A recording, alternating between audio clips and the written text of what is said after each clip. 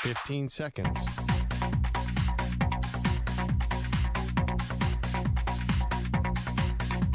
Break ends in 5 seconds.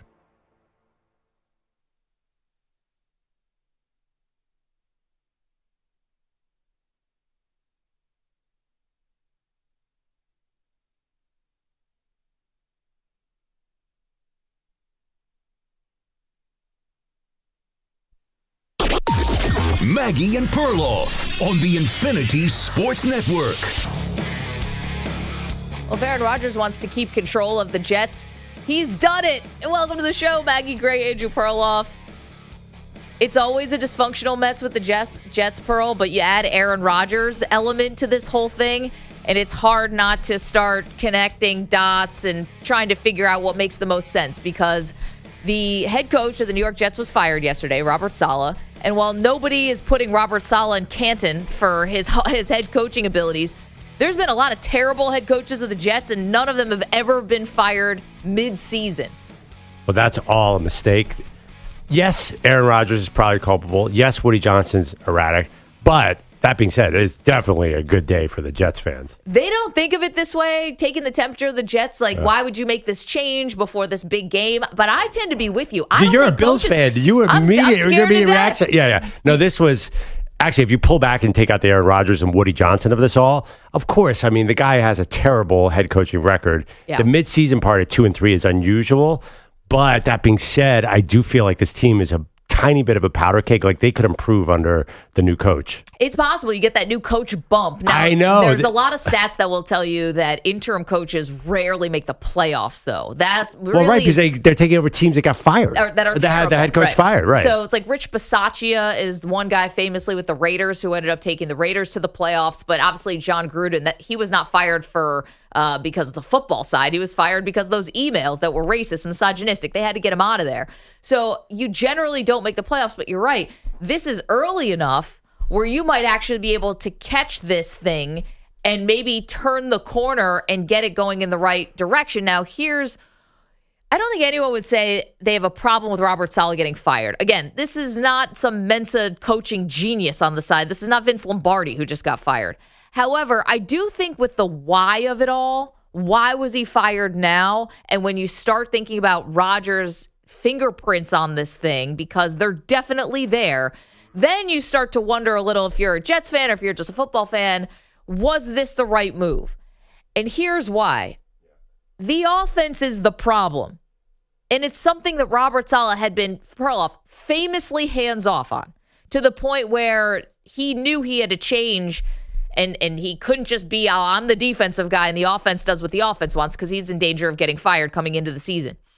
There's a report out there from Jonathan Jones, and it's been refuted a bit, but the idea that Robert Saleh was going to either fire or demote Nathaniel Hackett, the offensive coordinator, and oh my gosh, that was going to happen on Tuesday, but Rodgers and the owner have a phone conversation Monday night. You don't think anyone may have gotten wind that maybe Saleh was thinking about making a change at offensive coordinator? That's Rodgers' guy.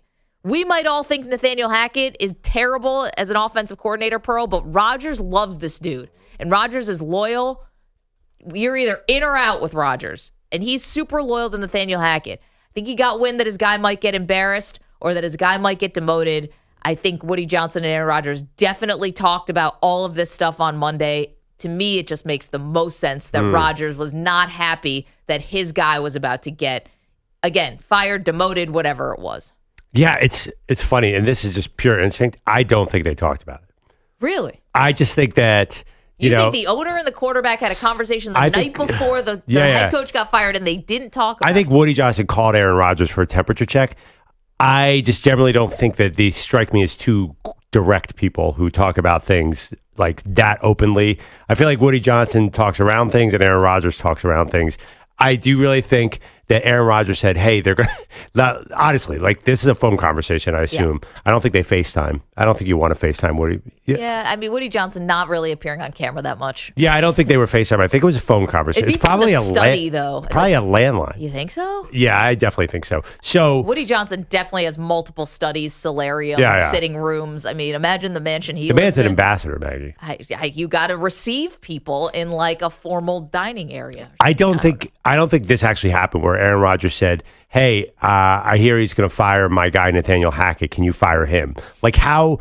I just don't think people like that spell it out like right, that. But I think that they talked around it. I just can't see that direct conversation. How did it happen then? Well, I don't think you have to say Rodgers. I don't think has to say you better fire him. I think what he says is, I don't think he's got the ear of the team. I don't, you imply all these things. Evan Roberts on WFAN put it great yesterday because it's like a mafia hit. The mafia boss doesn't say kill that guy.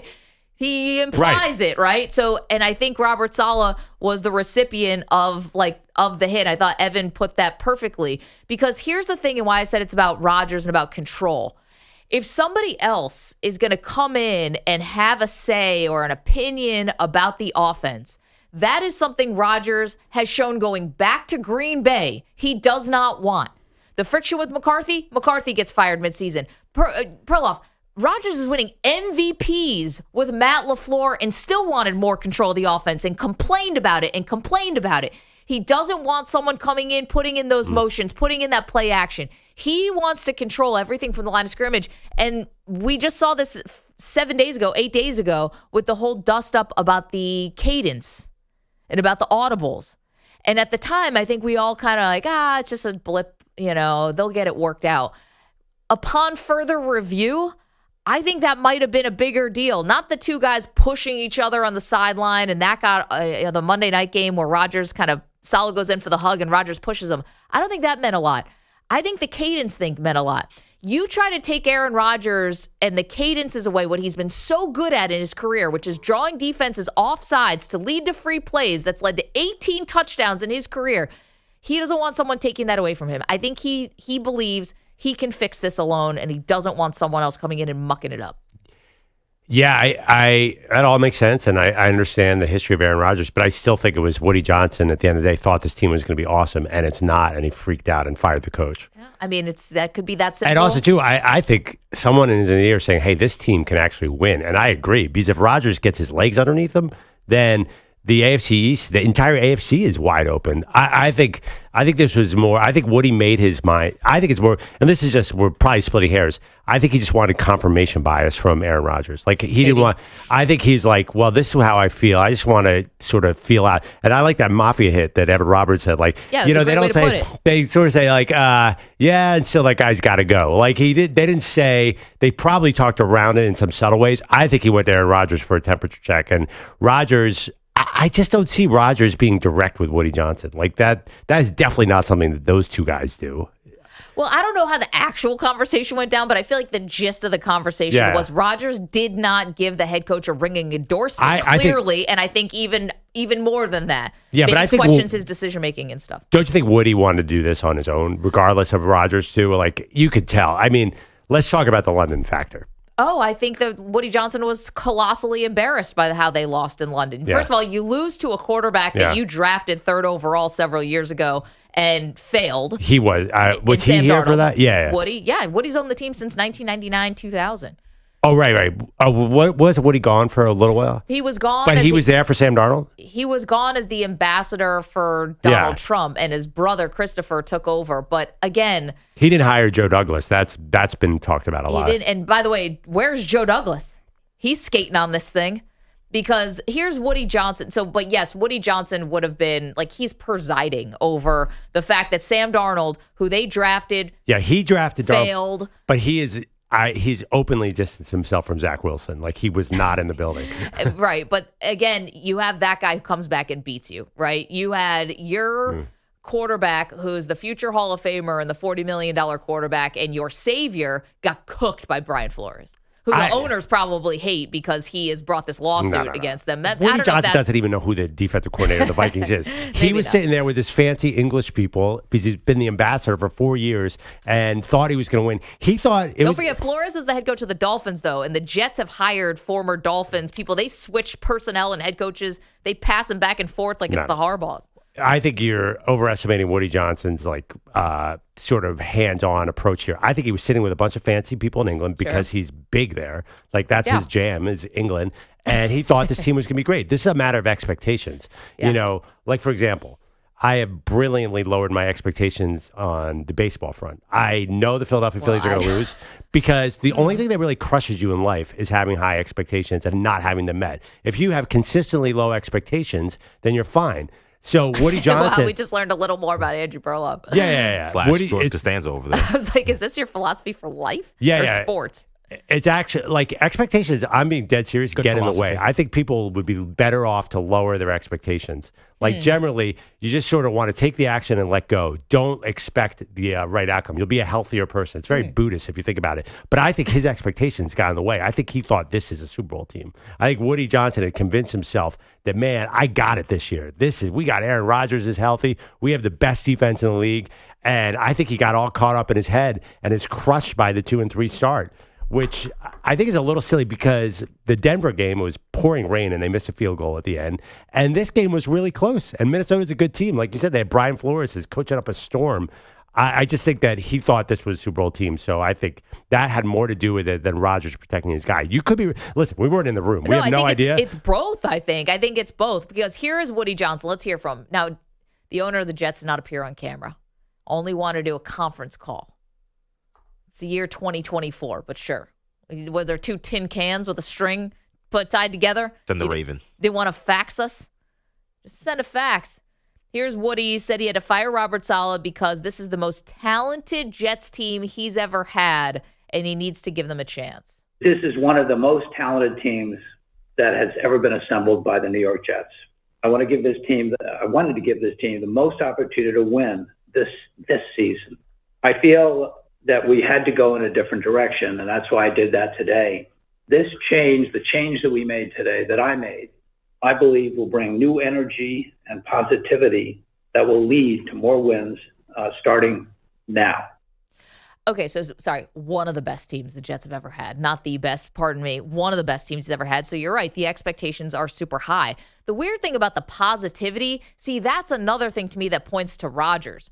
Because I think Rodgers and Saleh's relationship was the one that was a little bit dicey. If you've ever been around Robert Saleh or listened to a press conference, and if you're not a Jets fan, I don't know why the heck you would, but if you ever did try to waste your time with that, he's the most positive person. It sounds like political spin sometimes. Like, are you even watching what's going on? How are you this positive? So unless he's a totally different guy behind the scenes, the positivity part of it is not what this dude was lacking.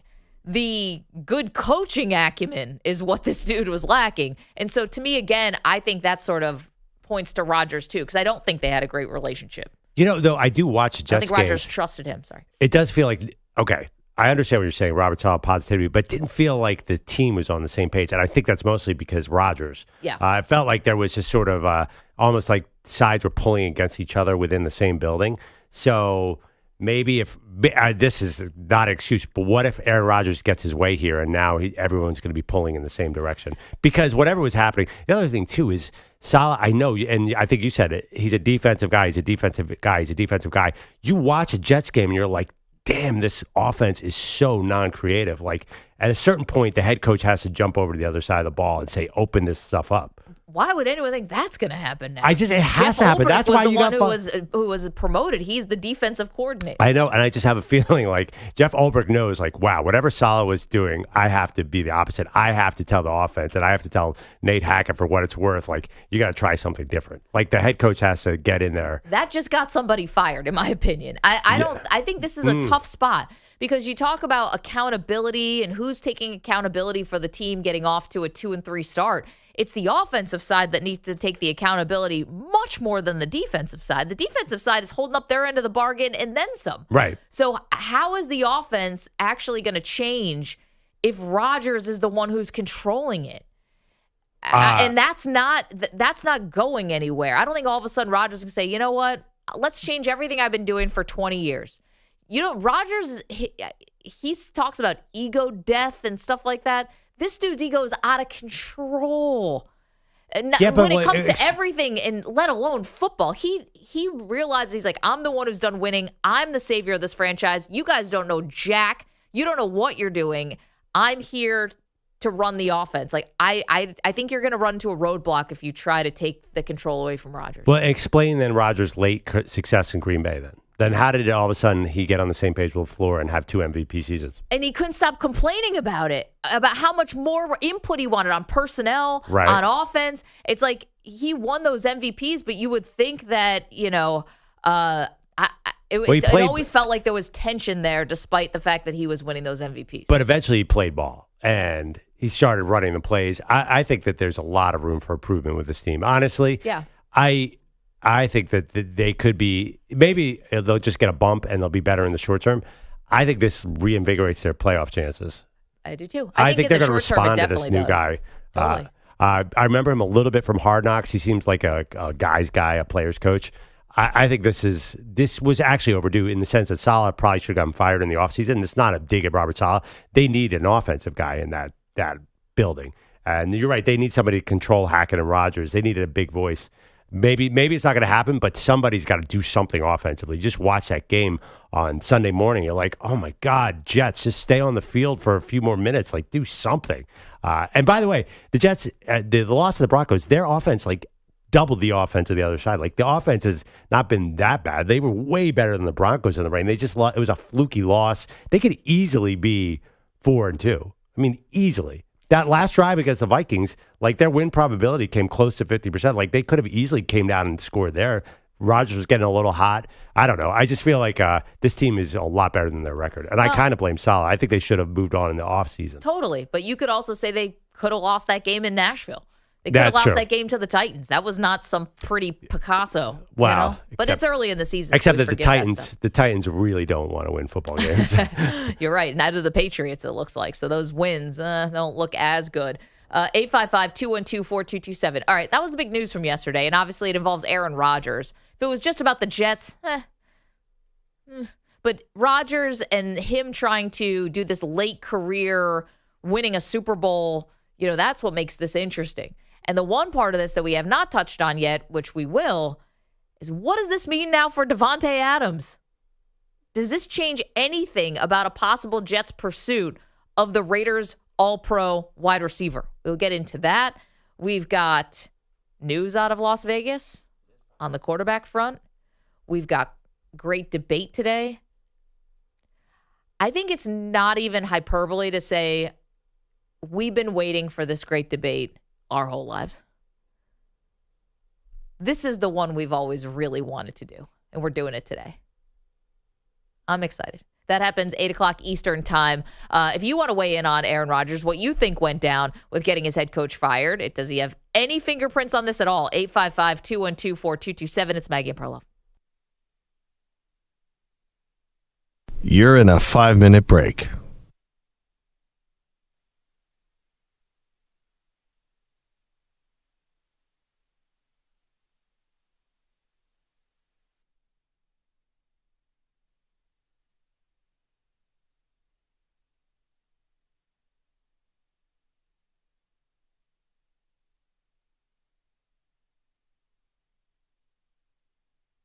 Four minutes, 30 seconds remaining.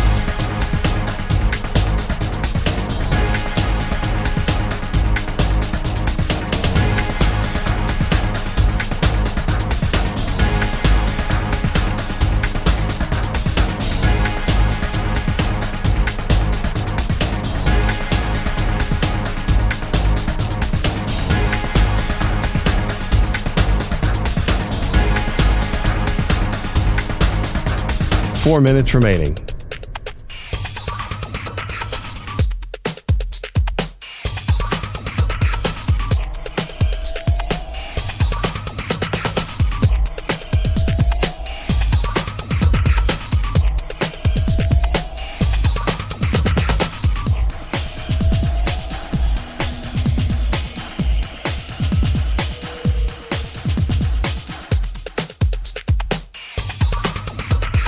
3 minutes, 30 seconds remaining.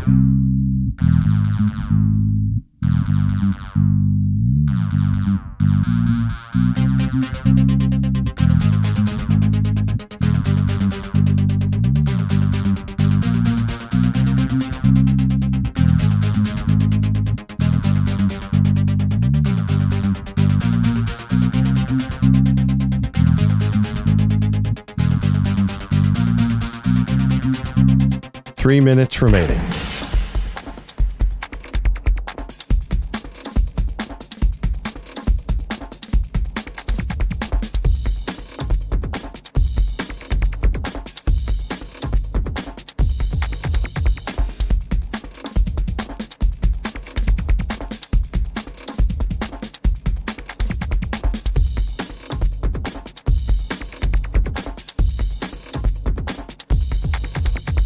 Two minutes, 30 seconds remaining.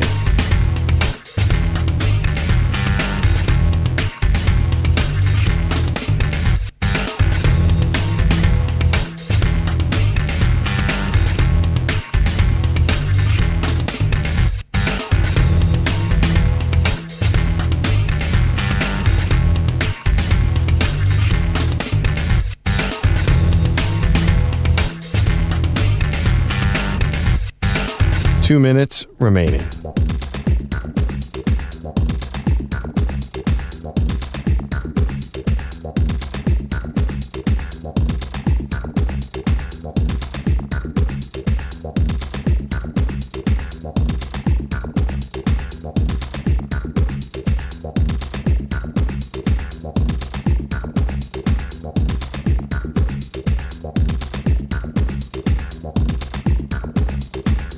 One minute, 30 seconds remaining.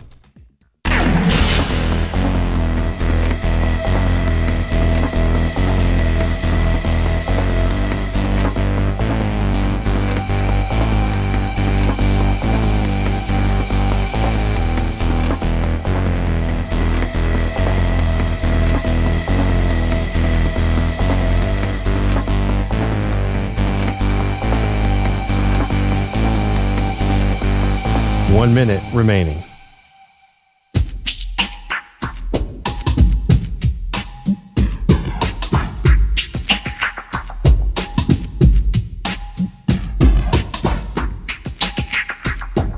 .45 seconds remaining.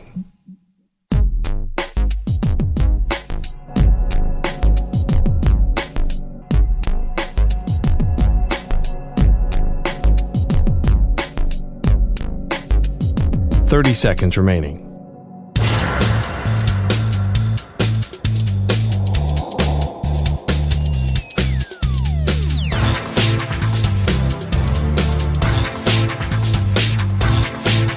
.15 seconds.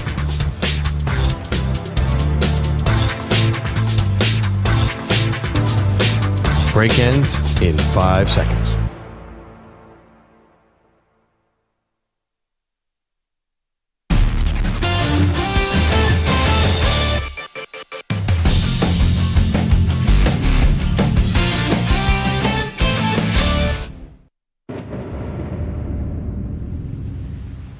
I don't want hope.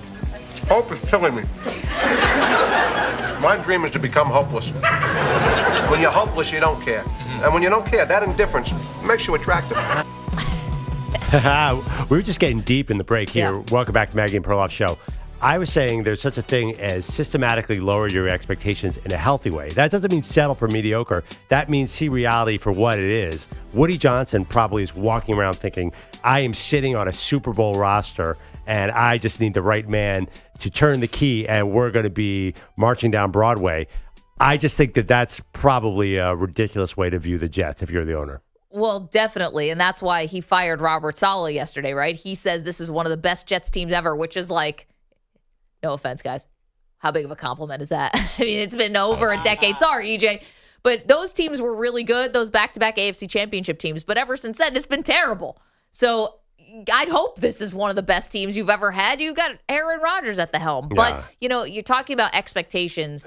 And until we really see Rodgers in the full Aaron Rodgers mode, I think that that's where the expectations maybe got really inflated. You know, you see a guy, you saw what Brady did in Tampa Bay. You're thinking, why not? Why? You saw what Peyton Manning did in Denver, although it's a little different.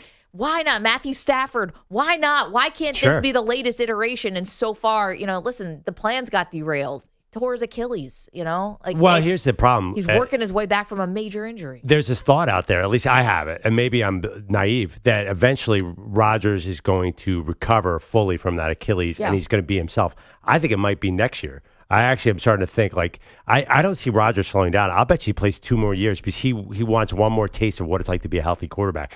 This injury is defining their season right now. You can see him hobbling around. There's a viral clip of him on all fours, kind of crawling along in pain. Yeah. To his credit, he stayed in the game. Yeah, I just think that this is not what we thought. We kind of convinced ourselves that he'd be healthy this year, and he's just not. 855-212-4227. Here's Joe in California. You're on Maggie and Perloff. Good morning, Joe. Hey, I think, hold on 1 second. I think Aaron Rodgers is done. I think the Jets, you know, I don't think they designed the offense according to their personnel. That's one thing Andy Reid did real good is he designed his offense according to his personnel. Like he had Mike Vick. Well, Mike Vick was a whole different quarterback in Atlanta. When he got to Philadelphia, he was different. But Joe, here's the thing, though, Joe, and I, appreciate the call. Sorry, your audio is a little bit echoey, but appreciate you. Here's the thing about Rodgers and the personnel. He wanted a lot of these guys. You know, Alan Lazard, who did have a big catch, but also had tons of drops in that game in London. I mean, this is his dude. Alan Lazard wouldn't be on this team. You know, Garrett Wilson, they're not on the same page. He might have more targets last week, but they're not on the same page, Perloff, which is odd because it felt like they were back in training camp. You know, some of these guys, this is Rodgers who he wanted. And so who else besides Lazard? I think maybe Mike Williams, but I don't know. Mike Williams. Yeah. I mean, by the way, I like Randall Cobb last year, but I like the Mike Williams signing. I don't understand why he's not doing more either. He was hurt all year. I don't understand why Garrett Wilson. That is mysterious. I thought Garrett Wilson was so good. And also the same thing with Breece Hall. Anyone who plays fantasy, you have to be wondering, where's Breece Hall? The guy's averaging a yard a carry. The offensive line's not good enough. They're not getting, they need to get a lead and sort of pin back their ears. I think their pass, to me, their defense is not that great either. They're still top 5 in a lot of metrics. Yeah, but they're not wrecking it. They're top 5 because their offense puts, I keep saying this, their defense is going to be elite because you only have to score 19 points to beat them. I think that teams are slowing down the game. I mean, we'll see. They've also played sort of, let's see the rest of the season. I'm very curious about this Bills-Jets game. This is this is how do they attack Josh Allen? The Bills need this one desperately too. Will Josh Allen run 20 times to try and win this game? Is Rodgers fired up by the coaching change? First of all, okay, I understand all the drama. I just think this was a smart move for the Jets. And I know, as a fact, I know EJ on the other side, you have to be a little bit excited about this. I am excited about it because at the end of the day, Robert Saleh is a bad coach, okay? His team is not never prepared for games. In terms of game management, he's one of the worst in the NFL. So I feel like the Jets have already upgraded just by getting him out the building. I think the greater concern is Aaron Rodgers and what he is as a player. Because whenever I talked about Aaron Rodgers, I kept saying, remember, 2022 was a bad Aaron Rodgers season, one of the worst he had in years. If he's going to be 2022 Aaron Rodgers, that's just not enough for the Jets. I'm sorry, that quarterback that played for the Green Bay Packers that was smoked by the Lions, he's walking off the field, not giving his jersey to Jameson Williams or whoever the hell was asking for his jersey. That guy is not good enough to win a Super Bowl. That guy's not good enough to make any noise in the AFC. Aaron Rodgers has to play better, plain and simple. He's got to get some more support from his offensive line. Offensive line doesn't play better. If Rodgers doesn't play better, this Oprah thing doesn't matter much. But EJ, here's the thing: I think Rodgers might be a little stubborn here. Because if the offense needs something different, say they do need some more motion, a little more play action, whatever, that's stuff that Rodgers doesn't want to do. And it makes it one-dimensional for defenses to try to be able to stop them because they don't have to do a lot. It's not like, you see some teams, and this is off the, Kyle Shanahan, they're moving all around before the snap. You don't know what's happening, and that's not the Jets. And that's because Rodgers wants it that way. That's not because he didn't want it that way in Green Bay either. But you know what? You know why I like this move, though? Because now it really does put the onus on Rodgers to say, okay, The guy that you wanted to scapegoat, he's gone. Okay, Robert Saleh's gone. You have no have to worry about him with Nathaniel Hackett wanting to fire him, whatever. He's out the building. So now it's really all on you. I know we kind of said it was all on you, but we also had Saleh as a big part of this as well. He was on a massive hot seat. Now this is your show. I mean, Ulbrich at the press conference yesterday saying, hey, I'm going to consult Aaron Rodgers on how to fix the offense. He was talking about like he was the offensive coordinator for the team. God, like it was crazy. So now with Aaron Rodgers say, okay, it's all on him. He's got to fix this. If he doesn't, then he's gone too, and he now knows that. So I think there's going to be some motivation for him to maybe open his mind, which he's not afraid to do. Right. Open his mind to how this offense is going to get going because it's not going well right now. Well, how quickly can you get a flight to Costa Rica? But here's the thing. Yes, Rodgers like to open his mind with ayahuasca and other things. I don't think Rodgers has shown you in the past his way or the highway. He's that dude. Whether it's personal relationships, whether it's football. In or out? Are you with me? Are you against me? And I just think that's going to rear its ugly head here too, because I think I think that's his mindset. Are you with me? And being with me means doing it the way I want to do it. You can call us about this at 855-212-4227. Andrew Bogish is in the home studios in Queens this morning. Hey, Bogues. Queens? What am I? Some kind of pauper like EJ? Long Come Island? on. I thought we were friends, man. He's not city folk anymore. Long Maggie. Island. No, I'm get out of here with They're this. attached. I didn't say you're joining us from Saskatchewan. I know where you are. Yeah, but when you were in here, I didn't go, joining us from Connecticut, here's Maggie. I would have taken that as a compliment. I'm sorry. Long Island. You were my one safe space on this show.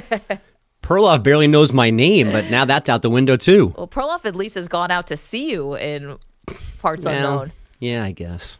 He thought I was in Queens. Your headlines are sponsored by Progressive Insurance. Protect your family, your phone, your furry friends with life, electronic device, and pet health insurance. This was terrible news for the Dodgers, but great news for EJ. Here's the 0-2. And Tatis sends it in the air. Deep to left field. Hernandez is back. Looking up. Gonna go! 2-run homer, Fernando Tatis Jr.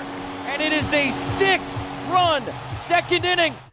Jesse Agler on Padres radio. Fernando Tatis Jr. crushing a 2-run homer to cap a 6-run second for San Diego.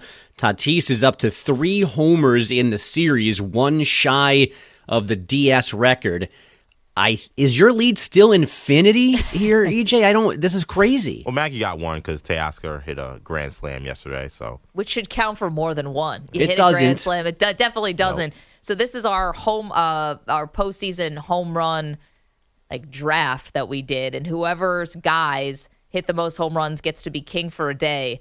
EJ is bordering on a reign here that's going to be as long as the British Empire was in power, because he has Tatis, and that was your third pick. Yeah, Tatis was my third pick, and then I also had Shohei, who had one. So I have 5 home runs total right now. If Stanton wants to wake up out of his coma and maybe stretch the legs a little bit, maybe he can hit one too. Yeah, that'd be nice. A little yoga for that guy. The rest of us are failing miserably. Well, I think I have one now, right? Mookie Betts. I've lost track. I don't even remember who I have anymore. Yes. You have Betts, you have Machado, Bogues, and you have Aaron Judge. I think a lot of us need the Machado Yankees has one. to advance because we have Judge, Soto. Aaron Judge. Yeah, but it's a Perloff, long. you have Lindor, Bryce Harper, and who's your third one? Soto. And Soto, yep. But I think if it's a long playoffs, obviously if the Padres advance, EJ's going to win because Tatis cannot be stopped right now.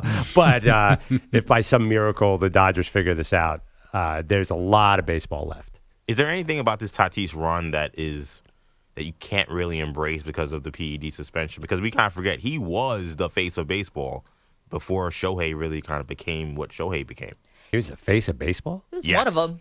He's on the cover The of face MLB, of baseball. on MLB The Show. Let's put respect on who Tatis was before the PED suspension. He was definitely the face of baseball. You know, it's kind of a bummer about the Tatis thing is, let's say he's clean now for the rest of his career, which, but let's just say he hasn't earned that benefit of the doubt, but let's just say he is clean. So you're telling me something that happened in the first 3 years of his career, now no longer he can ever get to the Hall of Fame? Ever? He could play for another decade and a half. I think he's going to be the most interesting case study on what happens because he's a Hall of Fame talent. There's no question. And if he stays healthy, which has been a problem, but if he stays healthy, he's going to be a Hall of Fame player, I feel like. So, again, are you going to take away because of the first 3 years of his career? You're going to take away everything he does after that? If he doesn't test positive again, I don't know. Yeah. And didn't he do the Andy Pettit thing? Didn't he say he took stuff to get back from his injuries, which he was a dummy falling off a bike or whatever to get in the first place? So he was like doing it for the good of the team. That was his story, right? But didn't he lie about it too, saying that he had ringworm or something like that? Saying that that's right. Ailment? Yeah, he's a knucklehead. Ringworm. I don't remember that detail. Yeah, that was. There's a lot to. Again, that's why I go back to this. Like, there's a lot about Tatis that's maybe not. You don't want to really embrace because of all that stuff that happened with the PED suspension, but he is he's a jaw-dropping talent. Here's a funny thing. If you had to make up an ailment you had to try to cover for something, wouldn't you pick something a little less, No, that's what you got to do. You got to pick something gross.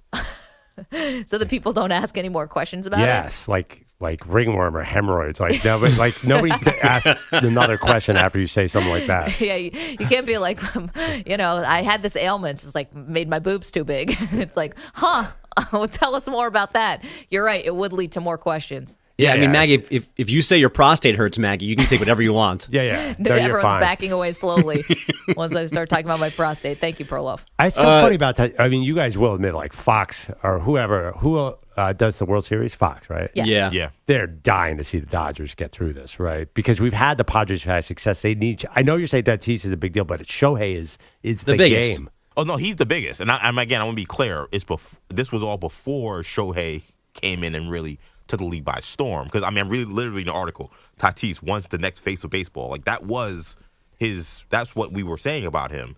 And right. And then baseball got fortunate that they got a bigger star, but.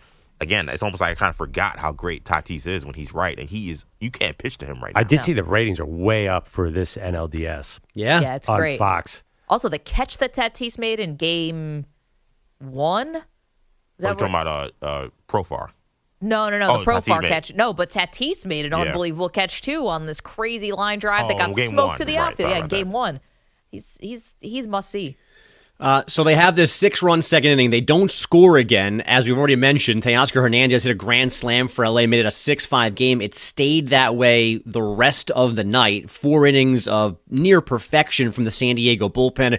Robert Suarez, a 4-out save. They win 6-5. It's a 2-1 series lead. And Tatis, not surprised, they're in position to upset the Dodgers for the second time in 3 years. Definitely no fear. I mean, we're showing out to play the best basketball we can, especially knowing the type of group that we're facing. So, man, we're just showing up and playing ball. The Mets are feeling good, too, after downing the Phillies 7-2 in Queens for their own 2-1 series lead. Sean Manaea took a shutout into the 8th, while Pete Alonso and Jesse Winker took Aaron Nola deep. Both NL Game 4s are today, and Game 3 for the Tigers and Guardians and the Yankees and Royals, the AL series, are both 1-1. So while the Jets change head coaches, the Patriots apparently changing quarterbacks. Rookie Drake Maye expected to start Sunday against Houston, and an MRI has reportedly confirmed an oblique injury for Derek Carr. That usually means a multi-week absence. The Minnesota Lynx are back in the WNBA Finals, and head coach Cheryl Reeve couldn't be happier.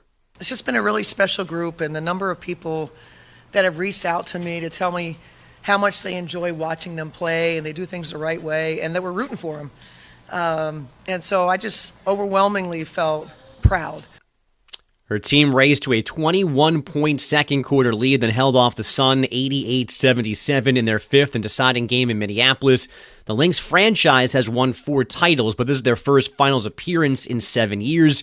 Game 1 at the Liberty tomorrow night. It was opening night in the NHL. The Panthers raised their Stanley Cup banner, then outscored the Bruins 6-4. Then the Utah Hockey Club won its debut 5-2 over Chicago. Connor Bedard 2 assists in defeat.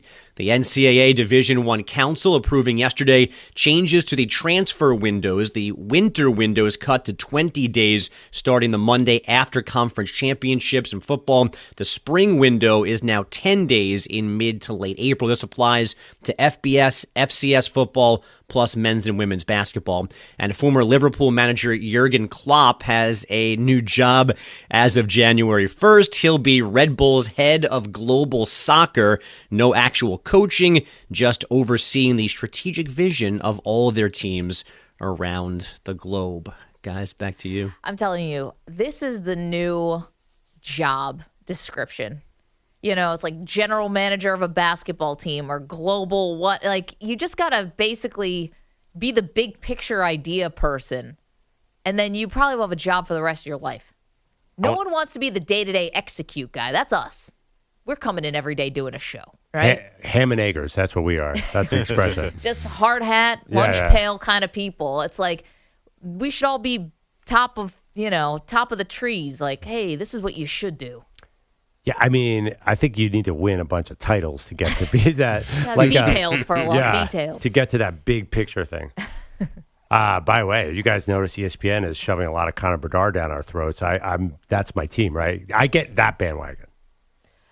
You have liked this guy quite a bit, but then you kind of veered off to get into this weird Connor McDavid love affair. Oh, I love Connor. Well, they're almost the same guy because they have the same first name. But there was a promo for Connor Bedard last night. It was like a little music video they put together.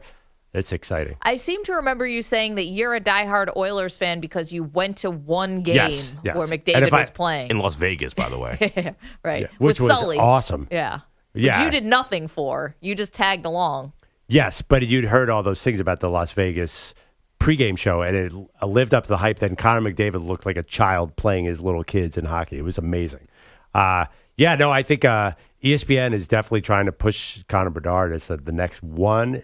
It's exciting. Like we're talking about Fernando Tatis, young players who are good, we should embrace. No doubt. Instead of old, injured quarterbacks who get their coaches fired. Yeah, that's Tell me true. about it. It's time for some new blood. Yeah. Bronny. Don't worry. We'll talk about him quite a bit, too. That's why you're not the big picture idea person. If you're going to push us Bronny. I'm the in the weeds person. Bogish, thank you for joining us from Long Island. Oh, yeah, thanks, I always Maggie. said. Coming up, more of your thoughts on Aaron Rodgers. Is this a power play that he's pulling with the Jets and Robert Saleh getting fired after just 5 games? Also, a major injury that's forcing one quarterback to take a seat. Get to that next. You're in a 5-minute break.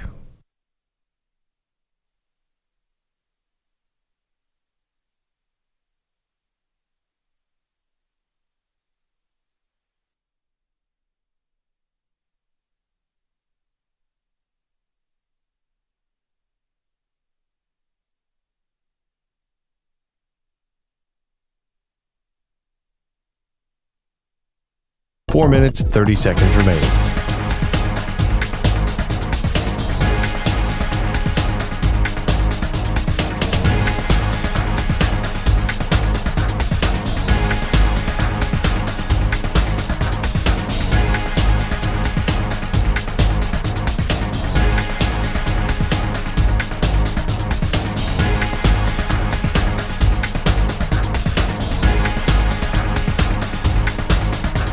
Four minutes remaining.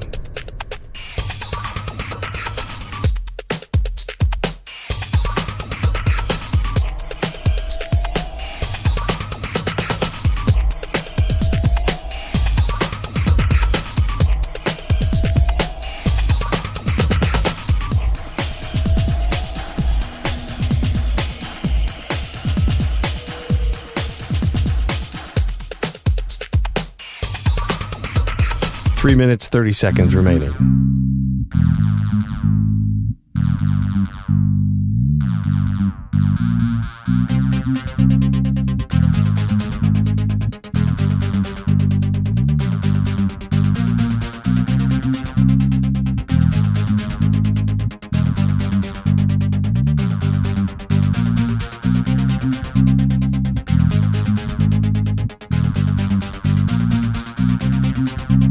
Three minutes remaining.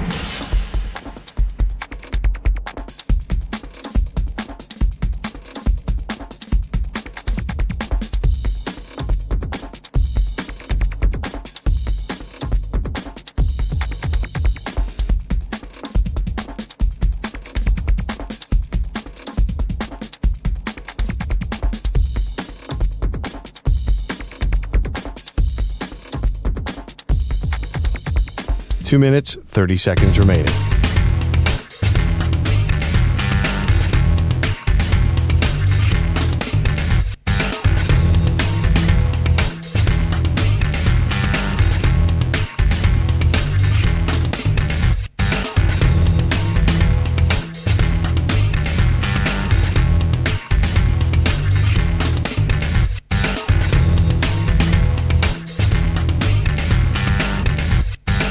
Two minutes remaining.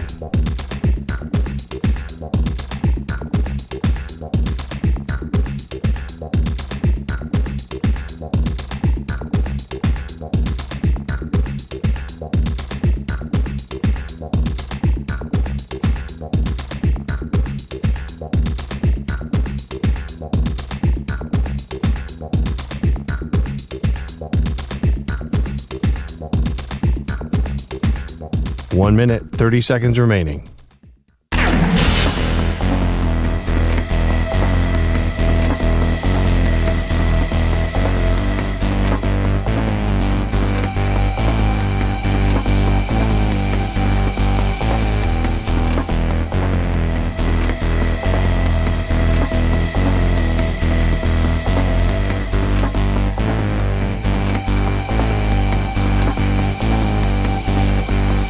One minute remaining.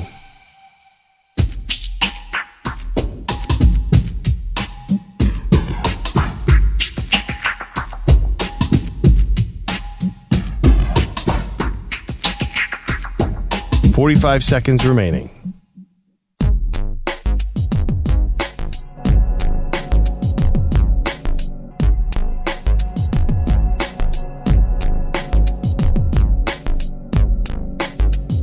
.30 seconds remaining.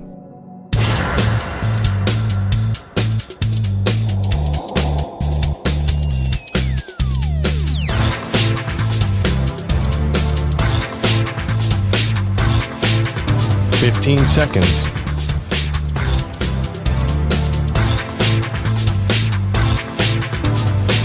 Break ends in 5 seconds.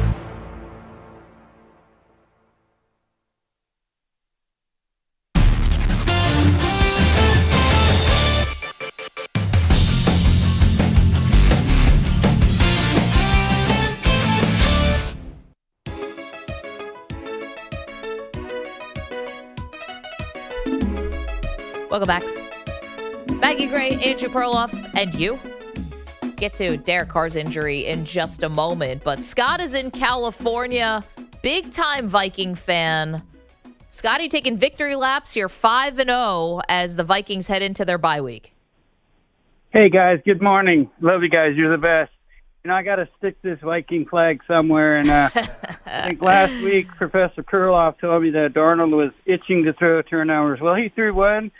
We had a poor game offensively, but, you know, we won defensively across the pond against a guy I like to beat, Aaron Rodgers, and we're 5-0 going into the bye. And I'm going to give you Andrew's copy like Thursday or Friday when you guys go into the weekend, and this is what it's going to be, his take on when he refers to the NFC North. He's going to say something like this. It would be, the Vikings are going into their bye week with an injured Aaron Jones. Who knows if he's coming back, because we all know the Vikings are lean at our running back. And when they come back, they're going to face the vaunted division rival 3-1 Lions, who's going to give them their most difficult matchup this year. And you don't have to pay for that. But I just want to see what your take. Scott, you're giving Perloff takes. You should, get. No, I want to write his copy for the Vikings. You got a producer credit on the show. Actually, I implore you guys to maintain the negative regarding the Vikings. Wait. Dig it. Scott, preseason though, I did. I'm big into the backup quarterbacks having great years of the Vikings. That's like one of my favorite stats. How guys come out of nowhere, like my guy Randall Cunningham, Jeff George, Case Keenum. Warren Moon, Vinny Testaverde, not Vinny, but all these guys come into Minnesota in an indoor stadium and dominate. So, like Sam Darnold, I was more bullish. I think you should be mad at Maggie. She's the one who never trusted Sam Darnold. It's true, and I still don't. And there's part of me. I'm sorry, Scott. Old habits die hard, and appreciate you waking up early. Appreciate you calling the show. Scott was a big caller when we were doing the afternoons in California, which made a little more time sense. But I still am the one who's holding out on Darnold. Well, it's me. The truth is, any veteran quarterback with Kevin O'Connell and Justin Jefferson is going to be like you're not going to be terrible in that situation. So the question is, Sam Darnold, I thought, by the way, even the Jets game made some big throws at the end to seal away that win. I think he's looked great. I'm sorry, Scott, if I've been overly negative. I'm into it. I definitely think the Lions are going to win that division because they are loaded. That I want to see Jordan Love get healthier. If he's, if that knee is actually 100%, does he move around a little bit more? Does it look a little bit better on the offense for the Packers too? I guess I'm the weird one. I guess I'm maybe still the skeptic. No. Everybody's a skeptic. I don't think Scott is right. They're underappreciated. Like nobody's taking them seriously. You look at any power ranking column around the NFL, nobody has them two, even though they're the second undefeated team. I think it's kind of hard to buy into Darnold. It's also hard to buy into Kevin O'Connell as a coach. Like, he can win regular season games, but is he tough enough to win the really big game? Because he's so smiley and positive and high-fiving players. Like, I think it's his personality. I think there's an aura around O'Connell where people think, oh, that's a guy who's going to win regular season games. Is he tough enough to win the big game? Well, I mean, you got Flores now as your defensive coordinator, so that's Could setting help, a tone. yeah. That dude is tough. I mean, this is somebody who, even in Miami, when he was wildly undermanned, was the only one who could really beat his mentor in Bill Belichick. Right, but is he ever won in the playoffs? No. I mean, that's the thing. And O'Connell hasn't either. So they both haven't. But Flores did win a Super Bowl as a coordinator. With the Patriots, yeah. Right, but a lot of those guys did. And so did Joe Judge. Nothing. Yeah, but this is his role now, though. That's true. And he's been great. I think the one thing for Minnesota that also sets up really well is the schedule. So besides the NFC North, they're just going to have a lot of wins here. The Rams are completely decimated. Indianapolis is not real. Jacksonville is teetering. Tennessee is not anywhere close to what we even thought they could be. Chicago still is with a rookie quarterback. Arizona's winnable. Atlanta's winnable. I mean, there's just a lot of W's on the schedule. I don't know. You're kind of discounting the Colts. If Jonathan Taylor's on the field, like those are, trust me, those games will all be like 27-25 or some weird. Those games are going to be close. Atlanta's really good. Yeah, but if Anthony Richardson's back for the Colts, then I trust them less. If it's Flacco, all right, maybe you got something going on. I mean, I would not discount that team. If Anthony Richardson's like, I'm not going to throw it, I'm just going to run it 10 times, then you're going to see 10 of me and 10 of Jonathan Taylor. The Colts can win some games that way. I think now in the NFL, like, you can look at anybody's schedule and be like, who are the good teams? I don't know who you're scared of. Well, I thought the Rams were going to be better. And they've just been so injured. hurt. So it's like you're going to L.A. now. That's probably going to be a win. Yeah. Just a couple that I was maybe penciling in as L's for Minnesota that now I'm changing to W's. Phil is our pal in PA. Phil, good morning. Good morning, Maggie. Morning, Perloff. How you doing, dude? You better count your lucky stars. My mother-in-law offered to pay for the tickets that me and my best friend are going to this weekend. Remember Phil and his friend wanted to go see the Eagles game? Oh, man. So, wait, you were really... I mean, this is the game you're going to? This is the game we're going to. Well, it's you're going to see a W at least. My wife being in Texas, I'm available. You know, me and my best friend are going to the game. So that's taken care of. You don't have to worry about it. Where are you sitting? I am feeling extremely generous. So you don't have to get the jersey signed. You can send it back with a nice care package, and I will consider the bet paid off. Nope. And you don't have to worry about it anymore. Phil, we are getting that jersey signed. If it's the last thing the Maggie and Perloff crew ever does. I already have a vote of no confidence in you. I know. Listen, I feel like I'm Robert Saleh, and I've had a bad record here as the paying off this bet. We're going to get it done. We are going to commit to getting Randall Cunningham to sign this jersey and send it back to you. I think Phil just wants the jersey back. Perloff, send the jersey back. It's fine. Maybe, if I feel mean later on, I'll rehash it. But for now, send the jersey back. Nice care package, Maggie Perloff stuff. Okay. I'll be happy and satisfied for now. Phil, do you need this jersey by Sunday? Are you trying to wear this to the Browns game? Oh, no. Game? It probably doesn't fit me anymore.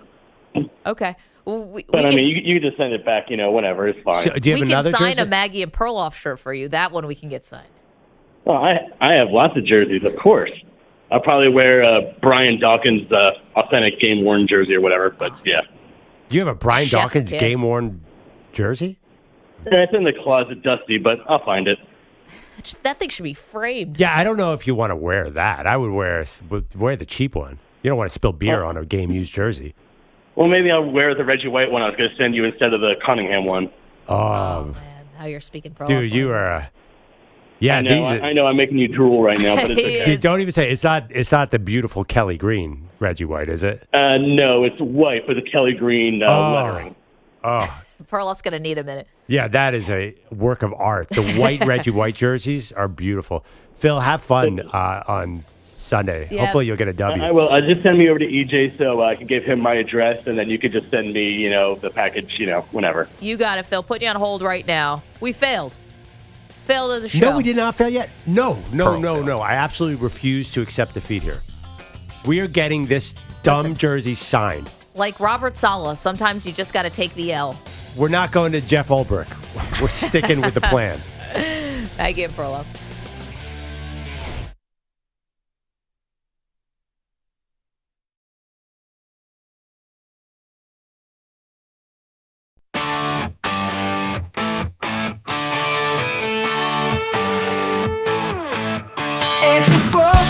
The king of queens, strutting through the borough, living his dreams. But while he's ruling with that legal grin, Peter Belotti's nowhere to be fucking seen. Oh, Peter, where the hell'd you go this time? Miss another shift, it's a damn crime. Maggie and Perloff, they've had enough. Show bullshit's getting kinda tough. Bogus wears his crown with pride. He's got the hustle, can't be denied. But every time the team calls roll, Belotti's fucking off, leaving a hole. Oh, Peel, where the hell'd you go this time? Miss another shift, it's a damn crime. Maggie and Perloff, they've had enough. Show bullshit's getting kinda tough.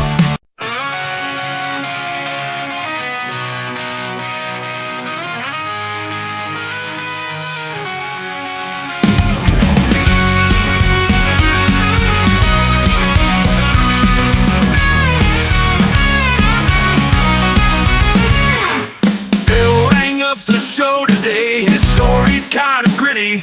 His friend just whipped cancer's tail, dessert cheers in Philly. He asked old Perloff kindly for Eagles tickets, please. But Andy's not the giving type, keeps tickets with ease. But where's Peter Belotti? Is he here or is he not? While Perloff's gone, tickets like they're gold in a pot. No Eagles tickets flying out, just Peter gone astray. Missing work like it's his job day after day. Come on, Perloff, be a pal. My buddy's strong and bold. Phil pleaded for compassion, his request left cold. And he holds the line like he's got no heart to spare. While Pete's chair gathers dust, proof he's rarely there.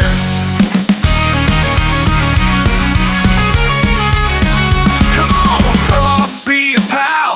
My buddy's strong and bold. Phil pleaded for compassion, his request left cold. And he holds the line like he's got no heart to spare.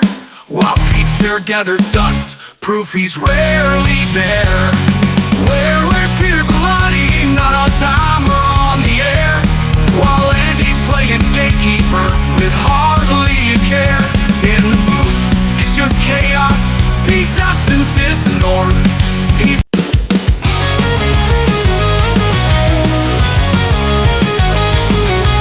Maggie's running in, got that pizza Planet D, sipping through the studio like he's living water free. Where the fuck's the action at? I got stories to tell. Just grabbing some snacks.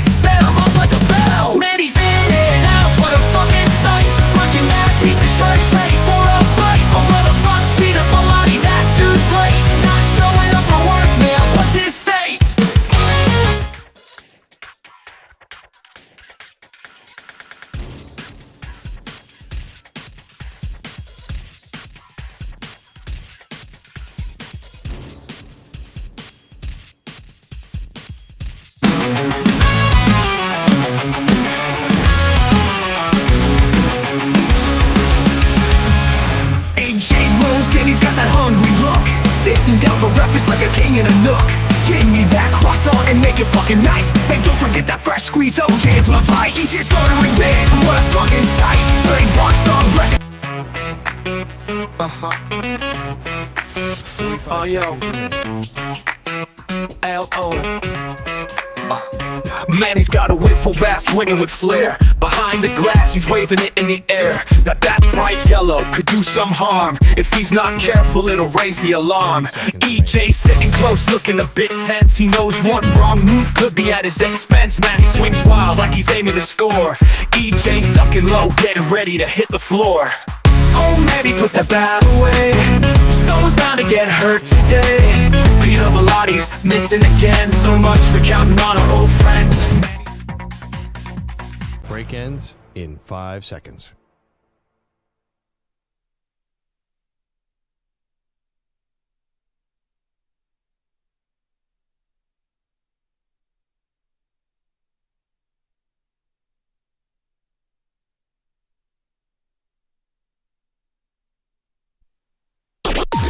Maggie and Perloff on the Infinity Sports Network.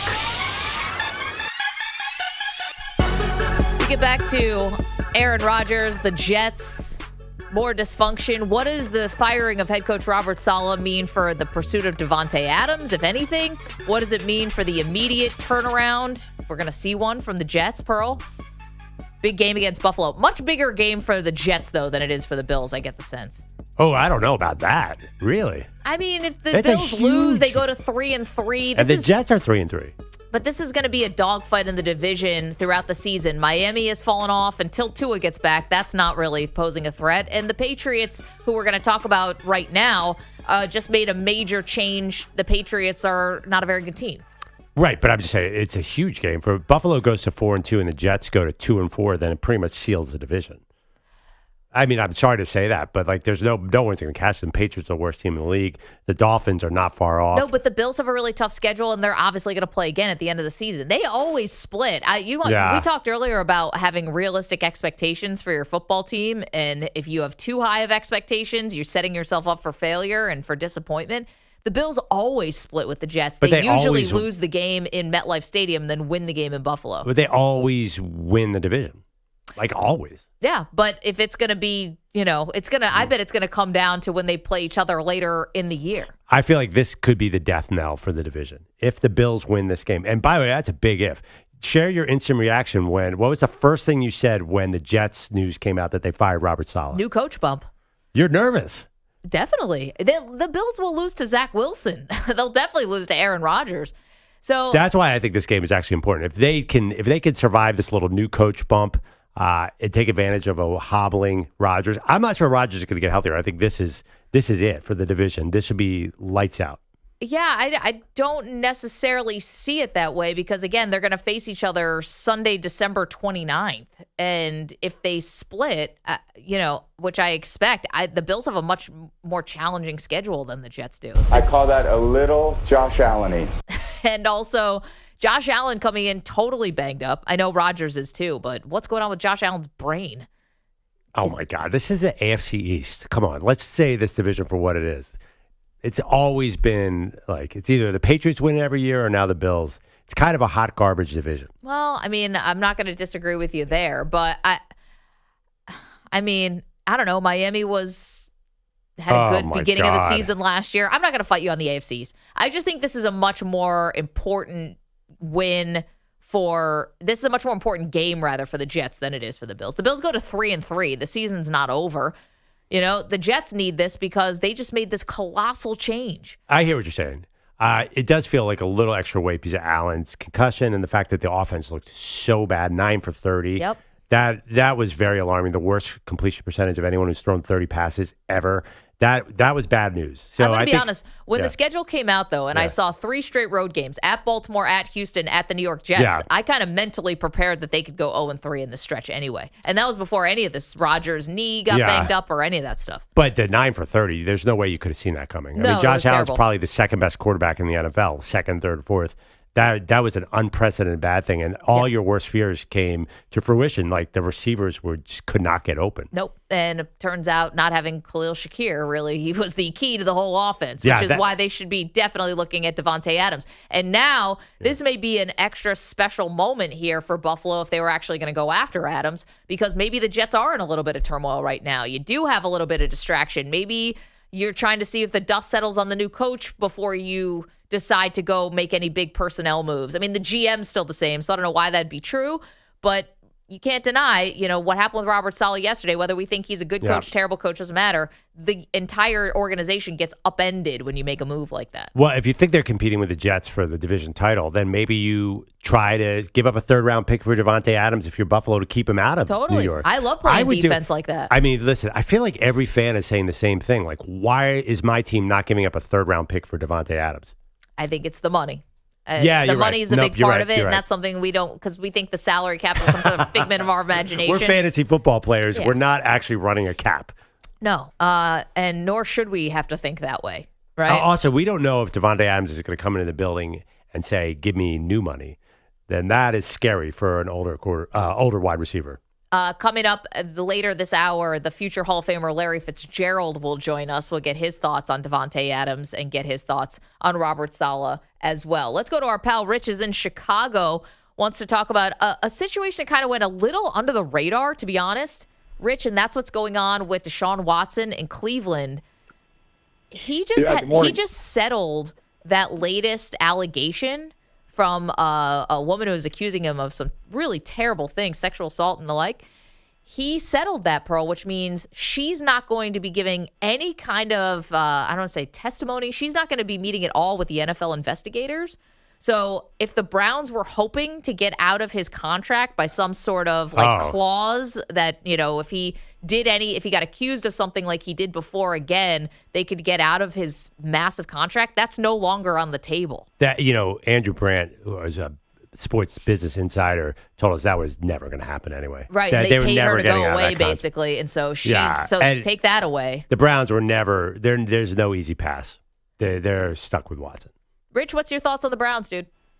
Yeah. Hey, good morning. A couple quick things. I want to get your opinion. I don't make both you guys general managers / owners of the Browns, because that's what it's probably going to take to make this call. Yeah. First of all, as far as Watson's concerned, probably half of his $240 million is gone paying off the women. So he's probably down. He's not exactly in tall cotton anymore. You forgot about the lawyer fees. Yeah, the question that I have is this: they're going nowhere. He has the worst QBR rating in the NFL as of through year-to-date season. I mean, he is maybe, and I saw him play twice, and I'm not a Brown fan, but I'm an NFL fan. He's terrible. Yeah. And the question is, you got Jameis Winston as a backup, and the guy behind him is a second-year player who's okay. Why in the world would you continue to trot him out other than the fact you're stuck with his contract? And why don't they unload him or at least start Winston? If they want to salvage the season, I think they're kind of like the New York Jets. You got to do something. Yeah, change it up. Rich, it's a great question about the Jameis Winston thing. And, Rich, thanks for the call, because you're right. I think we all kind of understand what's going on here. It's politics. Right? And I'm not talking about the Trump-Kamala kind. I'm talking about politics in the building of you pay a guy all this money, you traded all these draft picks for him, you essentially got rid of Joe Flacco because Deshaun Watson didn't want him in the building. You have all these reasons where you've put all your eggs in the Deshaun basket, so you're just going to go to Jameis Winston now? How is that going to actually work? Well, it's just change for change's sake. And honestly, I'm of the camp that it's not all Jameis's fault. That line is so awful. You mean Deshaun's fault? I mean, all Deshaun's fault. Right, the line is awful. The receivers have given up. I don't know if they like Deshaun Watson. I don't know what's going on there. So I think a change for change's sake. Sometimes you just do that. I think the team has been awful around him, but I think they'd play better for Jameis. Eat some W's. They can hope. So I just think there are certain situations where you mix up the quarterback just so they can just have some fresh blood. And also, too, if that line is so bad, eventually Deshaun will get back in. Okay, but here's a question. How does that work literally boots on the ground. So you're going to tell Deshaun Watson you're going to bench him. And you think he's going to be okay with this? This is a guy who once sat out an entire year for the Houston Texans. And this is before we knew anything about the massages. This dude just chose not to play. I mean, he has shown that he's not afraid to like muck this up and take his grievances publicly and all that stuff. This is not someone who's going to go quietly into the night here. He was in a position of power when he had that conflict with the owner. He's not now? No, definitely. No, I mean, he was considered one of the most highly regarded quarterbacks. He's not going to say anything if they bench him. What's he going to do? I think he has a lot of power still in that organization because I think the owner still is holding out hope that this will work. The other part is, think so. when does an organization, especially bad ones like the Cleveland Browns, like dysfunctional ones, when do they ever pick the coach over the quarterback?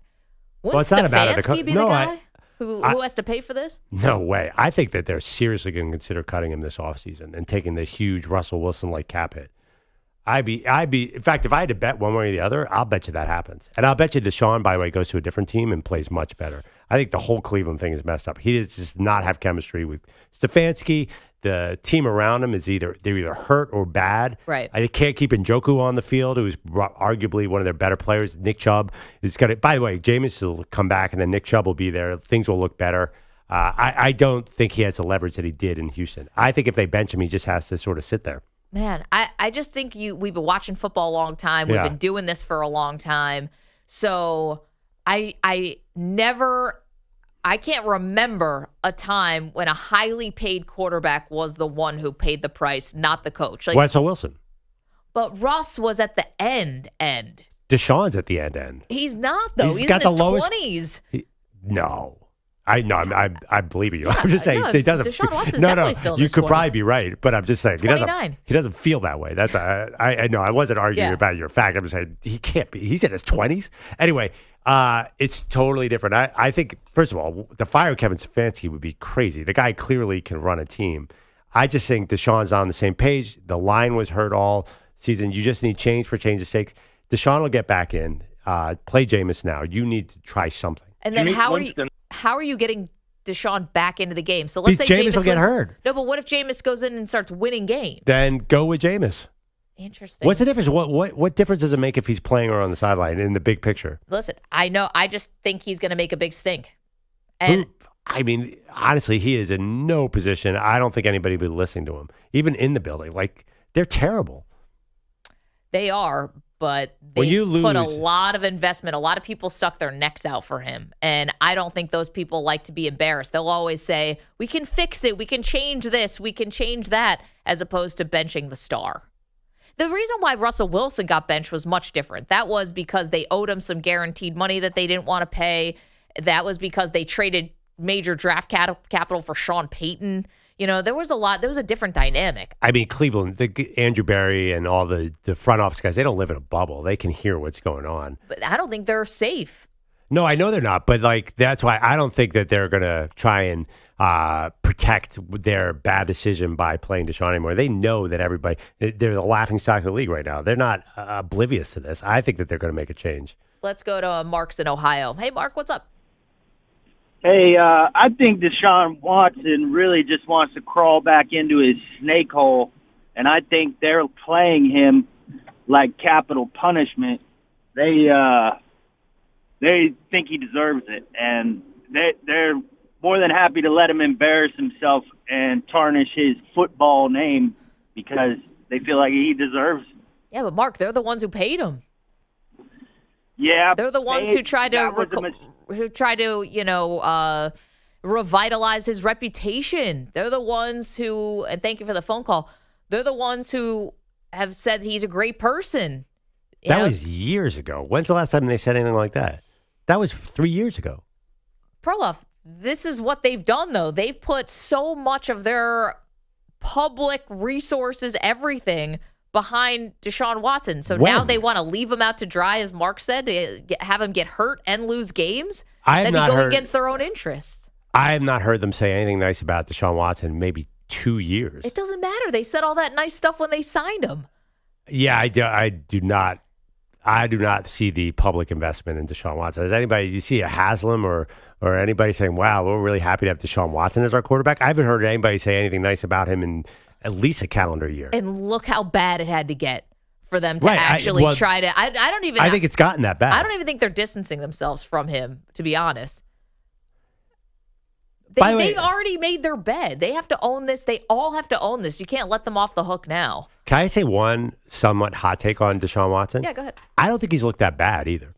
At least like he looks like he has his legs underneath him, which he did not at all last year. It's just sort of he drops back and he's trying to hold on to the ball to make a play, and there is just no play there that looks bad. So his PFF grades have been consistently pretty okay. Like he's not. He's had a lot of drops. Like he just physically looks back to being Deshaun Watson, which is something. Because last year he looked like a shell of himself. He finally ran in that one game. So I'm not really sure. I think they look at Deshaun Watson and be like, well, he's still the same human being that was awesome in Houston. Now he can run. His arm is still there. So maybe like there's going to be a click here. But I think the entire. Then don't bench him. Yeah, that's why I think they're not. That's why they haven't benched him, because I think they think, okay, once the team gets healthy, Deshaun, his arm is back to where it was. I think like they finally think, oh, this is Deshaun Watson. But then if you actually watch the game, like something's not happening on the field. I think it's partly because of the line. I think partly Deshaun is in his own head and trying to force something. If they could also run the ball, which they cannot do at all, that would make life so much easier. 855-212-4227, the future of Deshaun Watson on the table. If you'd like to weigh in, coming up, the multi-time Pro Bowler, future Hall of Famer Larry Fitzgerald will join us, get his thoughts on what's going on with Davante Adams, what's going on with Aaron Rodgers and the Jets. All of that comes your way after this. Jameis Winston. All right, football season and baseball heating up, and Prize Picks is the best place to get real money, sports action while watching any of these sports. With over 10 million members and billions of dollars in award winnings, Prize Picks has made daily fantasy sports accessible to all. How'd you do yesterday, Mag? I was utilizing all of the great features and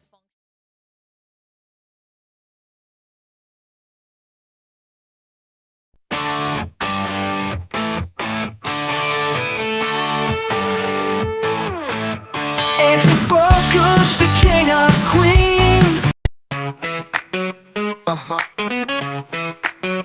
Oh, yo. L.O. Man, he's got a whip full bass swinging with flair. Behind the glass, he's waving it in the air. That bat's bright yellow, could do some harm. If he's not careful, it'll raise the alarm. EJ sitting close, looking a bit tense. He knows one wrong move could be at his expense. Man, he swings wild like he's aiming to score. EJ's ducking low, getting ready to hit the floor. Oh, maybe put that bat away. Someone's bound to get hurt today.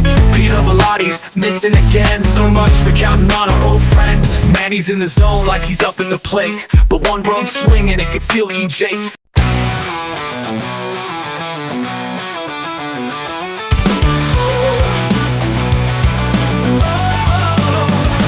Man, he's at the park, got the yellow bat in hand, swinging for the fences like a true little Batman. No plans, no thoughts, just hitting their flare. Guess I learned from Pete. He rolls in, he's got that hungry look, sitting down for breakfast like a king in a nook. Give me that croissant and make it fucking nice, and don't forget that fresh squeezed OJ, it's my vice. He's ordering big, what a fucking sight. $30 on breakfast, man, it's out of sight. Andrew Perloff sweating, can't escape this shit.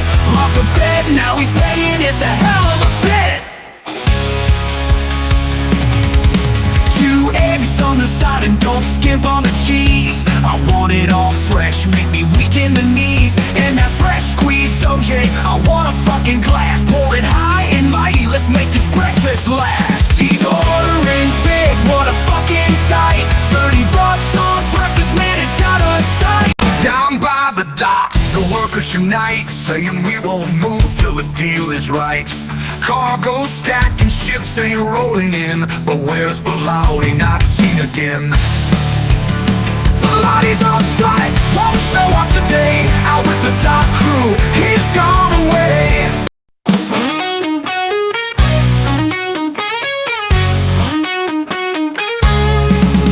Andrew Perloff.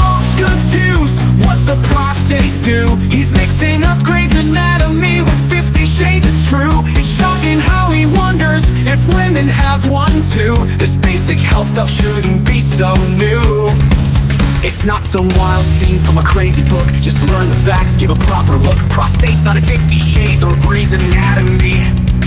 Come on, Perloff, this is real biology. But I don't care what glorious black says. No, I'm here to keep the Pilati no show. Peter never shows up, and that's the real news. Forget Perloff's lessons, I got work blues. He's quoting Meredith Grey, thinking he's so wise. But Pilati's absence is the real surprise. Forget the prostate chat, I'm tired of the fluff. Peter's out again and that's enough. It's not. 1 minute, 30 seconds remaining. I'll never stop, no, I'll never be done talking about Peter Pilati, the missing one. Day after day, his stress I'm taking cold, but I'll keep singing cause the truth's been told.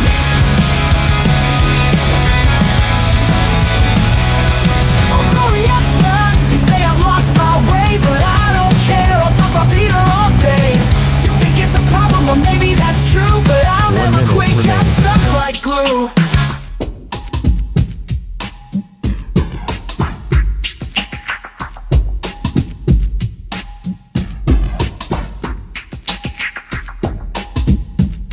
$45 seconds remaining. At home feeling under the weather. She bet on Caitlin Clark, now she's missing the treasure. 2 million viewers, yeah, she had it right, but she's stuck 30 at seconds home, remaining. hugging her Bills jerseys tight.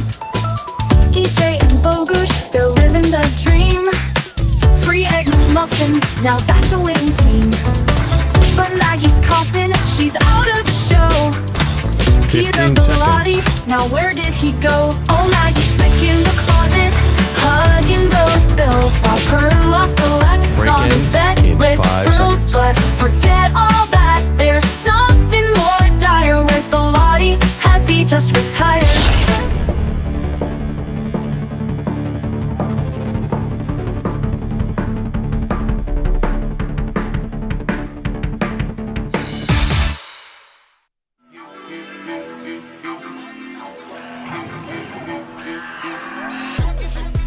Welcome back. Maggie Gray, Andrew Perloff.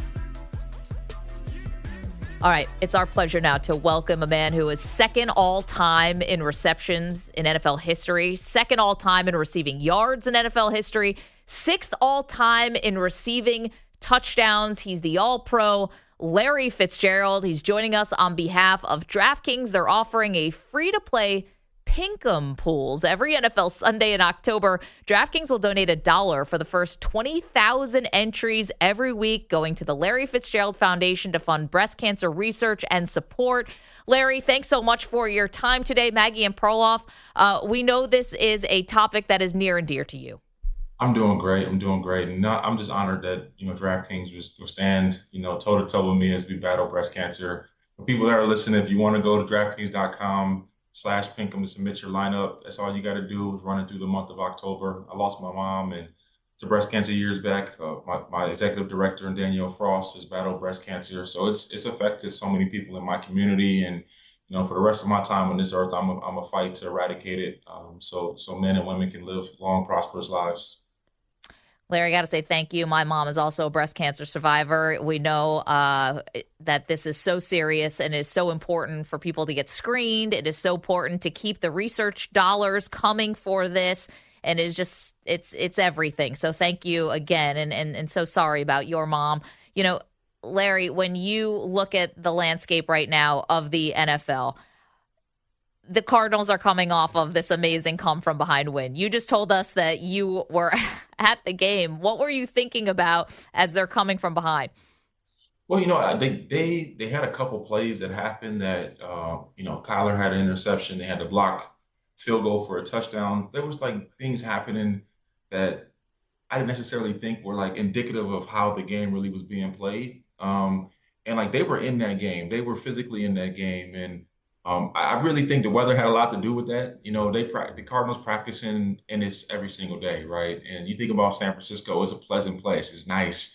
It was 100 degrees. At the end of that game, And you physically could see it. You know, when the Cardinals in that fourth quarter, when James Conner got going, like they physically were able to take it to him. They were moving bodies, they were knocking people off the ball, and like you really saw that. And then that defense started really ramping up the pressure, and they were able to get to Brock and force that error throw where they hit his arm and got the ball up and they able to make the pick. And so like it was really fun to be able to see them play that brand of football. And as dynamic as Kyler is with his arm and his legs, and he can beat you through a plethora of different ways, to be able to see them with the physicality with James, to be able to do that just adds a whole other component that is going to bode well for him. All right, Larry, 5 games in, what have you seen from Marvin Harrison Jr.? I see a lot of talent, and there's one play in that game that really stood out to me. It was 4th down on a decisive drive, and Kyler backed up. He got a little pressure and threw him a corner ball. So it just shows you a lot when your back is against the wall, the game is on the line, and you're looking for a rookie receiver only played 5 games in the National Football League. That just shows you that the team has a tremendous amount of confidence in him and his ability to execute. And he did exactly what he was brought here to do. He went up and made that play to move the chains and keep the offense on the field. And so, like, I just think he's really, really excited young man. And he comes from a really, really great bloodline. You saw what his dad did for many years, Super Bowl champion, one of the most prolific players the game has ever seen. So, he understands what the standard is. Larry Fitzgerald is joining us on behalf of DraftKings, running a very special promo for breast cancer awareness. And we'll talk even more about that. You know, we always kind of think wide receivers have this sort of like fraternity, right? For Marvin Harrison Sr., did you ever have conversations with him, relationship with him at all? I did not have a relationship with him. I met him on a bunch of different occasions. I was much closer with Reggie. Anybody that knows Marv, Marv don't say too much. You know, he's pleasant, he's nice, but there's just not a lot of back and forth. And so I didn't have a relationship too much with Marv, but I always respected and admired his game and his ability, and just the way he went about his business, just in a quiet, cool, calm, and collective way.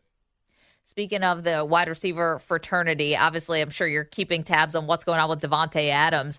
Has asked for a trade, requested one. The team is open to it. What's the best way for this to end? What's the best outcome, in your opinion, for the wide receiver? For the team or for him personally? For Davante. The team, I think the teams that are going to want to trade for him, maybe some teams that are looking to try to get back into it, that might not be in a position they want to be in, and might get the most value for him if they move him to those teams. So, like, as a player, you could want to leave, but sometimes you get sent to places you just don't want to be sent to. But if I was him, I would love to be able to get to Buffalo. Like, you watched that game, Buffalo Bills against Houston. Like, that first half, Josh really struggled. I just don't feel like he had guys that were really getting open and being able to create separation for him to be able to fit it in. And you look at what him and Stephon Diggs were able to do over the last 5 years. Nobody connected more than those two guys, over 500 catches together over the last 5 years.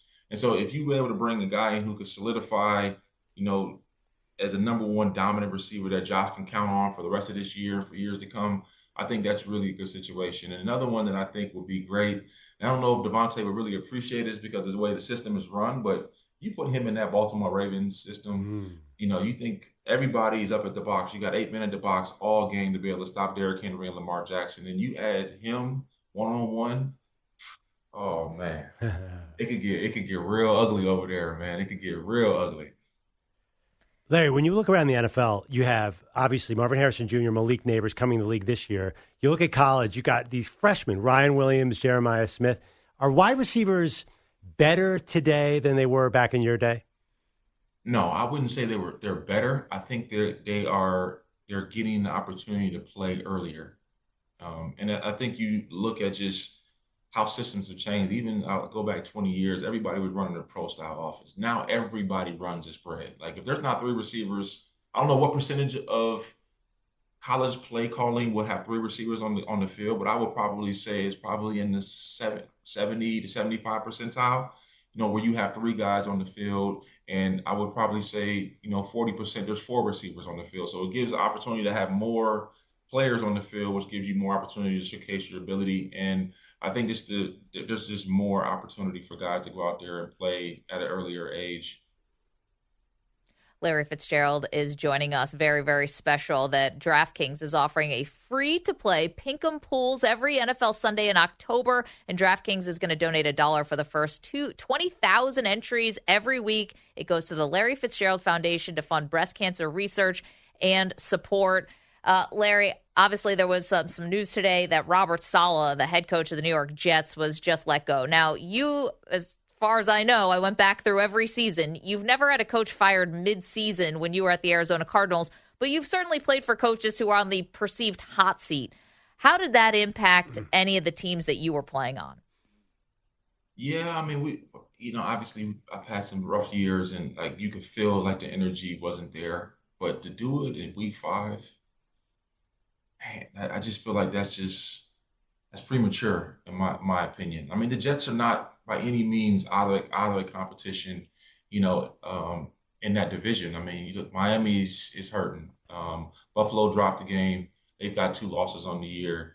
The Patriots are not running away, but like you're firmly in the competition to win a division and host a home game. And so to fire a coach right now, you don't often see a team get better. It's not accretive to get rid of the guy who you built the chemistry and understand the dynamic with the players, offensive, defensively, special teams wise, to do it at this junction. Unless there's things that were happening behind the scenes that were not, known by the general public. But man, it just seems like it's a hasty, not well thought out decision, for a team that's, right there in the competition.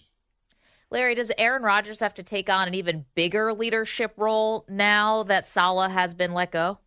Well, yeah, I mean, it's going to be a lot of turmoil. There's going to be a lot of back talking and like conversations and siloed groups. I mean, so like he's going to have to really galvanize and bring these guys together, and really like the easiest way he can do that is just play better. He goes out there and throws touchdowns and gets that system rolling. I mean, everybody would be on board, but it's difficult, and I think it's a bit divisive to do that at this point. Aaron's 40-year-old coming off Achilles. Physically, what are the limitations? I know he can make some great throws, but playing a whole season like that, it seems like it's already wearing on him. Well, yeah, I mean, he's taking a lot of shots too. He's gotten hit a lot early on. And the best way, I guess, you can take some of those shots off of him is getting that running game going. I just don't think they've really committed to staying with it as much as they need to. When you're running the ball downhill, he brings in what Aaron does in my opinion, the best of history is play action. The way he's able to manipulate defenses and be able to fit it into tight gaps is what he does best. And so they have to get that running game going and moving some people up front. Larry Fitzgerald joining us on behalf of DraftKings. Well, Larry, since you're here on behalf of DraftKings for this incredible cause and donations to the Larry Fitzgerald Foundation benefiting breast cancer research and awareness, can we ask you to pick a couple games for us? How about 3 games? We'll give them to you. You can pick them if you want. We won't hold you to any of this. We're not really keeping track. We're not keeping score, but just for fun. How does that sound? I'm good with that. You just need me to say which team will win. That's it. Well, if you want to go against the spread, Larry, I got them right in front of me if you'd like it. Okay, well, let's start off with a team, obviously, that you spent your entire career with. It's the Arizona Cardinals. We can't have it. We can't. Let's not pick the Cardinals. They're at Green Bay in Lambeau this week. They're a 5-point underdog. Would you like to pick this game? See, I can't really. I struggle with the Cardinals because my heart tells me one thing and then my brain tells me another, so it makes it difficult for me to pick. Lambeau is a very difficult place. Very difficult place to play, but I'm going to go with the Cardinals to cover. There we go. We like the Cardinals plus the 5. I'd expect nothing less from the future Hall of Famer, Larry Fitzgerald. How about the Steelers and the Raiders? Pittsburgh, which is a city that is also very near and dear to your heart because of your incredible college career at Pitt. Pittsburgh is a 3-point favorite in Las Vegas. I'm taking the Steelers, and I think they'll beat them by more than 3. The Raiders are in a tough spot. They got a quarterback change. I'm not sure Max Crosby's health. Obviously, they don't have Davante. They just seem like a team that is not going in the right direction right now. And finally for you, NFC matchup. You will know these teams well also. The Lions are at the Cowboys. Right now, Detroit on the road is a 3.5-point favorite. Who do you like in this matchup? Ooh, that's tough. I mean, that was one of the best games I saw last year when the Lions went down there. And We're trying to convert that 2-point conversion, from like the 10-yard line. I like the Cowboys. I like the grit that they showed last week against the Steelers. I mean, they didn't have their best thing. They had so many defensive players that were out with injury, and they fought and scrapped to be able to come out with that win late in that game. So I'm gonna go with them to take care of home field. Larry Fitzgerald, the future Hall of Famer. On behalf of DraftKings, again, they're offering a free-to-play Pink'em pools every NFL Sunday in October, and DraftKings will donate $1 for the first 20,000 entries every week going to the Larry Fitzgerald Foundation to fund breast cancer research and support. Larry, always a pleasure when we get to see you. Thank you so much for doing this and being a good sport, picking some games for us. We appreciate it. I tell your mom that she's being thought of, and I'm glad she's healthy, and thank you for having me on today. Thank you so much, Larry. All right, bye.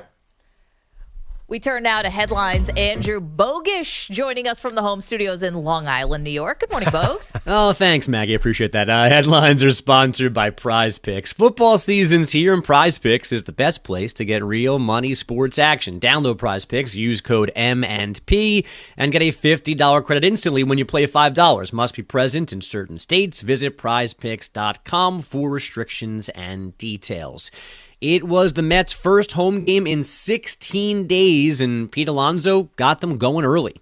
First pitch on the way. Hit high in the air to right field, pretty deep. Castellanos back at the track, at the wall, it is gone! He hit it off the facing of the second deck, the Coca-Cola corner. Another opposite field home run for Pete Alonso. The Mets are leading by a score of 1-0. Oh my God. That's how he rose on Mets radio. Alonso leading off the second with that long opposite field home run, his 6th career homer off Phillies righty Aaron Nola. Jesse Winker also took him deep. Then the Mets pulled away in the 6th and 7th for a 7-2 win and a 2-1 series lead. The Padres then held off the Dodgers 6-5 for their own 2-1 lead. Over 47,000 fans in San Diego went bonkers in a 6-run second, finished off by a Fernando Tatis Jr. 2-run moonshot. It was 6-1 after that. Teoscar Hernandez answering with a grand slam top 3, but then nobody scored again. Both these NL series could end today, while the Guardians and Tigers, the Yankees and Royals break their 1-1 ties in Detroit and KC. By the way, I got to call you guys out. You guys deserve to be called out because many of the people in this room are Mets fans. Yeah. Nobody picked Pete Alonso in our home run draft, and you keep saying, well, I knew he was having a tough season. Don't you guys feel regret? Like you could have won these games and won the home run derby? I'm just happy that he's actually coming through. This is so much better than being king for a day. But we actually watched the team every game. So that's how we thought Pete Alonso could not have seen this coming. Step right up and greet the Mets. It's been amazing. Also, aren't you the superstitious guy? Like, I feel good that because I didn't pick him, he's hitting like this. Oh, did you guys? But you guys did pick some Mets, right? I didn't pick any. Nope. No, you picked Lindor. I'm the only one with a Met?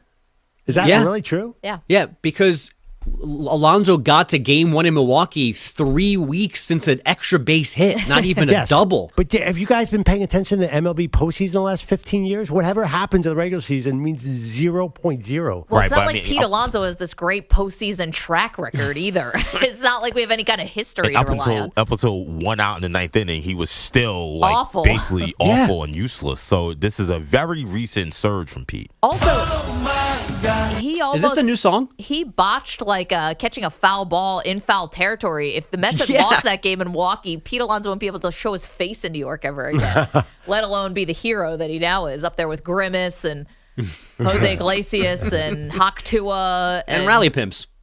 Rally Pimp. The playoff pumpkin is now a thing. Mm-hmm. Yeah. Can I put Andrea's engagement ring in that? Because the Mets started winning after that happened. So. Wow, there you go. I shaved my mustache and the Mets started to win. And you're not even a Mets fan. No, you're welcome, Queens. Thank you for your contribution, Manny. Now we'll see what happens with your Yankees in Kansas City tonight. Oh, God. Far from all that postseason baseball, the Rockies extending manager Bud Black through next season despite back-to-back 100-loss campaigns. Russell Wilson moves up to a full practice today in Pittsburgh, so he's a little bit closer to being eligible to play for the Steelers, but Justin Fields still the interim starter. Sit back and let Mike Tomlin explain. Until Russ gets to a point where we're comfortable with what we're looking at. He's able to execute all schematics. He's able to put together back-to-back consecutive days and so forth. I just think that's a hypothetical conversation. We're going to continue to push forward with Justin until those things are legitimate, and then we'll make decisions accordingly. Mr. Unlimited. Can Russ stay hurt just so we have to have weekly breakdowns like this from Mike about schematics and heretofore 4 scores and 7 years ago? I mean, he's just magic. I think that Mike Tomlin does the best Mike Tomlin impersonation. That's how every time I hear him say this, I'm like, God, he's doing the Mike Tomlin thing. Isn't this awesome? Stomping grapes. Remember that one last week? Yeah, there's a couple people who do that. Chris Collinsworth, I think, is also doing a Chris Collinsworth impersonation every day. I think maybe a little Chris Mad Dog Russo is doing the Mad Dog, people like that. The schematics is such an interesting, I get it, you mean the scheme, but when I think of schematics, I think of like the blueprint of a building. Right. It all sucks. Like the HVAC equipment. I don't know. That wine thing that he had the other day, apparently that's an oldie. I thought it was new, but that was, he's used that one before, according to real Mike Tomlin historians. Yeah, what did he say? There's a fine line between like drinking wine and stomping grapes or something like that. There's a fine line between squashing grapes and drinking wine. Yeah. What the heck does that mean? He didn't urinate down his leg, man. That's a great place to begin. Mike Tomlin is taking over for Jerry Jones, even for the good isms. Yeah, it's totally different, though. The Jerry thing is like, we like Mike Tomlin. We kind of make fun of Jerry Jones. I don't fear sudden death. Yeah. I mean, until Mike Tomlin has a losing season, he can say whatever he wants. Is this a bit at this point? Do you think that he really thinks like this or talks like it's been a long time. He's never say never, gibberish. But never.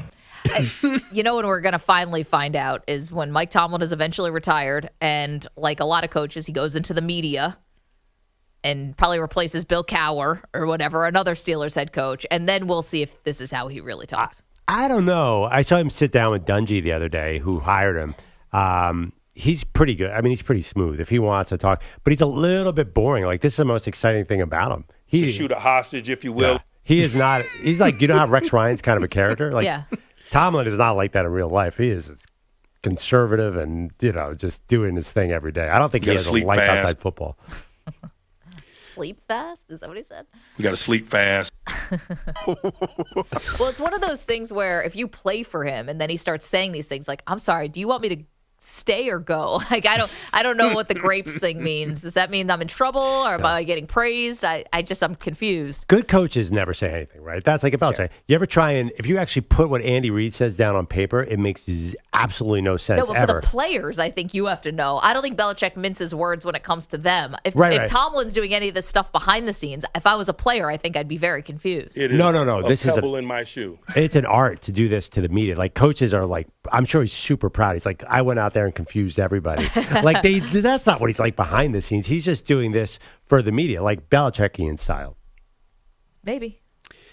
Fifth and deciding game in Minnesota, and it was barely close. The Lynx storming to a 19-point halftime lead, then an 88-77 home win over the Connecticut Sun to claim the spot alongside the Liberty in the WNBA Finals, Game 1 in Brooklyn tomorrow night.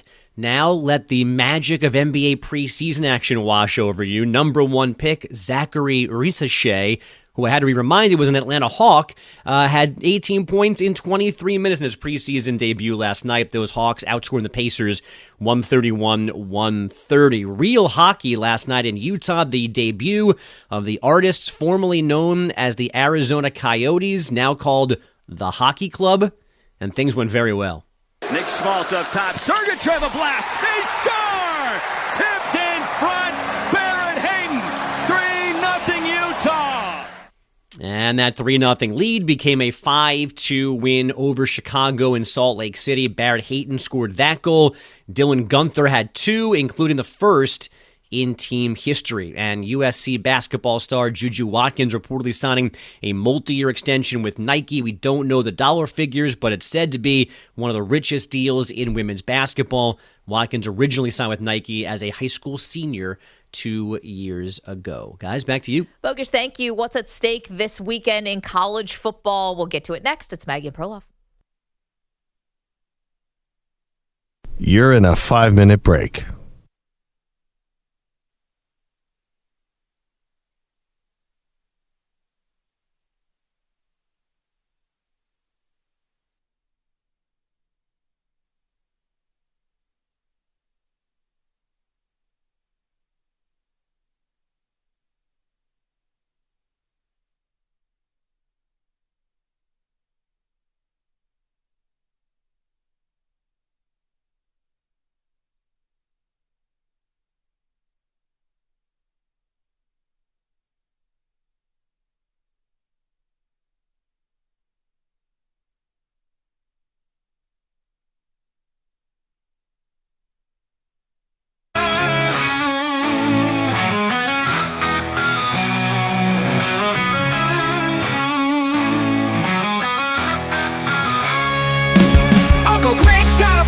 system his Niners can't defend, and letting every team score never seems to end. From the Bay to the city, San Francisco's looking rough, but the real question is, what's Peter Bellotti? It's tough. All the Rex teams are out of luck, but Peter Bellotti, he's nowhere. What the heck? Forget the defeat, fans, forget the end zone, cause finding Bellotti's like finding the unknown.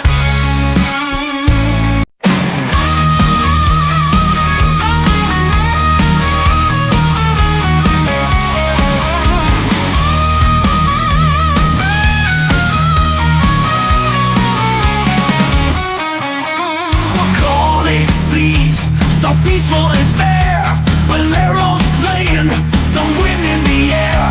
Derek's running on a beat so free, but where's Peter Bellotti? He's nowhere to be. Oh Pete, you're never at your desk, like a ghost in the office. What a lovely mess. Bolero's in the background, but we all agree, the real Peter Bellotti, he's nowhere to be.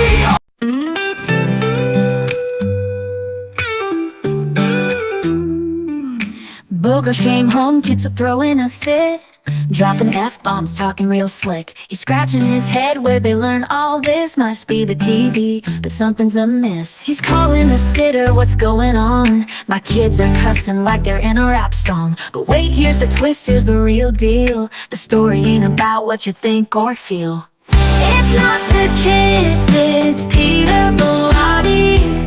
Still missing work, got excuses that are spotty. Cursing at home, Bogus is stressed, but Pete's and Maye leaving us all a mess. Peter Bellotti, where did you go? Kids are wilding out, but you still miss the show. Bogus kids are swearing up a storm, but Pete's been gone so long it's the norm. School calls up, your kids got mouths. Meanwhile, Bellotti's sitting on the couch. Forget the soap for those potty mouth youth. It's Bellotti we need, but that's the real truth. The kids are wild, but let's get real clear. We all know who's ghosting around here. It's not the kids, it's Peter Bellotti. On track to be the highest. Still missing work, got excuses that are spotty. Cursing at home, Bogus is stressed, but Pete's and Maye leaving us all a mess. Peter Bellotti, where did you go? Kids are wilding out, but you still miss the show. Bellotti's clock is ticking, where's he been hiding? While Bogus is dealing with kids that he died, and we'd rather have Peter back in the seat than me.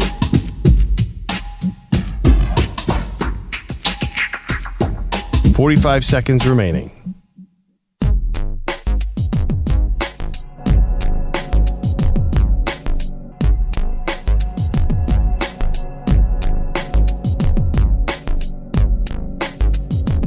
Seconds remaining.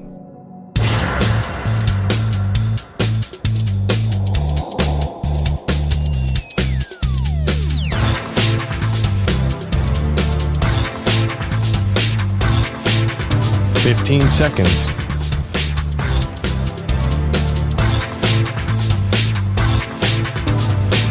Break ends in 5 seconds.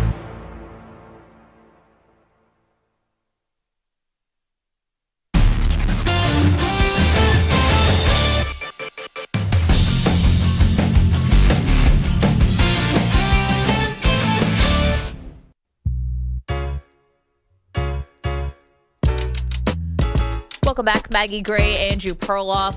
We continue to look ahead to this weekend in college football, Pearl. This is one of the best weekends of the year. We want to take a look at where college football is right now, but sort of with a lens of the Heisman. So EJ's going to throw out a player. We'll tell you what they have to do to win the Heisman Trophy as we're looking at it from this point of the season onwards. All right, EJ, go ahead. All right, so I'll ask you guys a question. Cam Ward will win the Heisman if... Cam Ward wins the Heisman if some of these games start getting a little more space in between some of these games. You can't have to rely, you shouldn't have to rely on, was it a 25-point comeback against Cal? I get you're on the road, but he needs a few more blowouts. These final second plays that go to replay review for 20 minutes and give Miami the win, Pearl. He's got to be a little bit more dominant. I don't think so. I think if they run the table, which is, listen, this schedule is so ridiculously easy. I'm not sure they could play anybody in a close game. But if they run the table, then he has a very strong candidate. He'll have big numbers. I think if you look at an undefeated team and a quarterback gets to 40 touchdowns, that's always makes you a strong candidate. Yeah, but why does he have all these touchdowns? It's because they're coming back from big deficits, which probably doesn't matter to voters. But there, you know how the Heisman field works. There's a lot of voters, and they don't watch week to week necessarily. They're going to look at if he has 40 touchdowns, 10 picks, and they're undefeated. That's a very strong case. Definitely an invite. All right, let's go to Colorado. Travis Hunter will win the Heisman if. I think that Colorado, now this is a big point of distinction. I think Colorado cannot completely implode like last year. He is definitely the best player in college football. I don't think anyone is even going to argue that. But right now they're 4-1. If they end up 4-6, that will be very bad for Travis Hunter. People right now, it's like I don't care if they win. He's just spectacular. I think at the end of the day, they have to have a winning record. No. Travis Hunter will win the Heisman if all of these other teams keep beating up on each other and the quarterbacks end up looking bad. Because I would love to see what the voters do if it really comes down to Travis Hunter and someone we're also going to talk about, which is Ashton Jeanty of Boise State. Because you have Hunter who's playing both ways and playing this ridiculous amount of snaps. To me, Hunter's candidacy, and he's second right now in odds according to DraftKings, his candidacy relies on more quarterbacks having bad games. If Cam Ward has a bad game, if Jalen Milroe has another dicey game, that's the bread and butter for Hunter. He needs these other quarterbacks to fall off. Jalen Milroe was actually pretty good. He wasn't terrible. Against Vandy. It was the defense. Yeah, but okay. What if they lose? I don't think this is going to happen. What if they lost 42-10 to Kansas State this weekend? Well, he falls. His odds go down. I mean, that's the reality. This happened last year. Hunter and Shedeur were the story. I know, at the but end of Hunter September. got hurt. That's the only reason why he stopped. I want to say, dude's playing every snap. Right. Well, is he going to wear down a little bit? We're assuming health for all these guys. Well, no, but even Will's production, isn't he going to wear down? That's why other people don't play every other snap. It's a real question. Should they be using him on 98% of the snaps? But he's not going to get blamed for any individual loss. Because you're he's only right. one guy, and he's the best guy on offense, generally outside of Shedeur, and he's the best guy on defense. I don't think they get blown out this weekend, but I'm telling you, if they do, his odds will fall. He will not be second anymore. Do you believe in that? Let's go to Boise. Ashton Jeanty will win the Heisman if. It's going to have to be history. It's going to have to be numbers that are so unassailable that we're talking about one of the greatest college careers of all time. And I'm sorry to say that because we love Boise. We're on in Boise. We're big fans. I think for someone to overcome the small school thing, the group of five thing, if you will, I think he's got to be so historic, Perloff, that it's got to be wow, what did we just witness, up with the likes of the, Barry Sanders and other great college running backs. Definitely. It's possible, though, because those huge numbers alone, like Rondé numbers, could get you in. The thing about him that is different is he doesn't have a hole. He's just running through people. It's incredible. I think his candidacy is very strong because he can take a 2-inch little sliver and turn it into an 80-yard gain. And also, too, what's going to help him? He's going to be a hot NFL prospect. I mean, that's going to be part of his story, too. I think for some Heisman voters, that matters. He could be a top 10 pick. All right, let's go to Tuscaloosa. Jalen Milroe will win the Heisman if. This is Perloff's pick. I think Alabama has to run the table from here on out, but I think he's got a great position because first of all, he's awesome. He's totally gotten way better under Kalen DeBoer. Yeah, and he's got highlight plays. You think about what wins a Heisman. If he gets a 75-yard run toward the end of the season, voters are going to remember that. He's got a peak at the end. I know he fell back this week, but he could jump right back up. I feel like he's strongly in the mix. I definitely think he's getting an invite to New York. So I think that he's the default candidate. So I think if all else fails and there's no other quarterback that, all of a sudden rises to distinction, and if Alabama continues to win, I think despite the fact that is he fourth in the odds right now or third in the odds? Despite that, I think that he will be that default candidate. He's almost like I think they want to give it to him as long as he doesn't have a terrible game and lay an egg, and if there's no other quarterback that comes out of left field. Well, he was first last week in odds. Yep. I think Cam Ward is also a default. If Miami's undefeated, which is very, I mean, EJ, that's very they will realistic. give it to an Alabama person before a Miami person. We all know that. Undefeated makes a big difference. But you say Alabama might have 2 losses. That's very, very conceivable. That changes the whole trajectory of Milroe. Coming up, the great debate we've been waiting to do for years. For years. Finally get to it in just moments. Stay tuned.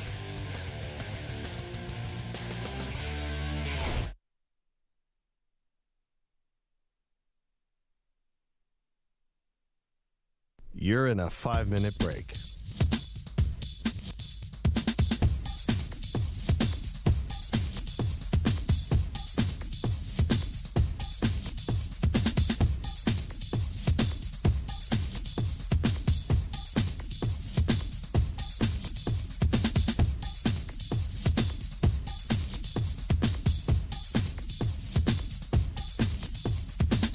Four minutes, 30 seconds remaining.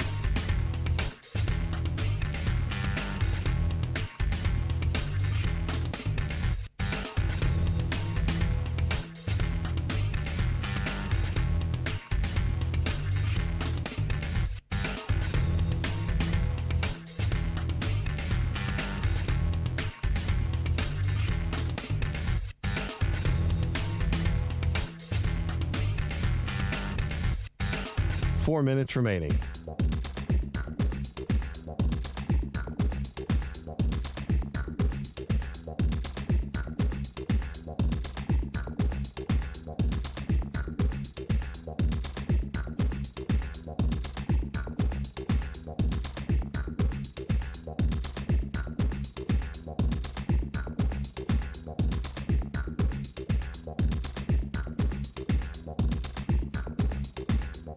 Three minutes, 30 seconds remaining.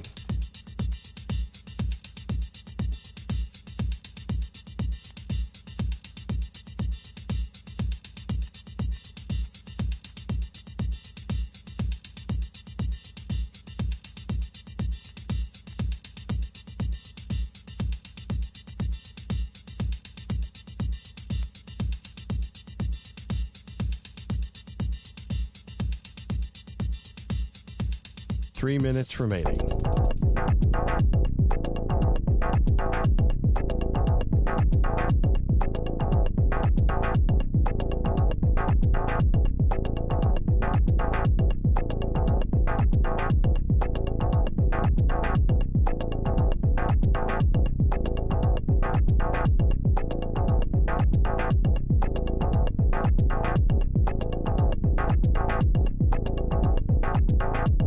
Two minutes, 30 seconds remaining.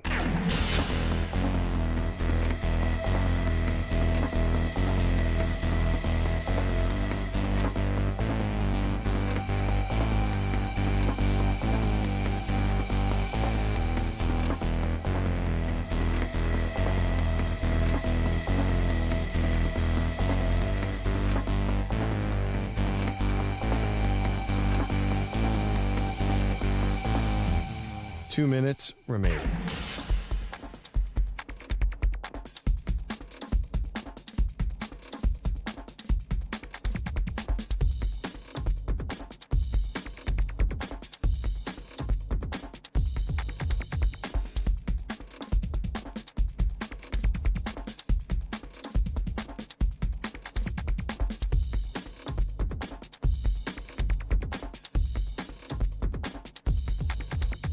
One minute, 30 seconds remaining.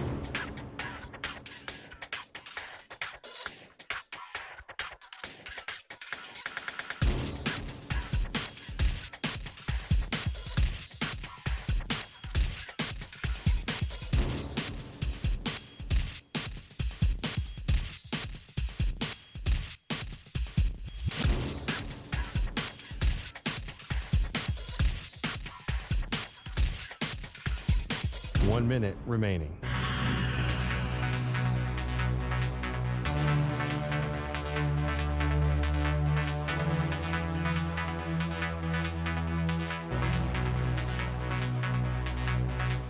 .45 seconds remaining.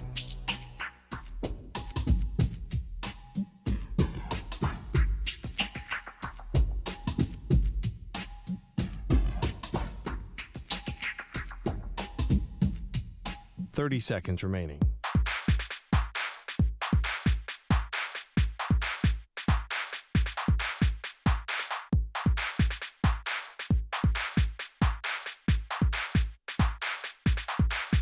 Fifteen seconds.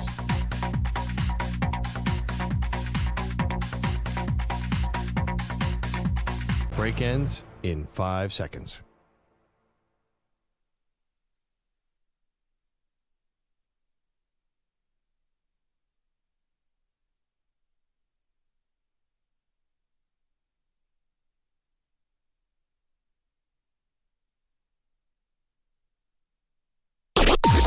Maggie and Perloff on the Infinity Sports Network. Welcome back, Maggie and Perloff Show. Every Wednesday we do the Great Debate, and we really dig deep into the numbers. It's a lot of analytics-based discussion. It's smart sports talk radio. What? It is, we talk about who's the best hitter of all time, greatest three-point shooter. Today, we are going to throw all that to the side, and it is a great debate that we were wanting to do for a long time. Maggie, would you like to announce what we are debating today? Hit the music, Manny.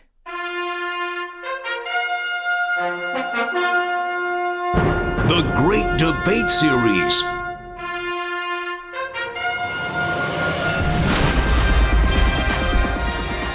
Today, we tackle a topic that we've been waiting our whole lives for. Today's great debate, the greatest mascot of all time.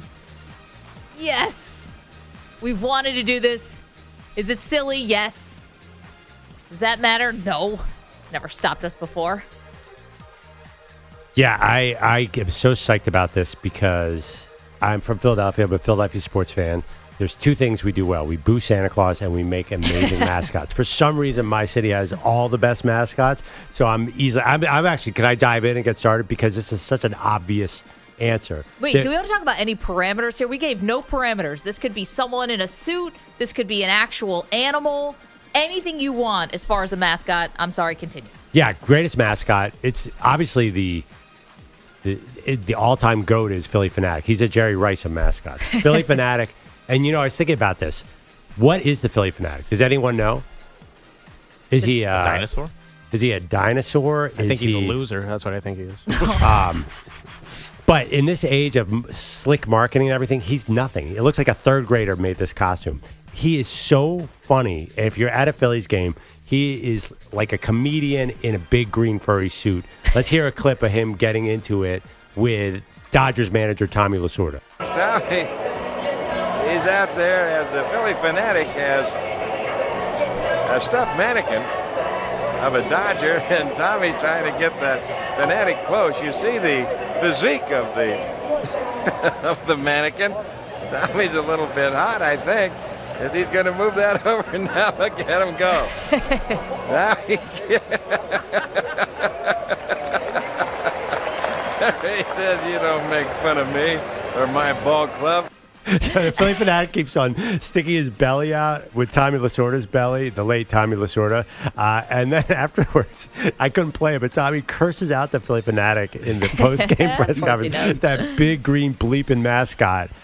It was unbelievable. I've been to many games, and I've tried to get near him. He's, I don't know what the word is. He puts his snout on your head. Yeah, it's a big honor for Philadelphia. Also, by the way, honorable mention, Gritty is amazing, the Flyers mascot. You want to throw Franklin in here, too? No, actually, there's another one. Franklin is the Sixers mascot, right? They used to have Hip Hop the Rabbit, which was the most terrifying mascot of all time. It looked like something out of a horror movie. It was a hip hop rabbit who was wearing sunglasses, who looked like he was also a serial killer. Donnie Darko? Yeah, it looked exactly like Donnie Darko. Or what's that movie where they spend the night with the animatronics in the restaurant? Fab Five Freddy's or something? Yeah. It looked like a killer rabbit, so they had to get rid of it because it was terrifying kids. One more shout out to Philly. When Charlie Kelly in It's Always Sunny in Philadelphia dresses up as Green Man is also one of the great all-time mascots. Philly can do mascots, Maggie, and Philly Fanatic's number one. The Philly Fanatic is amazing. And even as a Mets fan, when I got a chance to meet the Philly Fanatic, I just disintegrated into just a puddle of fandom. I was like, beep, beep. It's a Muppet, right? Anyway. No, it's nothing.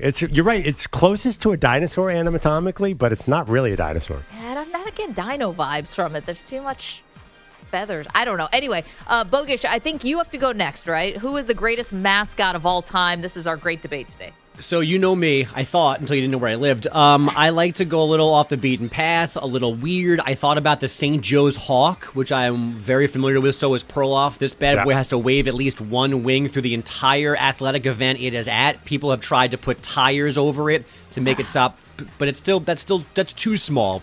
The Providence Friar freaks me out. I thought about him, but I don't want to scare America, so he's gone. I have settled on, please ignore the technicality, the Stanford Cardinal, the tree. Now, it is not technically the official Stanford mascot. It's a band mascot, but it is genius. It is weird.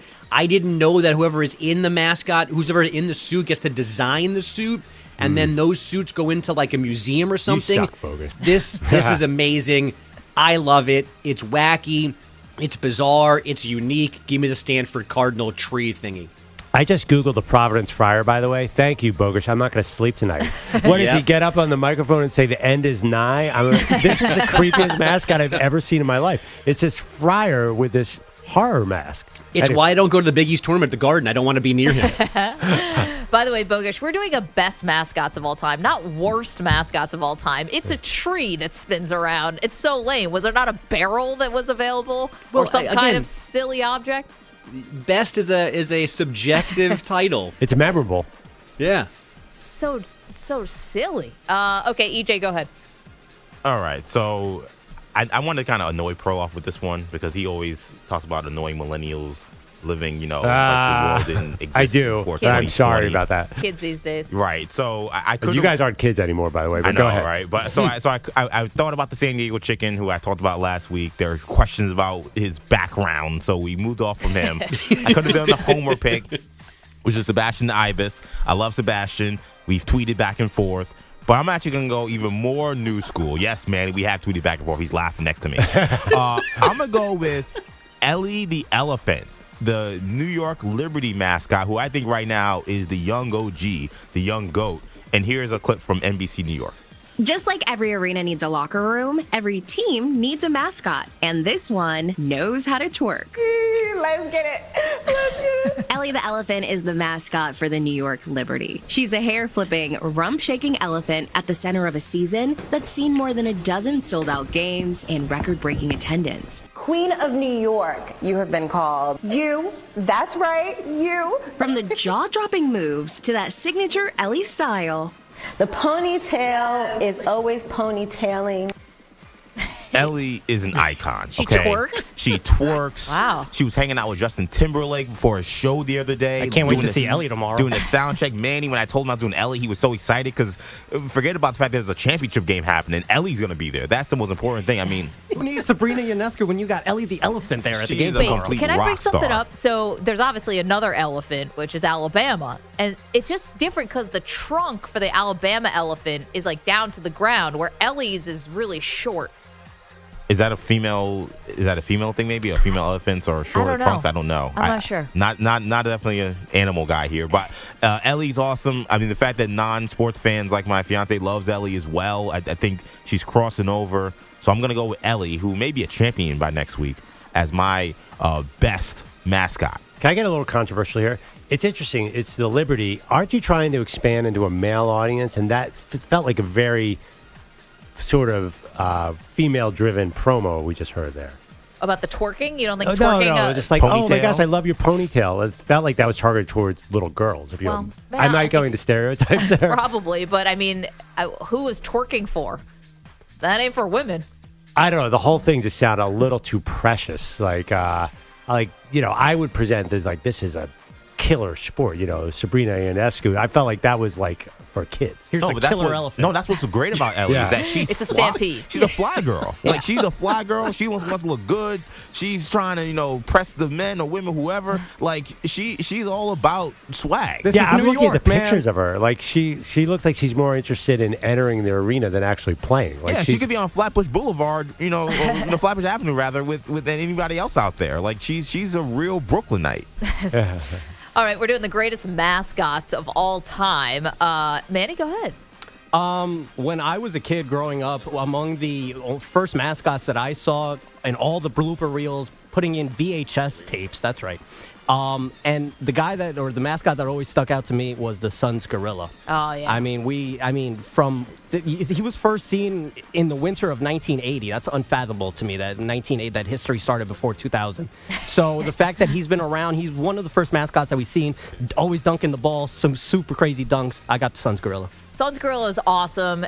NBA Inside Stuff, I feel like, really helped the Suns gorilla because we couldn't watch a lot of Suns games on the East Coast. Only the playoff games and some Saturday games. But. Yeah, you say Suns gorilla, immediately I think NBC, that song comes in my head, 90s, because the Suns were amazing around then. Yeah, the round ball rock. But was he funny, though? Was he what was his deal? Oh, he would dunk. He just dunk. Yeah, I never remember him doing anything specific, except you're right, he was ubiquitous. Well, you know why he was iconic, too?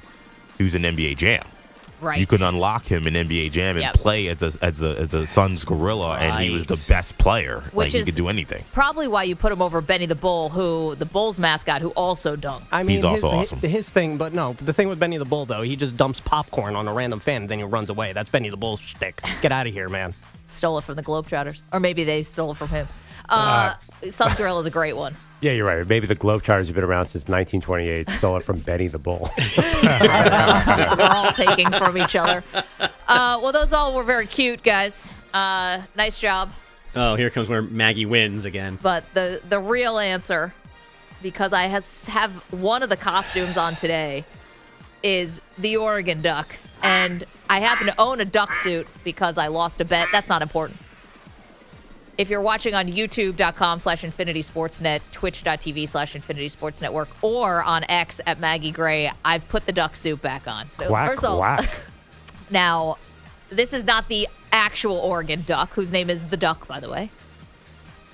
That looks like Donald Duck because of a handshake agreement that later became a more formal agreement with Disney to use the name, image, and likeness, if you will, of the duck. This is a motorcycle riding, push-up, killing, awesome mascot who cannot be stopped. Oh, he's going in the end zone. More push-ups.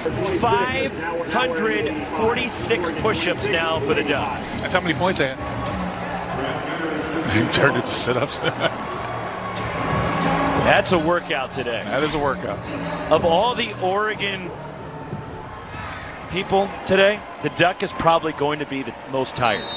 Ducks take ice baths. What are the chances the Duck can actually lift their arms tomorrow? Slim to none because he can't even give a hug. Come on, Puddles. Come on, get up. Debate series. Yes, the Oregon Duck is the correct answer. The duck is great. I mean, I think the duck also, too, because we don't have like Brutus or any of the other college football, the tree kind of. But yeah, I feel like the duck represents a certain like college football mascot animal kind of thing. Like he's sort of I think he's one of the goats of that particular genre of mascot. Well, and listen, the tree isn't trying to be a badass. No, the tree's different because it's creative and it goes, that's a whole different thing. Same with the Philly Fanatic not trying to be a badass. We just talked about the Liberty Ellie the Elephant. She's trying to be Fly Girl. Manny the Suns Gorilla is just a physical marvel and using a trampoline, like by the myself, way. Yes. A little bit of help. Oregon is the only mascot that made something that's not that ferocious into something that's kind of ferocious. Like when he's on the back of that motorcycle and he's holding the American flag and they're coming into Autzen Stadium, chills. There you go. The motorcycle thing is cool, I'll admit. Yeah. By the way, can we do the poll here? And I'm sorry to do this. Can we put Ellie the Elephant on there? I want to see if we get a 0.0. I get a 0. What are you talking about? EJ's going to vote for it. All right, there you go. I just think that I think the Fanatic actually, people will vote against that because they hate Philadelphia. Yep. I think the Fanatic and the Gorilla are the two most iconic because the Duck is amazing, but I think to be a pro mascot's a little harder. Maybe I'll finally win one of these. Not so fast, guys. All right, people are telling me in the chat that the duck's name is Puddles. I looked this up. They're calling it just the Duck. Puddles, super tough. I'm scared of puddles. I think that's why they You look like Puddles right now. Puddles, the motorcycle riding duck. Beware. Run for cover. Beware rest of the Pac-12 or wherever the hell you guys play now, the Big Ten.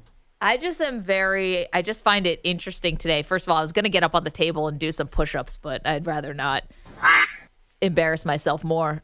I just love the fact that you can watch right now in a full duck suit on the day when happened to be getting a very serious award for contributions of women in media, along with some other very distinguished women who I respect immensely, who, if they saw me now, would probably kick me out of this particular group. Yeah, or yesterday. You're very lucky the voting closed weeks ago. Before I start talking about milk pouches? Is that what you're referring to? Yeah, that transcript of that would not look very good for a women's event. Nope. But we were just spitballing on stuff. Yeah, no, it was good radio. It just wasn't great for game changers. Yes, I'm a game-changing woman in media. And I'm wearing a duck suit. It's not the first time I've donned it. Anyway, there you go. I could get impregnated by a Raising Cane's lunch order. Spot the lie. By the way, if you want to ruin your morning, Google Friar Dom. I'm telling you, I had no idea. Did you know about this thing? I do, because I've been to the Big East tournament, and it is awful. Here's the New York Post write-up of Friar Dom. Friar Dom, the ghoulish mascot of Providence and his gaping mouth and soulless eyes, who's now showing nightmares for a generation of young hoops fans as he dances around Providence Dunkin' Donuts Center. He'll be, oh my gosh. He arrived in 2002. That is crazy. This is the weirdest mascot I've ever seen. It's the mouth. What is that? It's everything. It's not a smile. It's not a grimace. It's like something in between. Apparently, he looks a lot like the bad guy in Poltergeist 2. Why would a university that so clearly has a religious affiliation, why would they want to go scary? Well, I was wondering that. Actually, I'm curious. The duck was taken. The duck is like whack, whack. The duck's cute still, right? Like the duck is pretty cute. But some of these mascots are a little scary looking. Let's go to the phones. Dominic's in San Francisco is another scary one for us. Hey, Dom. Hi, how are you? Thanks for taking my call. Who's the greatest mascot of all time? I don't know about the greatest mascot. I kind of like the Oregon Duck, but the creepiest for this time of year, don't you think? The Wake Forest Demon Deacon. It looks like Jay Leno to me. It's just scary looking. Look up the Demon Deacon. He's got the cleft chin that kind of reminds you of Leno.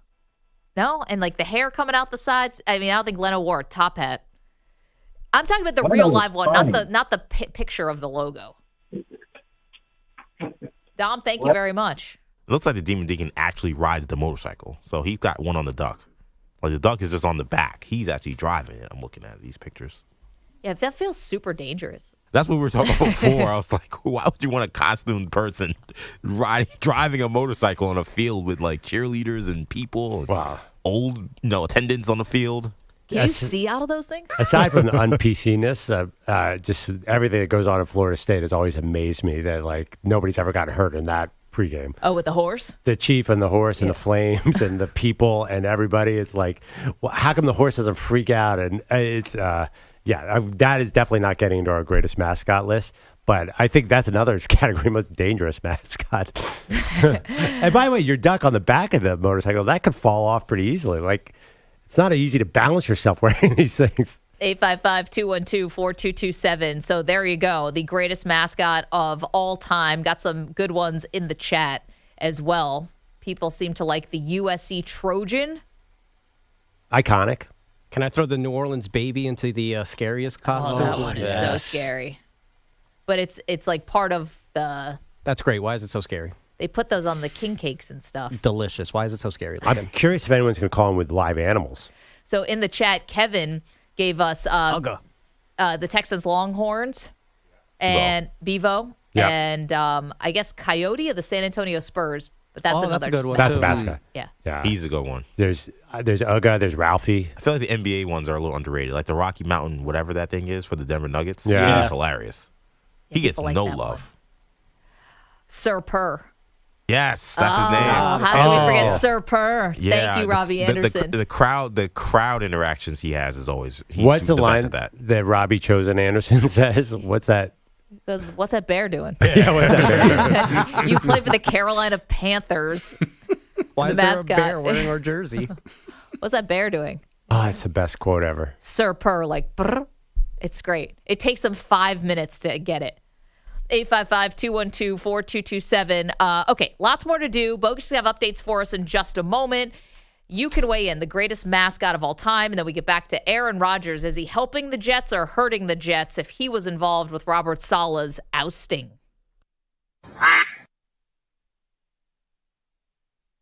You're in a 5-minute break.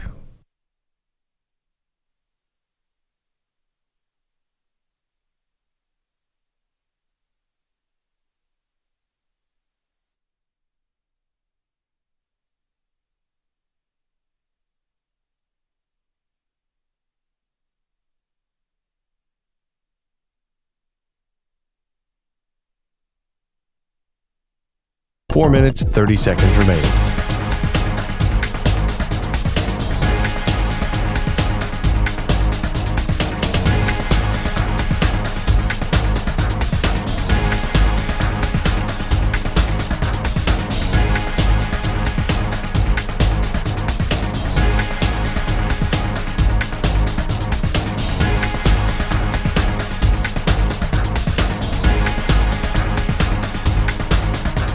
Four minutes remaining.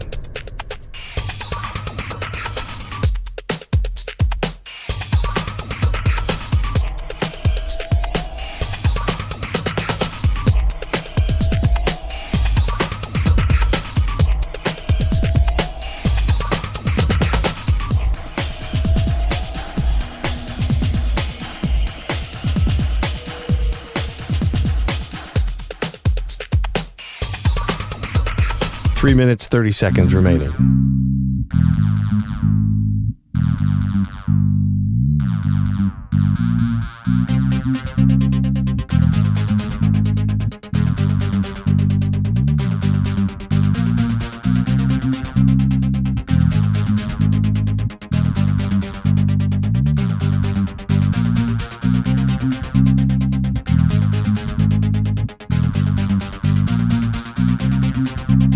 Three minutes remaining.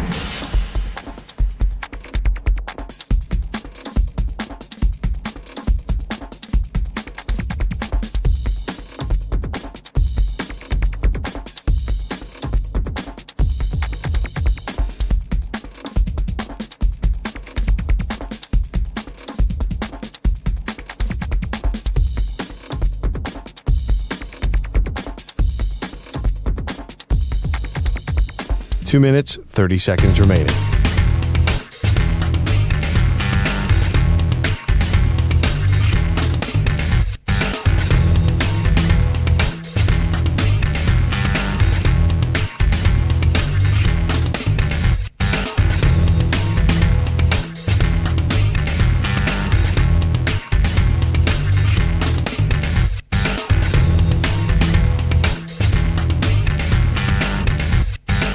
Two minutes remaining.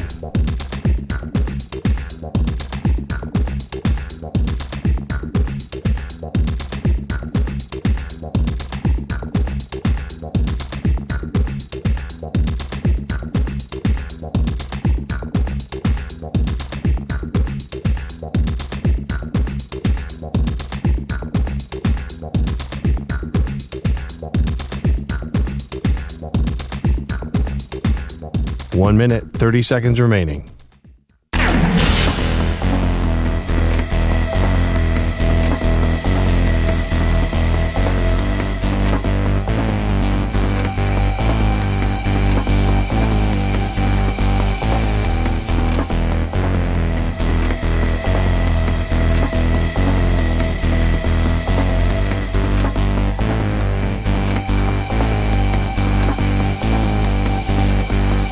One minute remaining.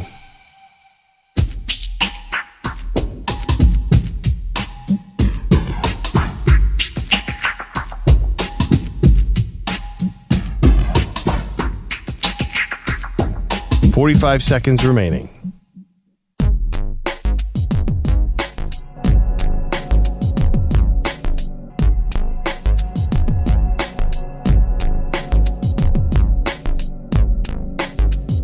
Thirty seconds remaining.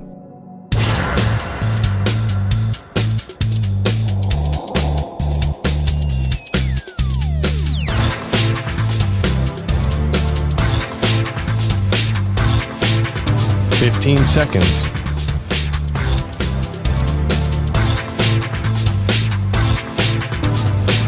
Break ends in 5 seconds.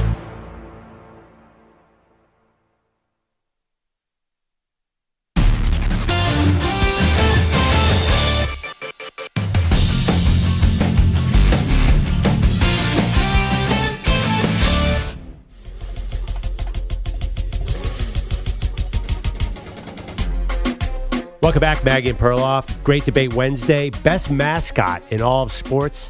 You can weigh in 855-212-4227. I have the Philly Fanatic, of course, although I am now obsessed with Friar Dom, the terrifying Providence mascot. I think in the future we do the scariest mascot, because when you think about these mascots, as great as they are, if you're a 5-year-old kid, I'll bet even my guy, the Philly Fanatic, has terrified a kid before. Oh, does that... I feel like we all remember where we were when something just totally freaked us out, whether it was the Easter Bunny or a mascot or Santa or something. Mine was Chuck E. Cheese. Oh, Chuck E. Cheese is terrifying. Yeah, no offense to Chuck E. Cheese, and if they'd like to sponsor the show, we'll have you. How dare you offend Charles like that? My daughter made me take her to the movie Five Nights at Freddy's, which is about these animatronic Chuck E. Cheese-like animals that become psychotic murderers. I don't want to scare anyone driving their kids to work, but watch it and you will never go to a Chuck E. Cheese again. And it feels so realistic because, you know, it's a really fine line between Chuck E. Cheese singing Happy Birthday and picking up the knife that they're cutting the cake with and murdering everybody. Man, this is a lot of slander for Charles Entertainment Cheese over there. Listen, watch Five Nights at Freddy's. It is like, you're like, oh, right. It's all their own fault because the eyes don't blink correctly. No, the eyes, that's the scariest part. You're exactly right. Manny, you know I'm right about this. Even if you love, I mean, I haven't stepped foot in a Chuck E. Cheese since 1989, but still. God bless.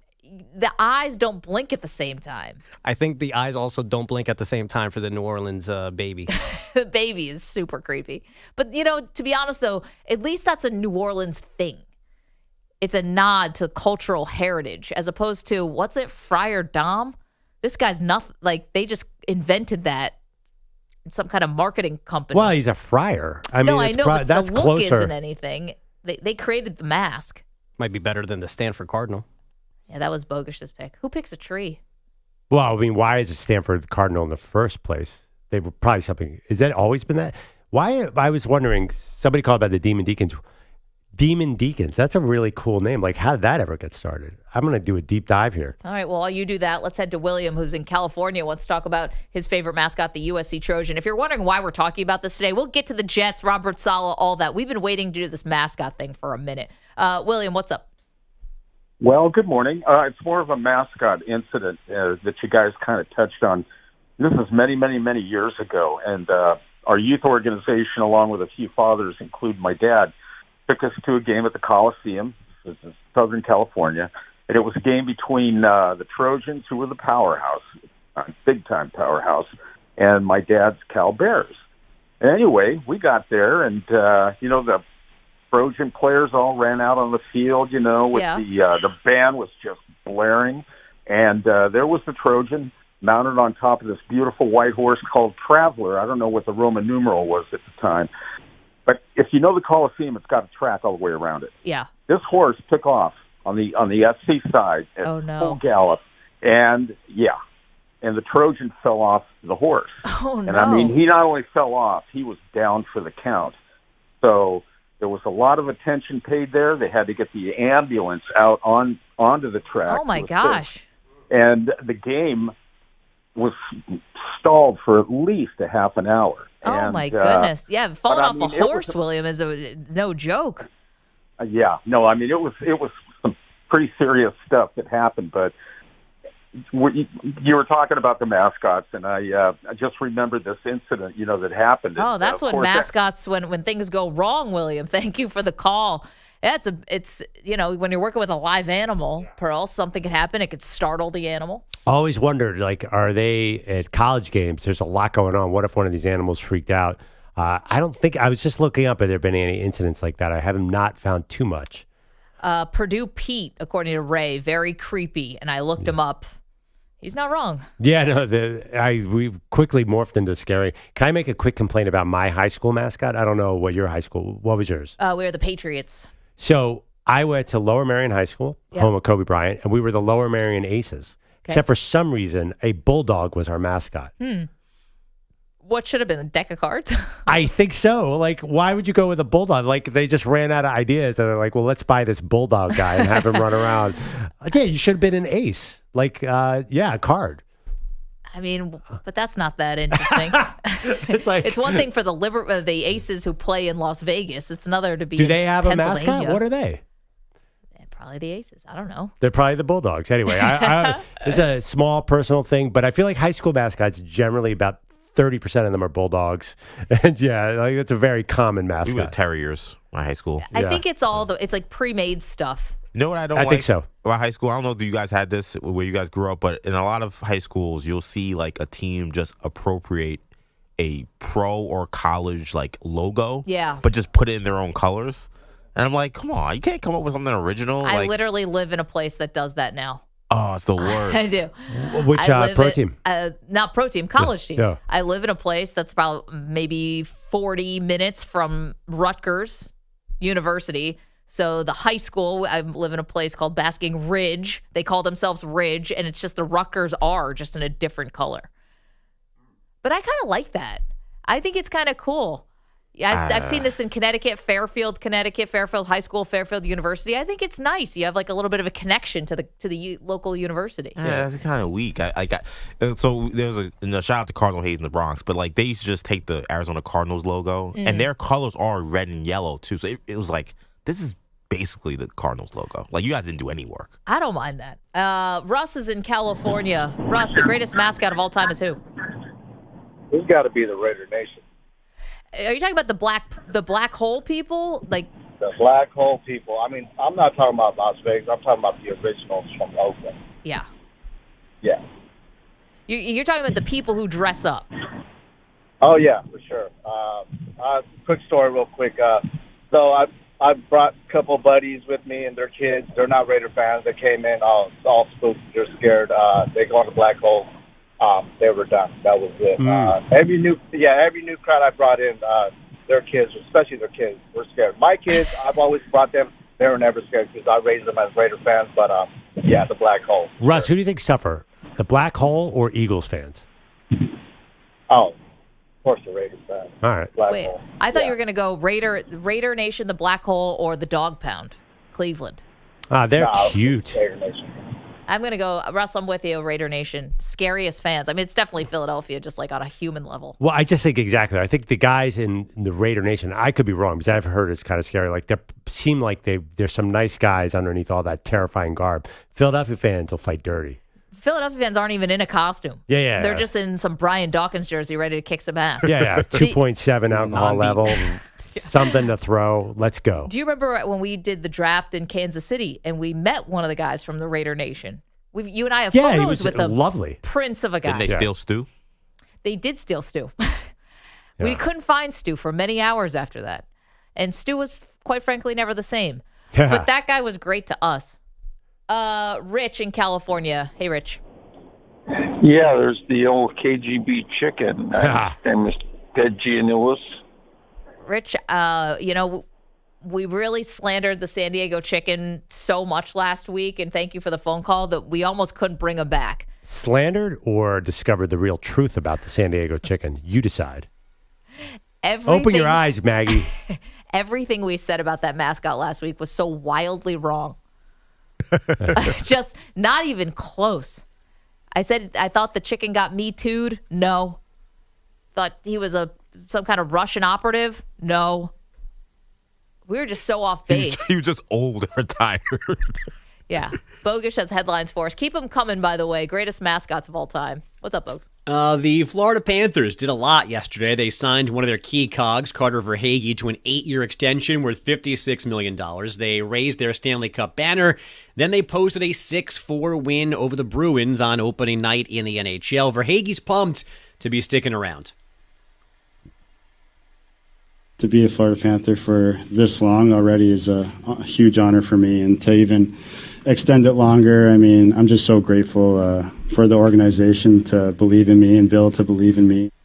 We also had the Utah Hockey Club debuting with a 5-2 home win over Chicago, and the Kraken lost on home ice 3-2 to the Blues, but did make history with Jessica Campbell becoming the first woman ever to be behind the bench as an assistant coach.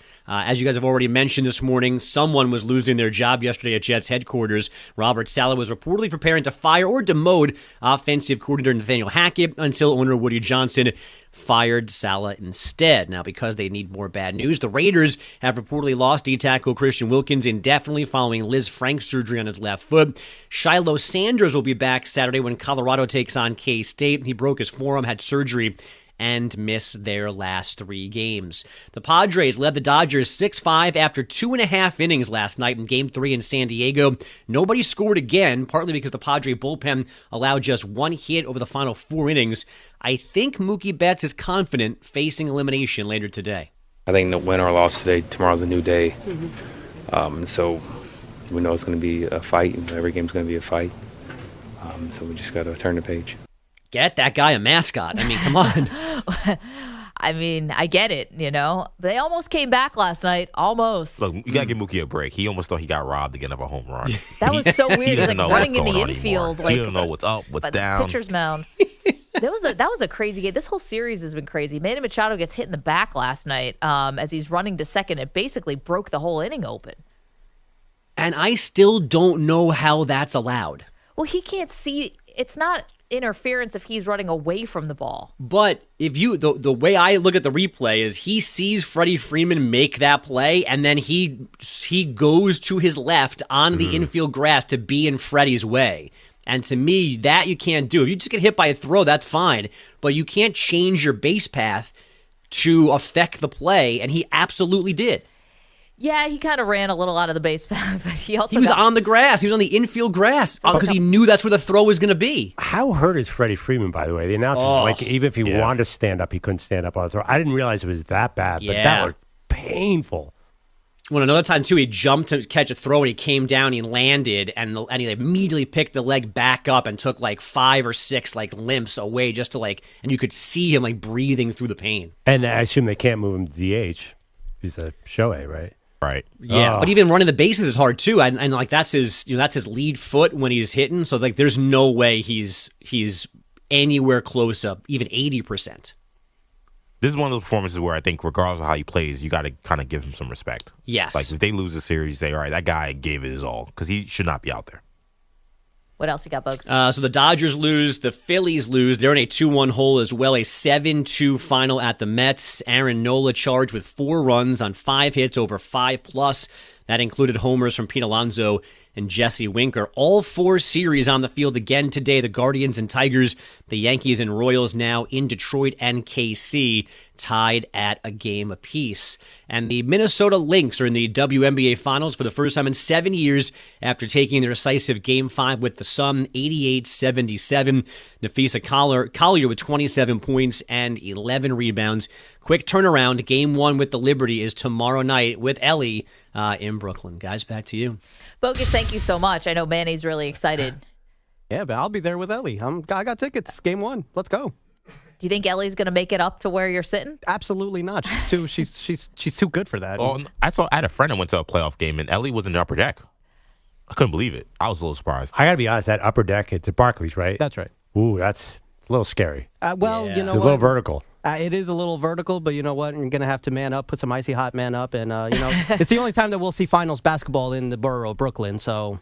You're probably right advantage. about that. It's funny. There are stadiums like this all over the country where all of a sudden you start going up the steps and it gets like the face of Mount Everest. Yeah. Like, why do I need a harness and several pulleys? No, that's scary. I I'm also feel a like I'm little going to fall afraid of heights. forward. Yeah. That's why I expect to be treated like royalty whenever I go to a game. And if you're Like not Ellie. getting me in the front row. My dad used to tell stories going to Yankee Stadium. His favorite part was going to see the drunk guy just tumbling down 30 flights of stairs. Good God. In the upper deck. That was his favorite part? Yeah, it's one of his favorite parts. Yeah, he's like, it was What crazy. happened? He's We like, all- well, this fat guy fell down the stairs. Oh, and Reggie Jackson hit a home run. Yeah, I mean, he was like 12. Like, this is funny to a 12-year-old. Reggie Jackson hit 2 home runs, but I saw a fat guy fall down 25 flights of stairs. That was the best part of my day. Whatever Go happened to that Yankees. guy? Who knows? Reggie? No, Reggie's fine. Mr. October, he's fine. Whatever happened to that other guy? We got him out What of happened there. to Joe from the Bronx? Yeah, so Sal from Mount Vernon might not be doing so well. Someone's got a shovel and a wheelbarrow, put him in there, and get him out of here. Yeah, the good old days. Hopefully the bakery's still open. 855-212-4227. Number to call. The greatest mascots of all time. We've been waiting to do this great debate, and it's delivering. Who's the greatest of all time?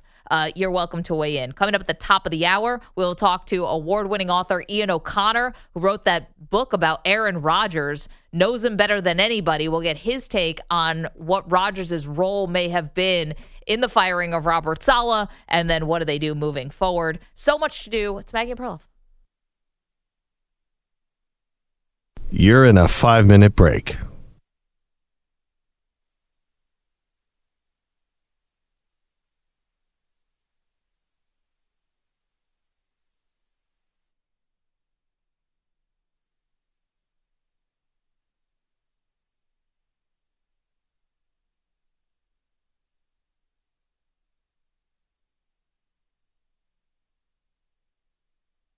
Four minutes, 30 seconds remaining.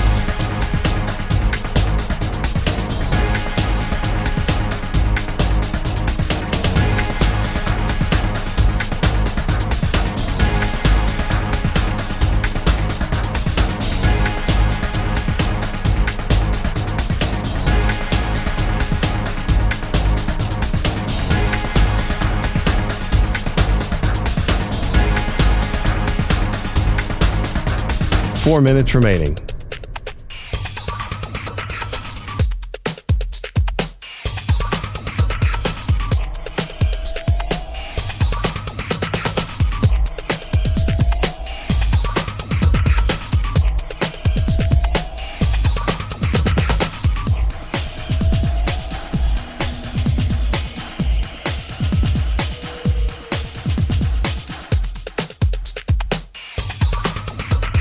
Three minutes, 30 seconds remaining.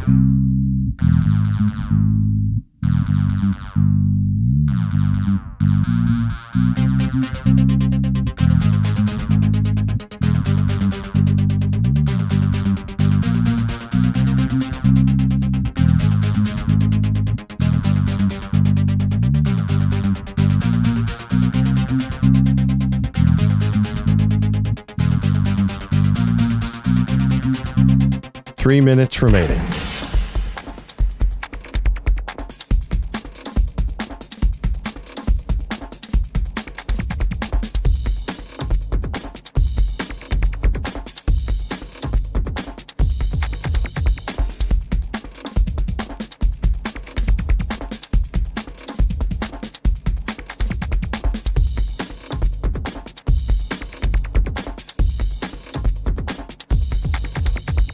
Two minutes, 30 seconds remaining.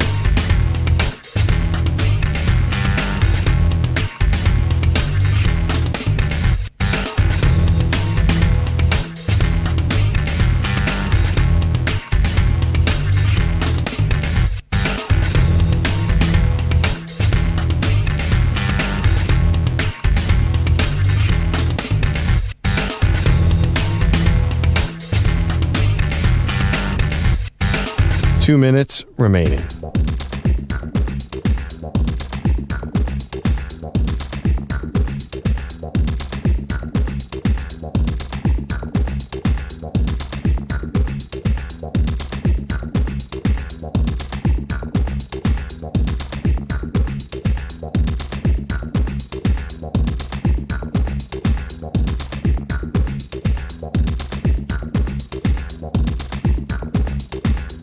One minute, 30 seconds remaining.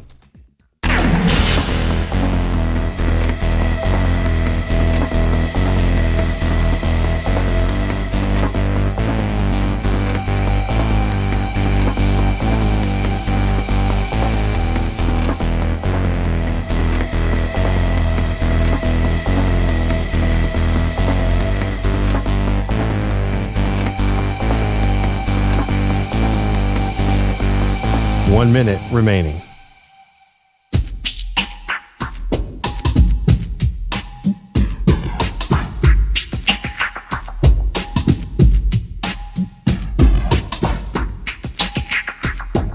$45 seconds remaining.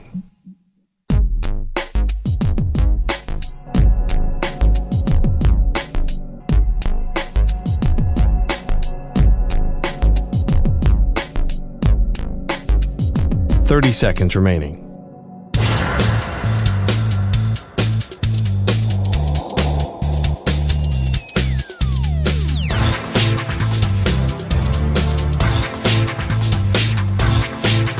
$15 seconds.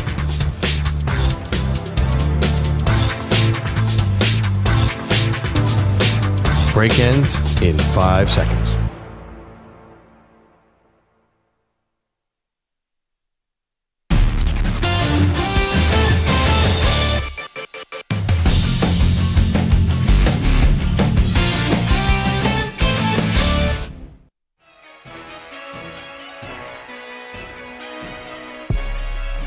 Welcome back. Maggie Gray, Andrew Perloff. We're doing a great debate today. On Wednesdays, we do the great debate.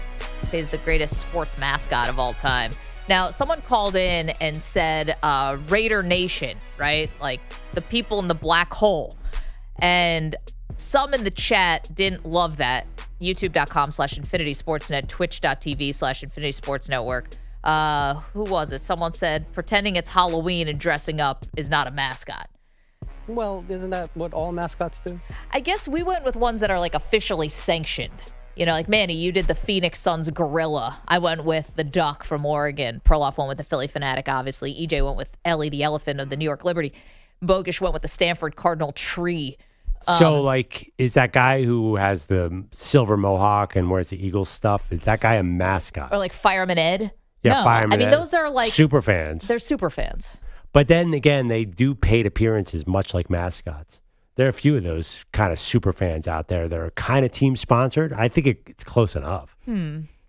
Gray area for sure. Dana's in California. Dana, the greatest sports mascot is who? I would say definitely the crazy crab from the San Francisco Giants. Looks like a giant taco with arms and legs. That was a weird one. Yeah, I saw you on the board. I Googled that. I'm not sure I've ever seen that. Is that still around? No, it's from like the 80s. It was really weird and creeped out a bunch of kids. And they freaked out and got rid of it. That's the best. Man, I was This thing once in looks San like Francisco. a nightmare. I was once in San Francisco, caught a case of crazy crabs. Yeah, it was really strange. Got something to clear that up. Yeah. Yuck. It's just gross, too. Dana, thank you. There's some kind of seal mascot now, right, for the Giants. But what type of hallucinogenic drugs was somebody on to create this mascot? Yeah, I have to imagine if we go through 1980s mascots, there were some weird things going on. You're right. This crab, yeah, it looks like a crab, like maybe one you'd eat, but it also looked like something you would see under a microscope, like at a doctor's office, some kind of lab. Ugh. What'd you say about your experience in San Francisco, Perloff? Let's move on. Oh, man. All right. Lots more to do. Again, we're going to talk with Ian O'Connor, who's going to join us. He wrote a book about Aaron Rodgers. That's a New York Times bestseller. And he's got some of the details about what went down yesterday with Robert Saleh getting fired. But Perloff, I ask you this, we're talking about things that happen along the way of an NFL season. And do this become turning points for a team? Okay. And does it become a turning point in a positive way, or do you end up going just deeper, maybe into the misery? Like we talked a lot about the Cleveland Browns earlier in the show. If you go to Jameis Winston, does it save the season? Does it in any way to make things worse if Deshaun Watson, throws a temper tantrum? I don't know. How do you see this for the Jets? Does this turn a corner and save the season, or do you think it's just more Jets dysfunction and just adds to the misery? Oh, it definitely gives them a better chance of saving the season. If you're a Jets fan, I think you should be excited today. And it's not, that sounds like a criticism of Robert Saleh. It's not. You need a new voice. You need a reset. I think there's hope for the Jets. I think Rodgers, if he gets, it's all about Rodgers' right leg. If he gets, it's his right leg, right? If he gets healthier, then Jeff Ulbricht's going to look good. I think this is a really good day for the Jets. I think they should have probably moved on in the offseason, but just the way they were lifeless against Minnesota and London until it was way too late. It's like they woke up halfway through the game. I think this is all good. See, I think you throw it at anything that happens in London, and I get it. A lot of coaches have been fired coming off of those games, generally because you have like this, sometimes you have like a mini bye or something like that. I think you throw out what happens in those London games. They're so wonky and weird. And I think ultimately Robert Saleh is just not a very good head coach, so I get that. I'm just struggling to find out how this changes the offense. I think he's a bum. What does this do if you're not going to demote Nathaniel Hackett? Now, that was a story that came out yesterday. Jonathan Jones was reporting that Robert Saleh was planning on either firing or demoting offensive coordinator Nathaniel Hackett and before he himself got fired. And that is actually the move that needs to be made. But I don't think Rodgers is going to allow something like that. Don't be a freaking weirdo. And I don't think Rodgers wants to give up any control of the offense. I think he believes this is my territory, and I know more than all of you combined. So you're out on the 2-3 Jets? I'm not out. I'm just, as far as this new coach bump, which I think they're going to get it. They might get it, but I'm just struggling to understand how firing a defensive-minded head coach ultimately will help the offense. If Rodgers doesn't want to change anything, or if nothing changes, why wouldn't we believe it's just the same offense that they always run? Well, it's the whole team gets smelling salts. It's a reset. Basically, they're going to wake up and play with more urgency. That's the bottom line. And also, I do think this thing about the interception, like Rodgers has got to cut that out. He should not be dropping back 50 times. I don't even care if you're losing. Do not. If there's another game where Aaron Rodgers has 54 throws and Breece Hall has 9 carries, then they should fire the interim coach too. I don't care how far you're down. Do not drop him back that many times, right? And I think that's one thing that Saleh lost. They panicked against Minnesota because they were down, and I think that they kind of read the game a little bit wrong. Then they played their game in the second half and looked good. Larry Fitzgerald joined us earlier in the show. If you missed any of that, the Maggie and Perloff podcast is fantastic. You can hit the rewind function on the Odyssey app. Odyssey app is just crystal clear and extremely, extremely effective. The Odyssey app is great. He said they have to start running the ball because Aaron Rodgers is taking too many hits. Duh. And I think Larry was right on about that because, listen, but it's their own fault because when you're constantly in 3rd and 8, what do you think they're going to do? Of course Rodgers is going to drop back and pass. They can't run, though. I mean, I know it sounds, it's one of those easier said than done things. If you watch a team, I watch them every week. They do not. And now maybe they need to stop running on 1st and 2nd down every single time. Like maybe that's predictable. It's so predictable, but they're not creating any holes for Breece Hall. And I think that it's easy to just look at the numbers and say, well, they're just throwing the ball too much. He threw the ball 54 times last week. That's ridiculous. But they can't create any kind of running game right now. Well, I think last week was fluky because they fell behind so fast. Because of the pick six, so they were down 17-0. Like, yeah, it's one of those things you have to stick with your game plan. I don't care if they can't run. Just keep doing it. 855-212-4227. We're asking for the greatest mascot of all time, sports mascot. The poll question is up on Maggie and Pearl at X. And surprise, surprise, Philly Fanatic is leading. Adam is in Vancouver. Adam, who you got?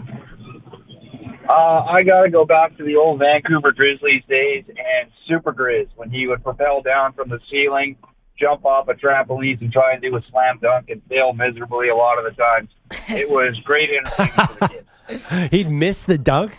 I thought they always hit the dunk. He missed quite a few times. He's got a trampoline. That's no excuse. I like this guy already. He was a good guy. Adam, thank you for the call. You're reminding me of another one that looked like this. Do you guys remember, did the Utah Jazz have someone who looked like Teen Wolf as their mascot? Yeah, I think they still do. Do they still have him? Might still be there, yeah. It's basically, is it a wolf or a bear? It's got long hair, and it's got a headband, and it looks like Michael J. Fox's character when he turns into the wolf. Yeah, Jazz Bear is what they call him. He's a bear. What's that bear doing up there? He's been wowing audiences since '94, so. Yeah. Delta Center, by the way, guys. Thanks, Manny. And what's the name of the hockey team? The Hockey Club. Trick question. Delta Center. They also play at the Delta Center? That's right. The sightlines look absolutely horrible, but what do I know?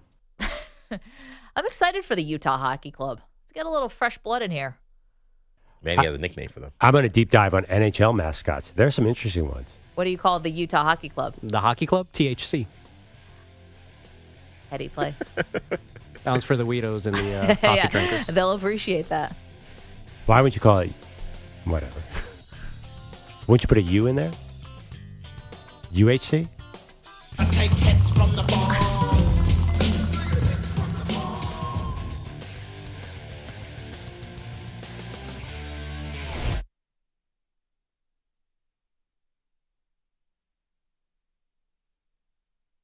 You're in a 5-minute break.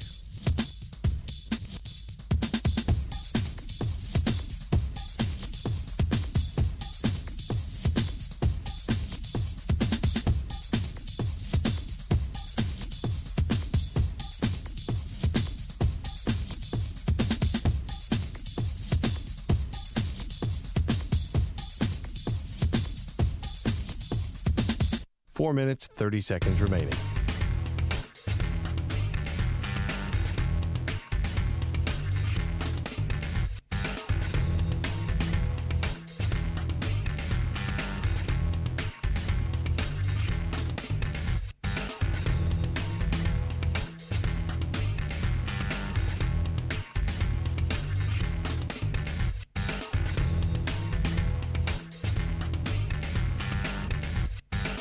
Four minutes remaining.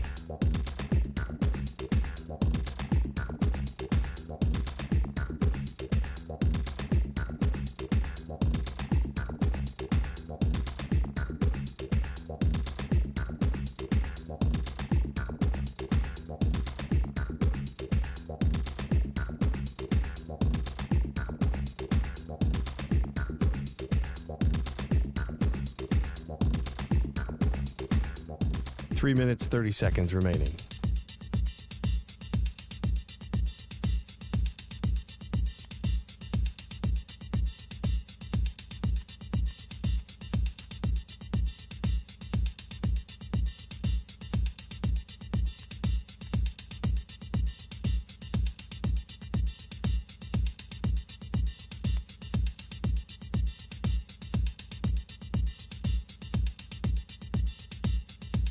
Three minutes remaining.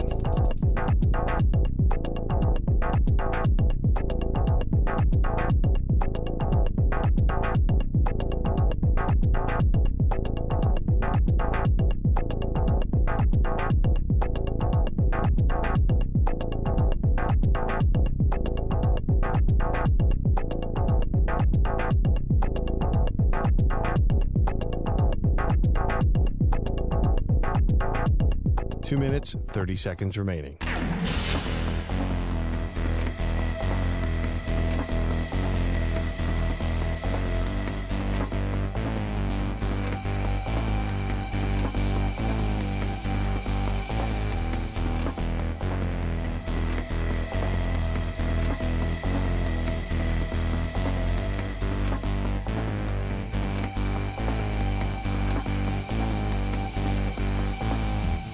Two minutes remaining.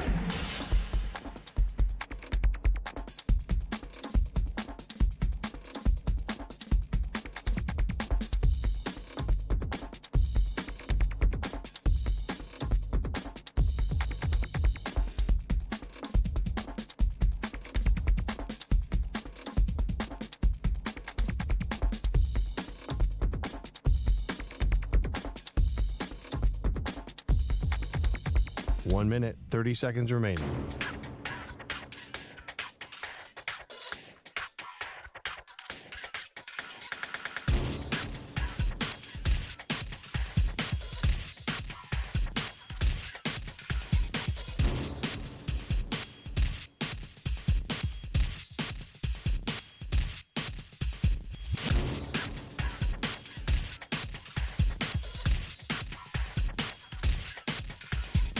One minute remaining.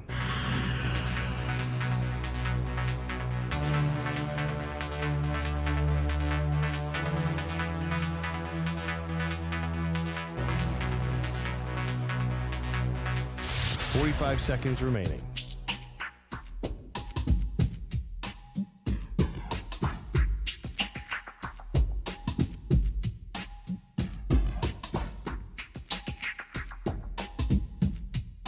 30 seconds remaining.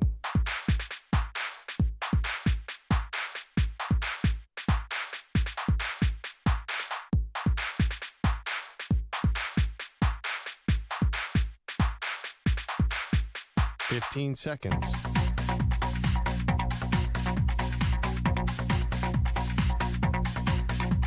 Break ends in 5 seconds.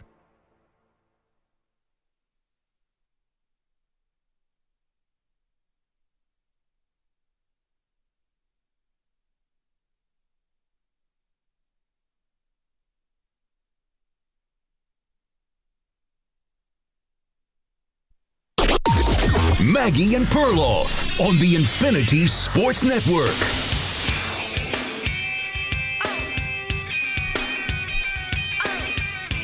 Well, it's not that surprising, but maybe the timing was a little bit odd. And we're talking about the New York Jets saying goodbye to head coach Robert Saleh. Perloff, I don't think anyone's standing up and pounding the desk to say Robert Saleh was this great head coach and that the Jets are making a mistake. But the why they're firing him and the why now, and Aaron Rodgers' potential role in all of this is what has us talking this morning and why this is so interesting. Well, the other thing, too, is they're only 2-3. They're not 0. I mean, they're a serious contender to make the playoffs. The odds are pretty good that they'll still make the playoffs. So usually when you see a coach get fired, they're already out of it. I think this is a firing situation in the sense of, like, this team could turn it around. I think it's because Aaron Rodgers is there. So not only his role, but the fact that, like, I think Jeff Ulbrich could win some games here. So Jeff Ulbrich is the defensive coordinator. He's now been elevated to head coach. For more on this, we turn to award-winning author, writer, is a New York Times bestseller. He just has a book out within the last couple months about Aaron Rodgers called Out of the Darkness. Ian O'Connor, good enough to join us this morning. Ian, I know it's a busy time. Thanks for doing it today. How are you? With you, Maggie and Andrew. How are you? Okay, so why now, Ian? Why did the Jets make this decision after week 5? I think, Maggie, because it's a 2-year window with Aaron Rodgers to try to get to the Super Bowl and win it. And Woody Johnson decided, I'm not going to waste one of those years. And frankly, probably should have fired Robert Saleh at the end of last year. I guess that's the complaint that most Jets fans would have with this is the timing. It's why not do this at the end of last season and start fresh going into a healthy year with Aaron Rodgers. And that's the mistake. But as far as I had tweeted this Sunday, I thought that if they lost the Buffalo game, he would get fired. So I'm a little surprised that Woody didn't give Saleh a chance to get into first place because obviously that victory, if it happens Monday night, puts the Jets in first place. Even though when you look at the last 2 weeks of football, it's just hard to picture them in first place anywhere. But I think that was probably the only surprise, at least to me, is that he didn't get one more game.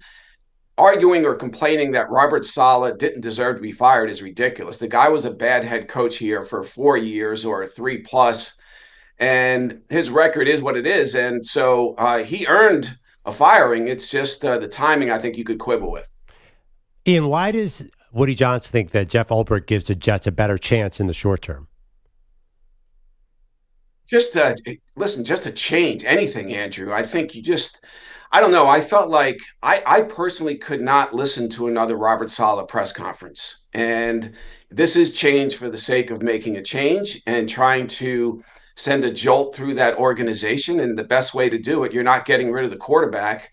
The best way to do it is to get rid of the head coach. And again, Robert Saleh was a bad head coach who I think deserved to be fired. He's a very nice man who I think is a good football coach. He's just not a good head coach. And so I actually think Woody made the right decision here. I know it's easy to pound him, and I have certainly over the years. But I think Ulbrich is very well respected inside that building by the players, being a 10-year player himself. That's something he had on Saleh, who is not a player in the NFL. And I actually think this is going to work, at least in the short term, because I think Ulbrich, if he's smart, and I suggested this, that he'll do what Bill Belichick used to do to Tom Brady in front of the other players, is criticize him. Like this week, today, when he has an opportunity, if he does something in practice that needs to be corrected, correct him with a rebuke in front of everybody.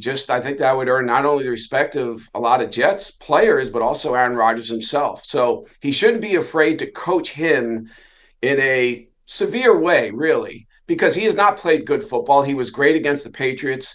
The rest of this season, he's been all over the place.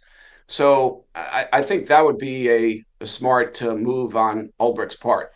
Ian O'Connor is joining us. But Ian, nobody has researched Aaron Rodgers more than you, literally writing a book about him. And so I would be concerned to take that approach if I were Ulbricht. Just reading your book, Rodgers he seems like the type of guy where you're either with me or you're against me.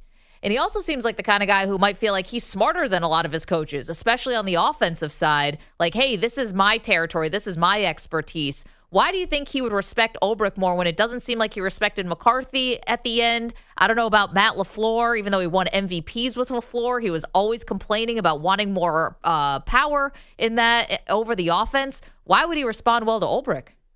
This is not any longer the first ballot Hall of Fame Aaron Rodgers. This is the 40-year-old Aaron Rodgers coming off of surgery, who's not the same player anymore. And I think that he did wonderful things for the Packers. He's done nothing for the Jets. The Jets have gotten only the downside of Aaron Rodgers, of employing Aaron Rodgers, and none of the upside yet. So I just don't think he's the same figure anymore. And listen, I've known head coaches in New York over the years of doing this close to 4 decades who've told superstars in advance, hey, I'm going to get on you today in front of the team because I need to do that. Be ready for it. So I'm not opposed to doing that with Aaron Rodgers, but he hasn't earned, I think, really special treatment with the Jets. And at this point, it's been nothing but misery. Last year was a complete disaster. And that wasn't really Aaron Rodgers doing, but that's the way the season played out. This year, he's not been a good football player. He hasn't been a terrible football player. So I think that that would be a move I'd make if I'm Ulbricht and there's an opportunity there. If Belichick could do that to Tom Brady, and talking to so many Patriots players when I did my book on Belichick, that impacted middle of the roster and bottom of the roster players. And Dante Stallworth, he told me that in front of the entire team, that first meeting in 2007, he was sitting next to Randy Moss, and it was their first meeting, and Belichick just tore into Brady. And he said, man, we looked at each other like, wow, if he's going to hold the greatest player in the league to that kind of standard, we have to fall in line. So that's the kind of thing that I think at this point, a guy like Ulbricht, who really has nothing to lose, that's what I would do, and I wouldn't be surprised if he does it.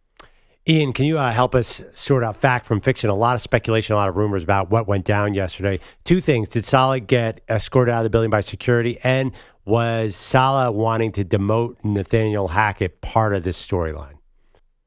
Yeah, I think those things are both true. And the whole escorted out of the building thing, I don't understand that with Robert Saleh, who conducted himself the right way. And I think he deserved the right to say goodbye to his team. So I don't know why it had to go down that way. And so, yeah, and I think he was about to make a move and demote Hackett as the play caller and give that responsibility to Downing. But as far as Aaron Rodgers' role in this, I really don't think he was a driver in it, Andrew. And people have talked about that. Obviously, Woody said, I did talk to Aaron Monday night. And then, of course, the decision is made Tuesday. Woody said, no, we never talked about Robert Saleh. That seems to be, you've got to be kidding me.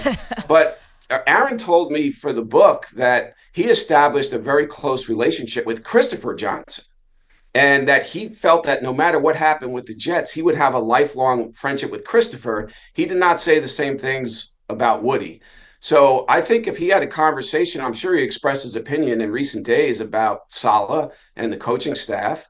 And I wouldn't blame Aaron Rodgers if he expressed a negative opinion on Saleh's ability to lead this team, because Robert Saleh, again, has been a bad head coach. He's been worse at his job than Aaron Rodgers is at his. So I have no problem with that. But I would think if Rodgers did express that opinion, it was with Christopher, who was in that meeting to fire Robert Saleh, and not to Woody. Ian O'Connor is joining us. His latest book is Out of the Darkness. It's a biography of Aaron Rodgers, but is also written about Belichick, about Derek Jeter, award-winning writer. And thanks for the time again, Ian. We're talking about people who are not living up to their job title or not doing a good job. Wouldn't Nathaniel Hackett, the offensive coordinator, be pretty high up on that list?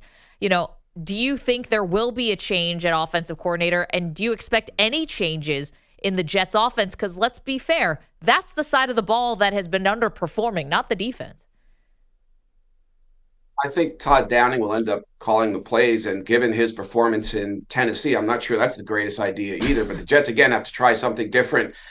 And Breece Hall is really been the biggest disappointment. And I can't believe I said this before the season, but I thought he could be for Aaron Rodgers at the end of Aaron's career, what a little bit like what Terrell Davis was for John Elway at the end of his.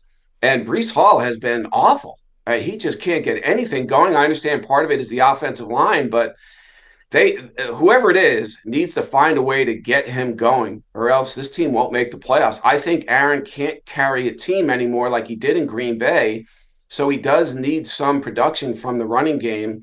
And so that I think is Ulbricht's greatest challenge on the offensive side of the ball is just finding a way to establish a running game so then Rodgers can be what he is right now at age 40.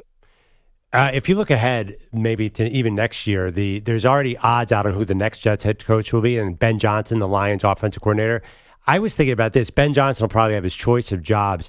Is the Jets' job a job that, in-demand coaches would want, or would people be nervous about having Aaron Rodgers there and Woody Johnson with his reputation? Is this a good job moving forward? Oh, it's a good question, Andrew. I think it's New York City, and it's a franchise where if you do win, and if you somehow win a championship, you will be lionized forever. You do have a good defense. You have an aging quarterback who could still, I think, be a top 10, top 12 quarterback if you can protect him. And listen, against the Patriots, Aaron did look like he was 30 years old again. I think one thing that's been missed here is the two bad games in a row have been in bad weather. And it looked like to me that, generally speaking, in football, old players and bad weather don't go together. That's a bad combination. And I think that was a problem against Denver. And that could be a problem in December, obviously, in the Northeast. But when Aaron played a really good game for the Jets, it was in perfect conditions. And so you do have an aging quarterback, but you have a very good defense. You have some talent on that roster. I still think that's an attractive job. And they have to call Bill Belichick. Woody has to make that phone call. And I've never understood why Belichick has hated the Jets. He dominated the Jets for 2 decades, and he's the one who walked out on them. They didn't walk out on him. So the Spygate thing, I think, has obviously been a part of it. But to me, you have to make that as your first phone call. Belichick, then go to Vrabel, and then you start talking to whether it's Ben Johnson, Brian Flores, and some other candidates. But that's where I would start. Yeah, we saw in the 30 for 30, the 2 Bills, Bill Belichick wouldn't even go into the Jets locker room. He appeared that he is still holding quite a grudge against the Jets. You're right, probably for Spygate. Who knows, though, with Belichick. Ian O'Connor's with us for just a few more minutes. As we circle back just to the relationship, Ian, between Robert Saleh and Aaron Rodgers, weird, right? Because what we saw in public was sometimes 2 people that didn't seem to be on the same page. Robert Saleh saying it was an unexcused absence for Rodgers to go to Egypt when Rodgers said everyone knew that I was going, and he felt like that was a bigger deal than it should have been. The hugs/push on the sideline. Listen, things happen in the heat of a game. I get that. But then the cadence thing. And Rodgers, the penalties that the Jets were flagged for, and particularly 5 false starts. And Robert Saleh said, maybe we have to simplify our cadence. And Aaron Rodgers said, well, how about just holding people accountable? What was the relationship like, do you think, between Robert Saleh and Aaron Rodgers? How bad do you think it had gotten? Personal relationship, Maggie, was good. And I remember when the Jets recruited Aaron and went out to his home in Malibu for 5 hours, he spent most of that time with Saleh inside his home right on the Pacific Ocean there, while the rest of the Jets delegation mingled outside. And that started what was a very good personal relationship. But over time, he started looking at him sideways as a head coach. If Aaron doesn't believe you're very good at your job, he's not going to have much use for you. So I don't think he was behind this move. But when asked his opinion, he expressed it. And I would guess that he expressed it to Christopher Johnson and not Woody. But I think blaming him for this, other than playing better football, he should have played better football in these 5 weeks than he did. And maybe Robert Saleh would still have a job. But if he was asked, hey, we're thinking of doing this, Aaron, making this change, what do you think? What do you think of Robert Saleh as a head coach? my suspicion is he would have said, I think he's a very nice man. I really like Robert, but he's struggling here. This is a struggle. And really, in watching the Jets, really for the better part of 4 seasons, it appears that the team has tried to overcome the head coach. Aaron is now trying to overcome a head coach. And at this stage of his career, he doesn't need any more obstacles. So I think that though he likely expressed his opinion at some point in recent days about Saleh, I think blaming him for this move is missing the point. Ian, last one for you. And mostly I think this is just internet rumor and feels very off base, but there is a story out there about Robert Saleh wearing a patch that's the Lebanese flag, which, by the way, a lot of players and coaches are wearing flags of their heritage, that somehow rubbed Woody Johnson the wrong way. And the only reason I think this even gets brought up is because Woody Johnson was a foreign diplomat. He was the ambassador to the UK under Donald Trump. And if you go to the Jets facility, which I know you have been, it's a huge Ukrainian flag that flies. So clearly they're in world events are something that the Jets are not, turning a blind eye to. But him wearing a Lebanese flag, you don't think that in any way played into anything, right? Well, Maggie, I think the bigger thing there by far was losing in London. I thought that going into that game, and obviously being the ambassador to the UK and having friends there who were probably at the game. And I remember texting my publisher, my editor at HarperCollins, a guy named Peter Hubbard, of my Aaron Rodgers book. I said, if the Jets lose in London, I think Saleh might be done. And that was part of why I felt that way. I know Eric Mangini said this as well, that Woody didn't want to be embarrassed in the UK, and he got embarrassed in the UK. Now, the Jets did fight back in the second half and made it a game, but that first half was unbelievable. And after the Denver game, I just think it all added up. But I think the location of that loss might be why Saleh didn't get Monday night against the Bills.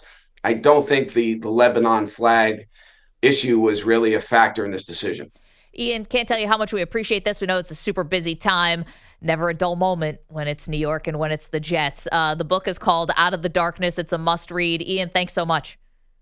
Thanks, Maggie and Andrew. Take care. Appreciate that. Ian O'Connor, listen, he's just literally written a book about Aaron Rodgers. He knows him inside and out, done the research. He doesn't think he really ordered the code red, so to speak. Yeah. But maybe gave his opinion to Christopher Johnson, the brother of Woody Johnson, if asked. You know what I'm really curious about moving forward? Do you agree with Ian that this Jets job is still desirable? Because I was wondering, if you come in there, you have to deal with Aaron Rodgers. And I'm very curious, can every head coaching candidate do that? Does even Belichick want to come in? I know Rodgers respects Belichick. Does Ben Johnson, who's going to have his choice of 5 jobs, would he take that job? I just think that's a lot of personality there. I just also don't trust the ownership. Yeah, the that's Jets the other basically question. have a new head coach every 2 years, 3 years, and none of them. I mean, I just, it's funny. You think you'd get better at something the more you do it, but they don't. The Jets don't really get better at hiring coaches, even though they do it often. The Giants are the same way. They do get better at being more inept. I mean, the more you're inept, the better you get at that. And the Jets have perfected ineptitude. It's like an inertia thing, That's a good. So you're saying a franchise, they should have plenty of practice at hiring new coaches? That's not how it works, Maggie. Well, Woody Johnson said that on his conference call yesterday. He's like, well, we have a lot of practice at this. And I'm like, practice does not make perfect for you guys. That's like a team that has a lot of, we're in the top 5 of the draft every year. We should be good at this by now. 30,000 hours, right? Yeah, clearly not. I don't think Malcolm Gladwell was talking about the Jets. But you know what's funny? I kind of see this a little bit different way. I really believe that Rodgers has tons of power in that organization, whether it's explicit, whether it's implicit. I think that you're talking about who is a coach who would take this job. I think Rodgers is signing off on the coach. Yeah, that's what I'm saying. Robert Saleh was already there. Right. So if you're Ben Johnson, I would stay far away from what the situation you just described. No, I think Rodgers is giving the list, and is Ben Johnson on Rodgers' list, not No. Oh, I think Woody. Yeah. I mean, Woody does like stars, right? I mean, this could be the hottest coaching candidate in a long, long time. He will. They'll definitely offer. No one's bigger than Belichick, though. Ben Johnson. He's not bigger than 28 Belichick. out of 32 teams would take Ben Johnson over Belichick. I guarantee he's a heavy favorite. He's at +3 to 1. I'm just saying Belichick brings a gravitas. Ben Johnson is a great offensive coordinator, but he is a 100% unknown, and the Jets just did that with Robert Saleh. They brought in a great coordinator, and he didn't pan out. The other thing I might disagree, I would push back a little on Ian on this one, is Bill Belichick with 6 rings could treat Tom Brady a lot differently, right? Tom Brady was Belichick's 6th-round pick. You know, Brady is the one who, and Brady just sort of had that mentality that he would allow a coach to yell at him in front of everybody. I don't know if Rodgers wants that. I disagree. Belichick's not going to the Jets, guys. He hates the Jets. Yeah, I was just about to say, like, first of all, it's not a thing. I'll bet you lunch right now, Ben Johnson's their first call, and he says no because he doesn't want to be with Rodgers. If not him, then maybe I don't think. Why would you go from a defensive guy like Saleh to Mike Vrabel to coach Aaron Rodgers? That doesn't make any sense either. I mean, at least Mike Vrabel had a number 1 seed in the AFC at one point, right? I mean, what is the goal? To be the worst offensive team in the history of sports with a Hall of Fame quarterback? They can't hire Vrabel. But they need competency, Pearl. Like I agree. Yeah. I don't love getting a defensive guy, but what we've seen is complete incompetence from the head coach. Yeah, but you need a new offensive coordinator, so you need to hire an offensive coach. Because what if you bring in Vrabel and he keeps hacking? Okay, but what if you bring in, Ben Johnson and he's butting heads with Rodgers constantly? That's why Ben Johnson's not coming here. Well, that's why they need to choose Ben Johnson over Aaron Rodgers. That's what needs to happen. Ben Johnson was on the plane to Washington and turned around. Yeah, that guy. What kind of decision making is that? Actually, I think they were on the plane to him, weren't they? Yeah, I mean, turned the plane around. Somebody was on a plane and it didn't land where they were supposed to. You think I'm going to read the MRI? I think honestly, I think almost every team would take Ben Johnson over. That's the league right now. You need a Kyle Shanahan. You need a Sean McVay. You don't need a defensive head coach. Well, what do you do at quarterback? What's that? If Ben Johnson, who's the quarterback? Rodgers. If you could that'd be the goal. If you could get some fresh ideas to Aaron Rodgers and he'd take them, that'd be amazing. Maybe a pipe dream. 855-212-4227. Okay, lots more to do. You're welcome to call on Rodgers. We also have our great debate today.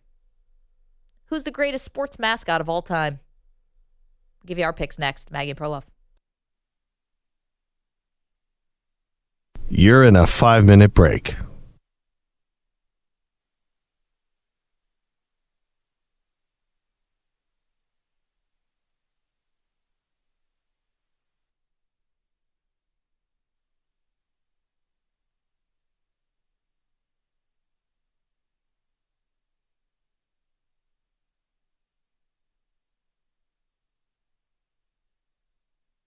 Four minutes, 30 seconds remaining.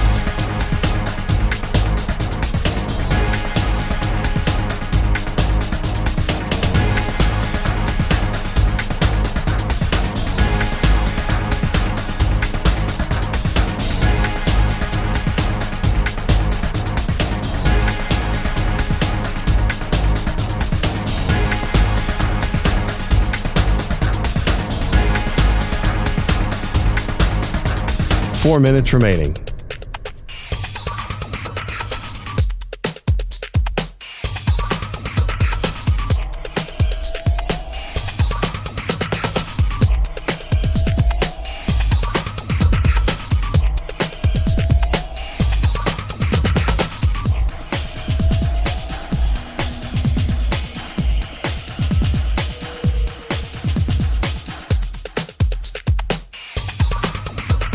Three minutes, 30 seconds remaining.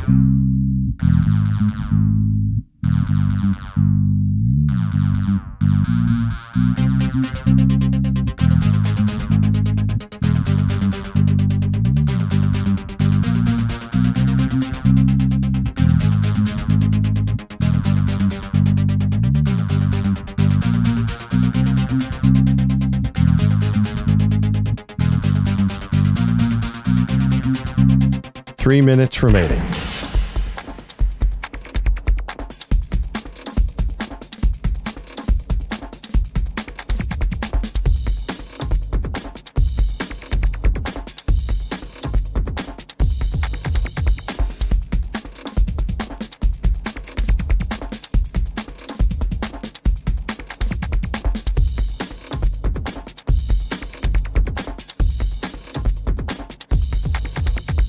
Two minutes, 30 seconds remaining.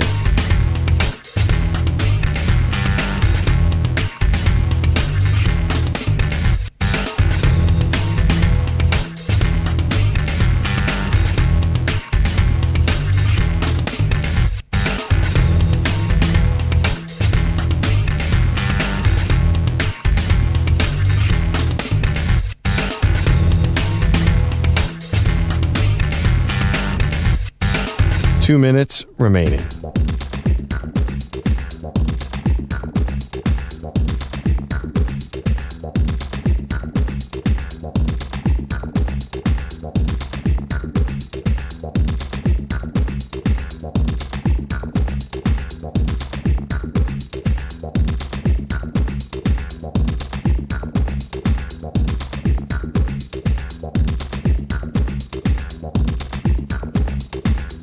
One minute, 30 seconds remaining.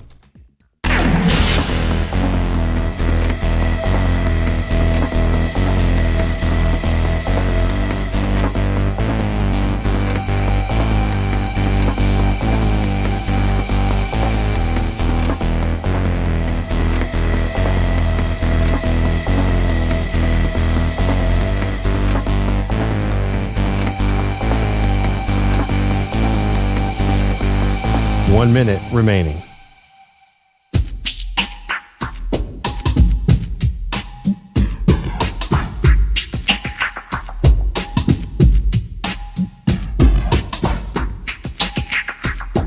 .45 seconds remaining.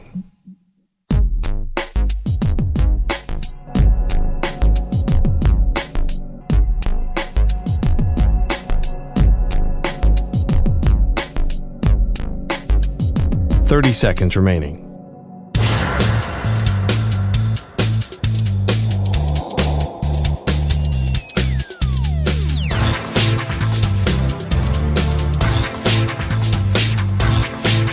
.15 seconds.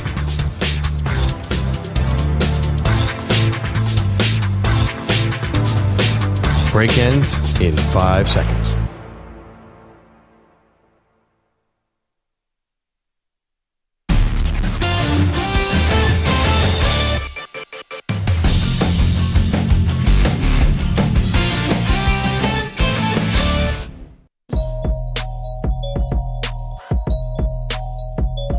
Welcome back, Maggie and Perloff. A huge day here for the show. Not just because we're debating the greatest mascots of all time, but tonight, Maggie will be honored as a game changer from the organization Synopsis. We have a huge party tonight, which is great. And of course, we're eager to celebrate, and it's going to be a lot of fun. But I have to be honest, it is quite stressful. So it's stressful for you. For everybody involved. And you know why. I have no idea what to wear. Oh. And I know you're stressed too, because any event these days, especially post-pandemic, nobody knows the level of formalness that is required for any event. You're right. This one's black tie. Black tie optional. Black tie optional. That's a big difference. Is it? I have no idea. I can't believe men get stressed out about this. You guys are sitting on easy street. What's the option? Suit or suit? I just came from a wedding that was black tie, and the discussion/fight that happened between what I could or could not wear to this wedding was epic. Well, was it bigger than the iPad TV? Way bigger than that. That was a fight that was happening at 11 a.m., so I was sleeping beast.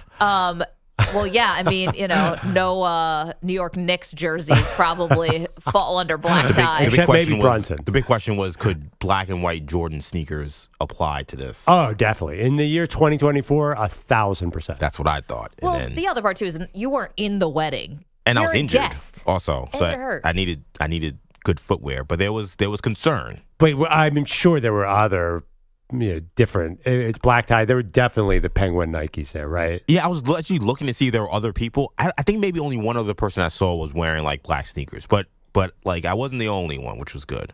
There's a headline in Vogue magazine, which of course I read all the time for Best Advice. What is black tie optional? The most confusing wedding dress code explained.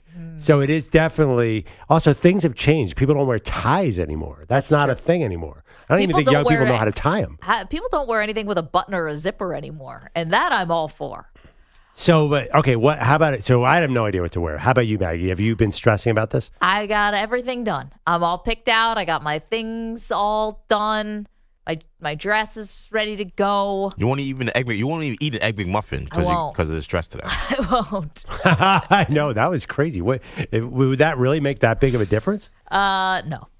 But I have to get my hair and makeup done. That's what I'm saying. You guys have it easy. You get ready 5 seconds before you have to walk out the door. Lucky you. I guess we all can't wake up and look as naturally beautiful as you guys, Now I'm even more stressed. Can I wear sneakers? You can wear whatever you want. I'd wear a Maggie and Perloff t-shirt. Let's just lean into this thing. I don't think so. It said upset. black tie optional, so that means a minimum suit. Top hat and tails and cane and walk in doing some kind of shuffle. Okay. Yeah, I'm not good at this kind of thing. This is going to be, I'll get in there. I'll be totally comfortable and have a great time. But I'm definitely going to be stressed the 20 minutes leading up to it. Perloff, you should tap into Kyle Kuzma's closet. I think the giant sweaters there. Yeah. Very pink, very I was feathery. like Joe Burrow, just a suit with no back, backless. Oh, that's a good Halloween costume. We got to think about our Halloween costumes in a couple of weeks. I'm Joe. More Let me ask you stress. another question. Yeah. I already was Joe Burrow 2 years ago. I was a flower suit. I was thinking about being the backless suit, but then I'd have to cut up a suit. Yeah, I could wear the flower. You should wear the flower suit. That'd be awesome. Here's the other question. We're now 6:10 Eastern on your favorite Infinity Sports Radio Network affiliate. How late are you going to party tonight? Great question. It's got to be a game time decision. You just got to be feeling it out. Like if the party's really rocking, you just got to bite the bullet and keep going. If the party's really rocking. Mm-hmm. It's a know it when you see it type of thing. Throwing dollar bills on their butts. Do you think this party at a women's event? That'd be very funny if that's the turn it took. Do you think this party will be quote unquote rocking? Lit? I don't know. What no, else I would mean, you do you like think me to this say? is going to be like a party, or like are we getting down? What's Girl, going you on got here? it. Open bar, dude. No, I'm just kidding. I actually looked at the invite, and that's why I do not think it's going to be too wild because I saw there is an after party. The after party starts at 9 p.m. It's good. Got to get the speeches out of the way. Get to the after party. Yes, and food situation. This is going to be great. I'm very grateful that Odyssey is bought a table, and I'm sorry that not everybody can come, but we will celebrate Maggie as well. How dare you? Someone did text me specifically, one of the bosses, to ask if you had any food allergies. Now, like how much time you got? How many characters fit in this? No, you eat everything. I said no. I didn't even ask you. Yeah, I think I ordered dinner the other day, and the person comes back and they're really nervous. The waiter goes, "I forgot to ask, do you guys have any food allergies?" I think it's a little overdone these days. I think they're covering their butt. Well, that's the thing. This is one of those like peanut butter. Like when we were in school, no peanut butter was not only. Yeah, that's a thing though. But that's a real thing. No, I don't want anyone to get sick. But no one asked, right? It was like you could take peanut butter anywhere you want to go. Here's my thing about food allergies. If you really have one, like my friend has celiac disease, right? She really can't eat anything or else she'll just be done for the night. She says to them, I have a really sensitive food allergy. I don't think anyone who has a real food allergy walks into a restaurant and is like, oh, I forgot. Like, I forgot I'm allergic to shellfish and my throat's going to close up. Like, this is always top of mind. You're allergic to shellfish, but you order paella. Not a good choice there. That's like in those drug commercials that run during the football games. They're always my favorite warning is don't take Ozempic if you're allergic to Ozempic. Like, okay. They always say that. Don't take Rivoli or whatever it is if you're allergic to Rivoli. Why do they have to state that? You're right. Because Like, we're dumb. If you're allergic to shellfish and you order shrimp tacos, there's more going on here than just the waiter forgetting to bring it up. I'll take the shrimp tacos. Okay, any food allergies? Oh, right, shrimp. Dang. Just the tacos. I'll just have the chicken. Let's get to Bogish, who's got headlines for us. Before we get to Bogish, there's an important moment that's about to happen on the show. Beyond Maggie getting her great award. It's What's an that? executive decision I got to make. So McGriddle is here. Oh my God, I'm missing so much today. Save it. We need a we're gonna full save review. it. Have you eaten it yet? I've not eaten it yet. Okay. There's going to be a live taste test. I'll do this after Bogish's update. Yeah, well, save that. This is a seminal moment. EJ has somehow gotten through. How old are you?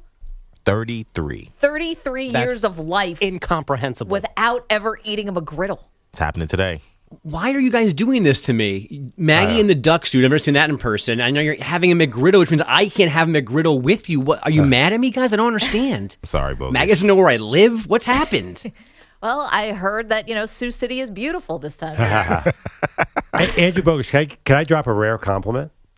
Your home setup is gorgeous. The lighting's amazing. What is going on there? It's just like, did you have professionals come in and set this up? What's going on? You can check us out on YouTube here. I have a wife that she decorated the room I'm in. I think Mother Nature supplying the natural light now. I'm not sure what else is. My wife. And again, this is 19 months of COVID setup, so things have been were positioned correctly, and they've stayed there. That's great. Yeah, your wife did a great job decorating. Yeah, it looks really good. When I'm home, it looks like I'm in a hostage situation. I have a 2-bedroom apartment. There's just nowhere to go.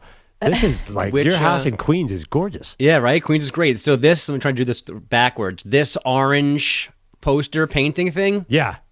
Just to anger you guys, that's a Dave Matthews Band poster. Oh. Just so you guys can really Spoiler, get annoyed. they're all Dave Matthews. Nope, posters. just that. Well, that's the only one in this room. There's one in other places. Who the hell is Dave Matthews? Shut up. You thought 1980 was like BC. You're dead to me today. Leave me alone. I haven't forgotten that. You old fart.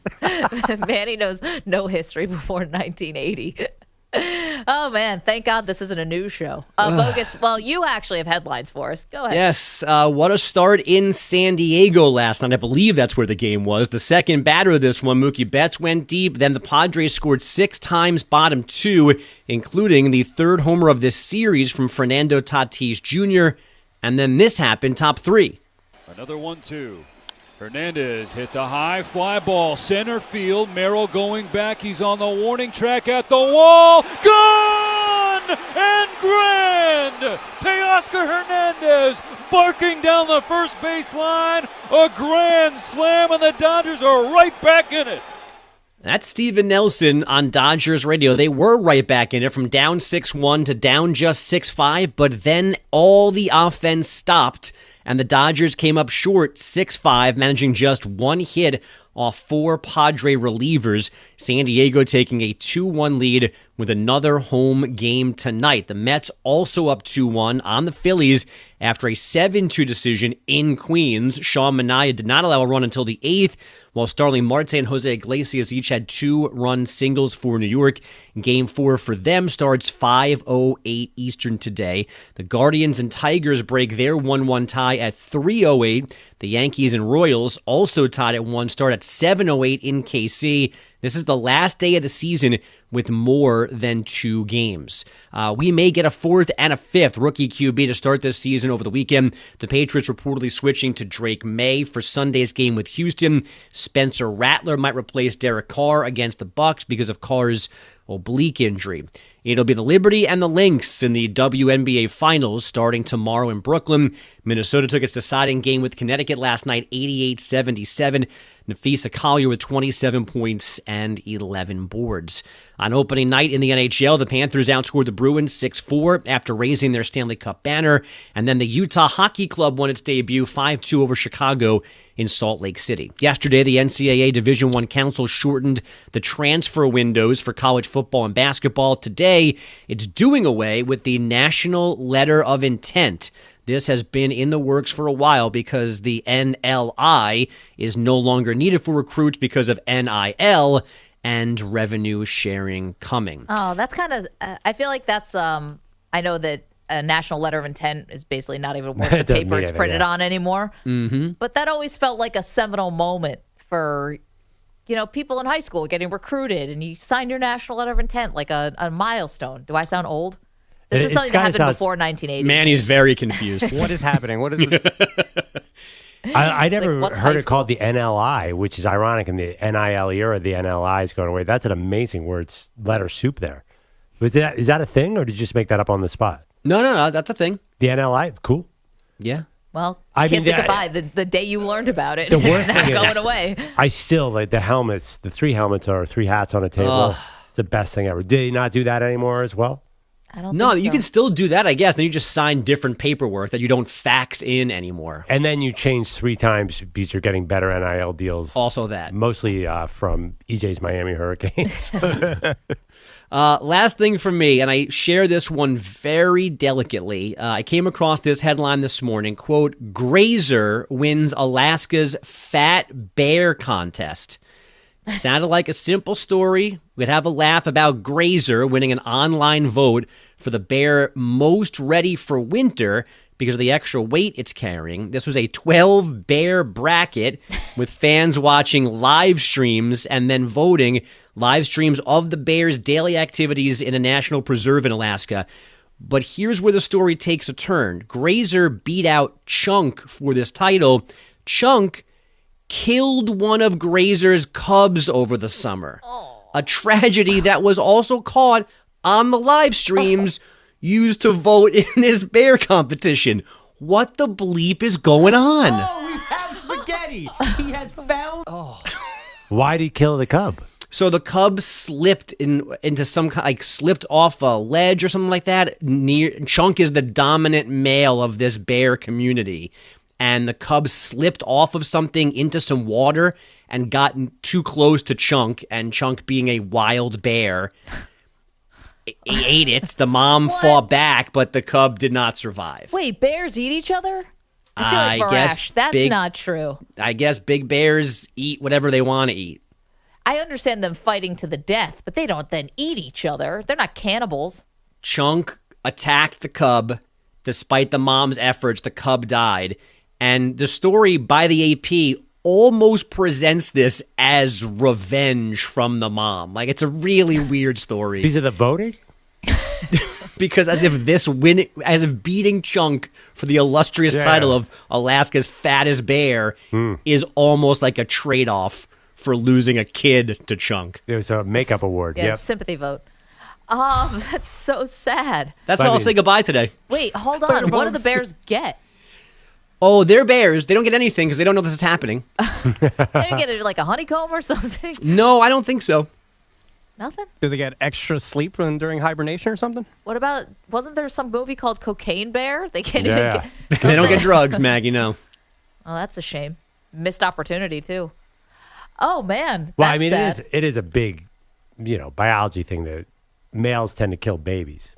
Because you want to, long story, gorillas do that because you want to make I saw a big documentary on this, because you want to make the female gorilla go into heat again because she needs another baby. Oh, wow. It's that's why? Yeah. So that's a big thing. If you watch a lot of gorilla documentaries like I do too, they're amazing. How do you have this amount of free time? I know you don't. Any kind of murder thing, any kind of cult, and any kind of if you could watch animals in the wild, great documentaries, or Alaska documentaries. Bogusch, I have a question. Where did Sean Marash finish in the voting for the fattest bear? He lost in the opening round. Oh my gosh! He also fell into the water, but Chunk spared him. Wait, Bogusch, usually you have some sports tie in there. I'm just curious. Is there a Caleb Williams line in? No, I just thought it would be funny to talk about a fat bear, and then like in paragraph 3 was like P.S. Grazer lost a cub to Chunk over the summer, so now they're even. Makeup vote. What are you, Anchorman? Are you reading off a teleprompter and you just I'm reading off the Associated Press, APnews.com, a real thing. Oh, wow. Burying the lead. I'm sure it's going to be a fine winner for all those Bears. What happened to the other 10? It's like the college football playoff.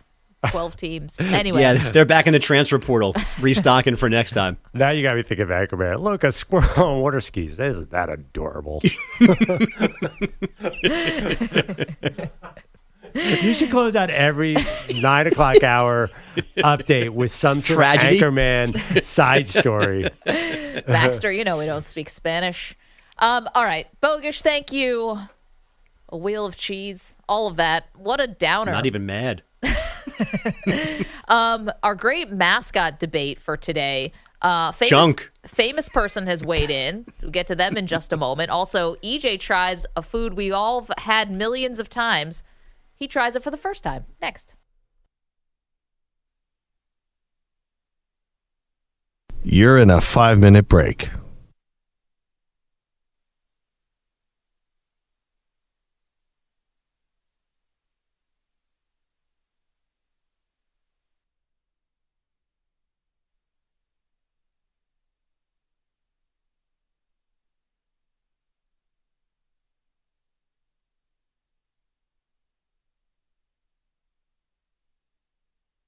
Four minutes, 30 seconds remaining.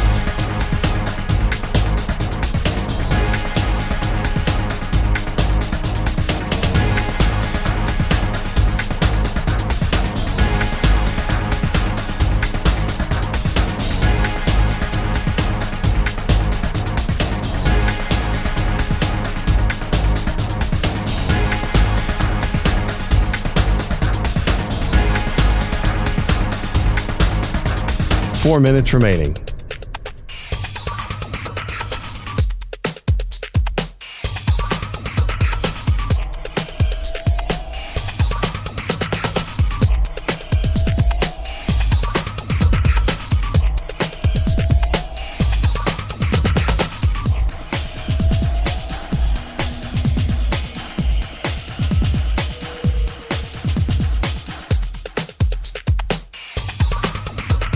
3 minutes, 30 seconds remaining.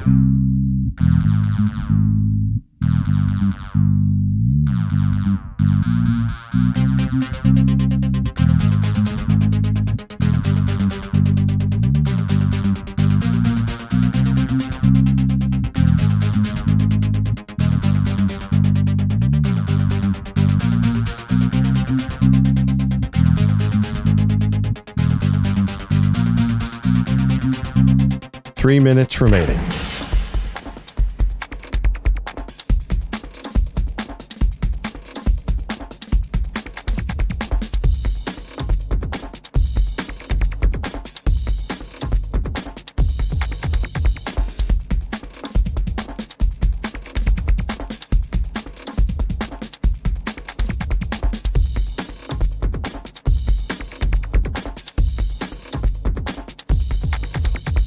Two minutes, 30 seconds remaining.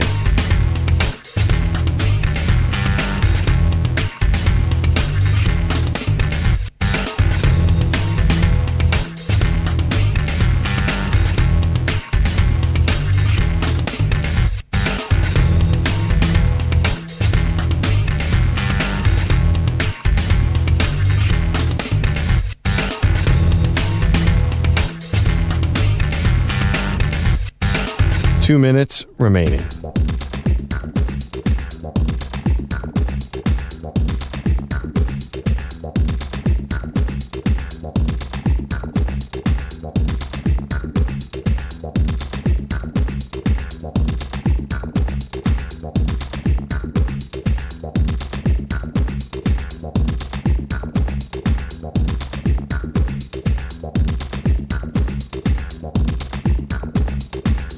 One minute, 30 seconds remaining.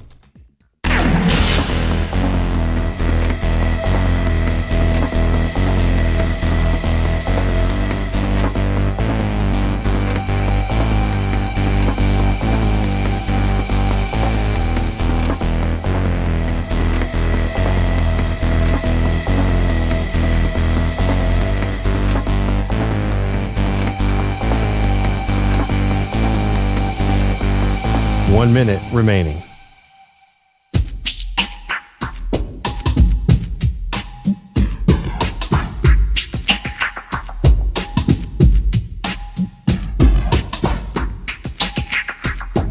.45 seconds remaining.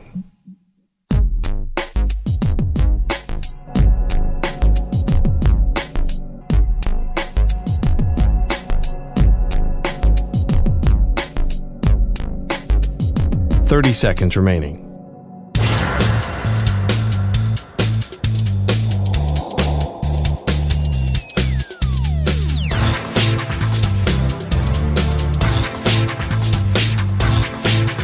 .15 seconds.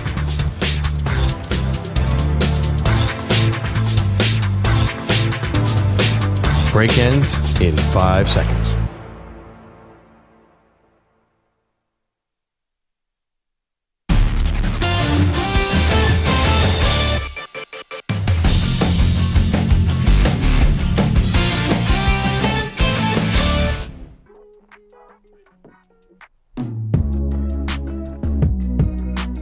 Welcome back. Maggie Gray, Andrew Perloff, just updating some poll results for you. Great debate today. The question is, who's the greatest sports mascot of all time? It's something we've been dying to do for a while. Perloff, the Philly fanatic, is in front. 52% of the vote. My Oregon Duck and Manny's Son's Gorilla both tied with 21%. Ellie the Elephant is down to 6%. Bogish's Stanford Tree. Well, there's only 4 slots, so we couldn't get that one in, but I can't imagine that one would have come in very high. No. It's the lamest. I think that's the worst one. Bogish is the best, but that was a bad choice. I wonder if the San Diego Chicken could have beaten the Philly Fanatic in this poll, but the San Diego Chicken, we discovered, hasn't really been active for a long time. You're right. Sean's in Oregon has a thought on this. Good morning, Sean. Good morning, you guys. I think only bad teams have mascots. And I kind of like when the Blazers got a mascot, I was bummed out. And then we got a player named Robin Lopez. He used to like to go rough up the mascots. I used to appreciate that when he beat up the other mascots. Yep. And then I like the story of when the Longhorns mascot got kidnapped, and the Aggies branded the score on their mascot. Wait, Sean, aren't you a big Ducks fan though? You don't like the Oregon Duck? The Ducks okay, but I'm not really into clown shows. I mean, what's next? We got pony rides out in the parking lot. Yes. I mean, I just like getting down to business, and I always look at good teams. Good teams don't have mascots. Well, I know some bad teams who don't have mascots either. Sean, thanks for the call, dude. Good to hear from you. I mean, it's supposed to be fun, right? That is the thing people say. But I think that's more for pros because every college team has a mascot. And they should. Yeah, college is all about tradition and lore and stuff that happens on the side of the game, so I have no problem there. I think the NBA mascots are lost on the, you go to an NBA game and like basketball breaks out of the entertainment product. There's like, let's go to the mascot, then there's the dancers, and there's the kid dancers, and there's the female dancers, and the male dancers, and the cannon, the t-shirt cannon. Don't forget the lady who was on the unicycle getting cups on her head. She did a Red Panda. I think she was at maybe the Auburn game this weekend. Anyway, she did something crazy this weekend. She is on top of her game. Yeah. I actually want to nominate Red Panda. She's talented, man. She's incredibly talented. You can go vote. Now, we did get one submission from celebrity fan and friend, Jamie Erdahl from Good Morning Football has weighed in, Pearl, and she says that the correct answer is the Western Kentucky Hilltopper. Mm-hmm. And she says, that's it. That's the end of the debate. Now, I went and looked at the Western Kentucky Hilltopper. I couldn't get it right off the top of my head. It's basically Grimace, but red. Yeah, and the it's face awesome. is fat, and then the body's a little skinnier. Yeah, Manny? Not sure if you guys have seen the new Western Kentucky helmets, but it's essentially just the two eyes of the Hilltopper that's on the helmet. It's actually a pretty sweet look. It's awesome. That's great. So there you go. That's what Jamie thinks. EJ is the only person I don't want to say planet Earth, because it's a big planet, but certainly the continental United States who has never tried a McGriddle. Lower 48? I think all 50, man. I think Alaska and Hawaii are in on this. Quite possibly. So, EJ, you have a McGriddle for the first time, 33 years of life. You've never eaten this before. Take your first bite.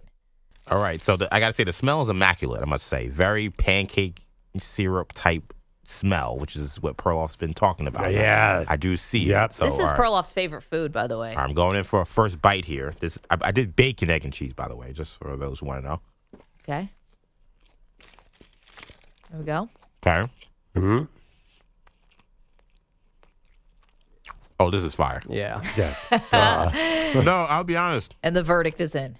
Initially, I was like, I'm not really, but I feel like what's weird is the syrupy flavor comes in kind of towards the end. Like it doesn't hit you immediately. Oh yeah, that's like I was waiting for it to hit. I'm like, oh, this feels like a regular bacon, egg, and cheese or something kind of soggy, but then it just hits you like a brick, but a good brick. EJ was just like that scene in Gladiator where the emperor puts the thumb out and you're waiting for him to go up or down.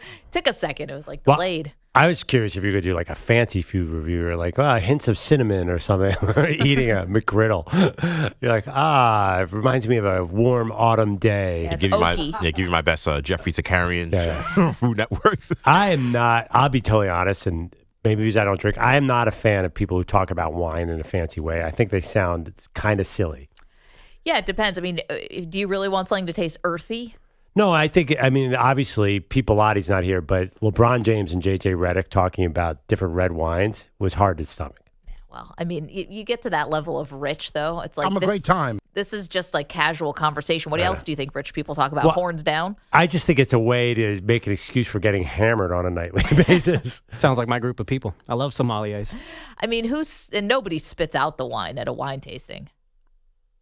A lot of people probably should, but they definitely don't. I've seen people get trashed at wineries in a way that is uncool. Man, he just put his head down. I've never done the winery tour. I wonder, do people drive from vineyard to vineyard? Hopefully not. Get off the road if they are. Don't. No, and the best, of course, is the Willamette Valley, where you can find the Oregon Duck, the greatest sports mascot. You can go vote. Still trying to sell your great debate choice. By the way, Ellie did way more than 0% Perloff. Go 6%, not that How bad. many Ellies did you vote with? I voted only once, sir. Go vote at Maggie and Pearl. Thank you, Manny. Thank you, EJ. Thank you, Bogusch and Kaplan.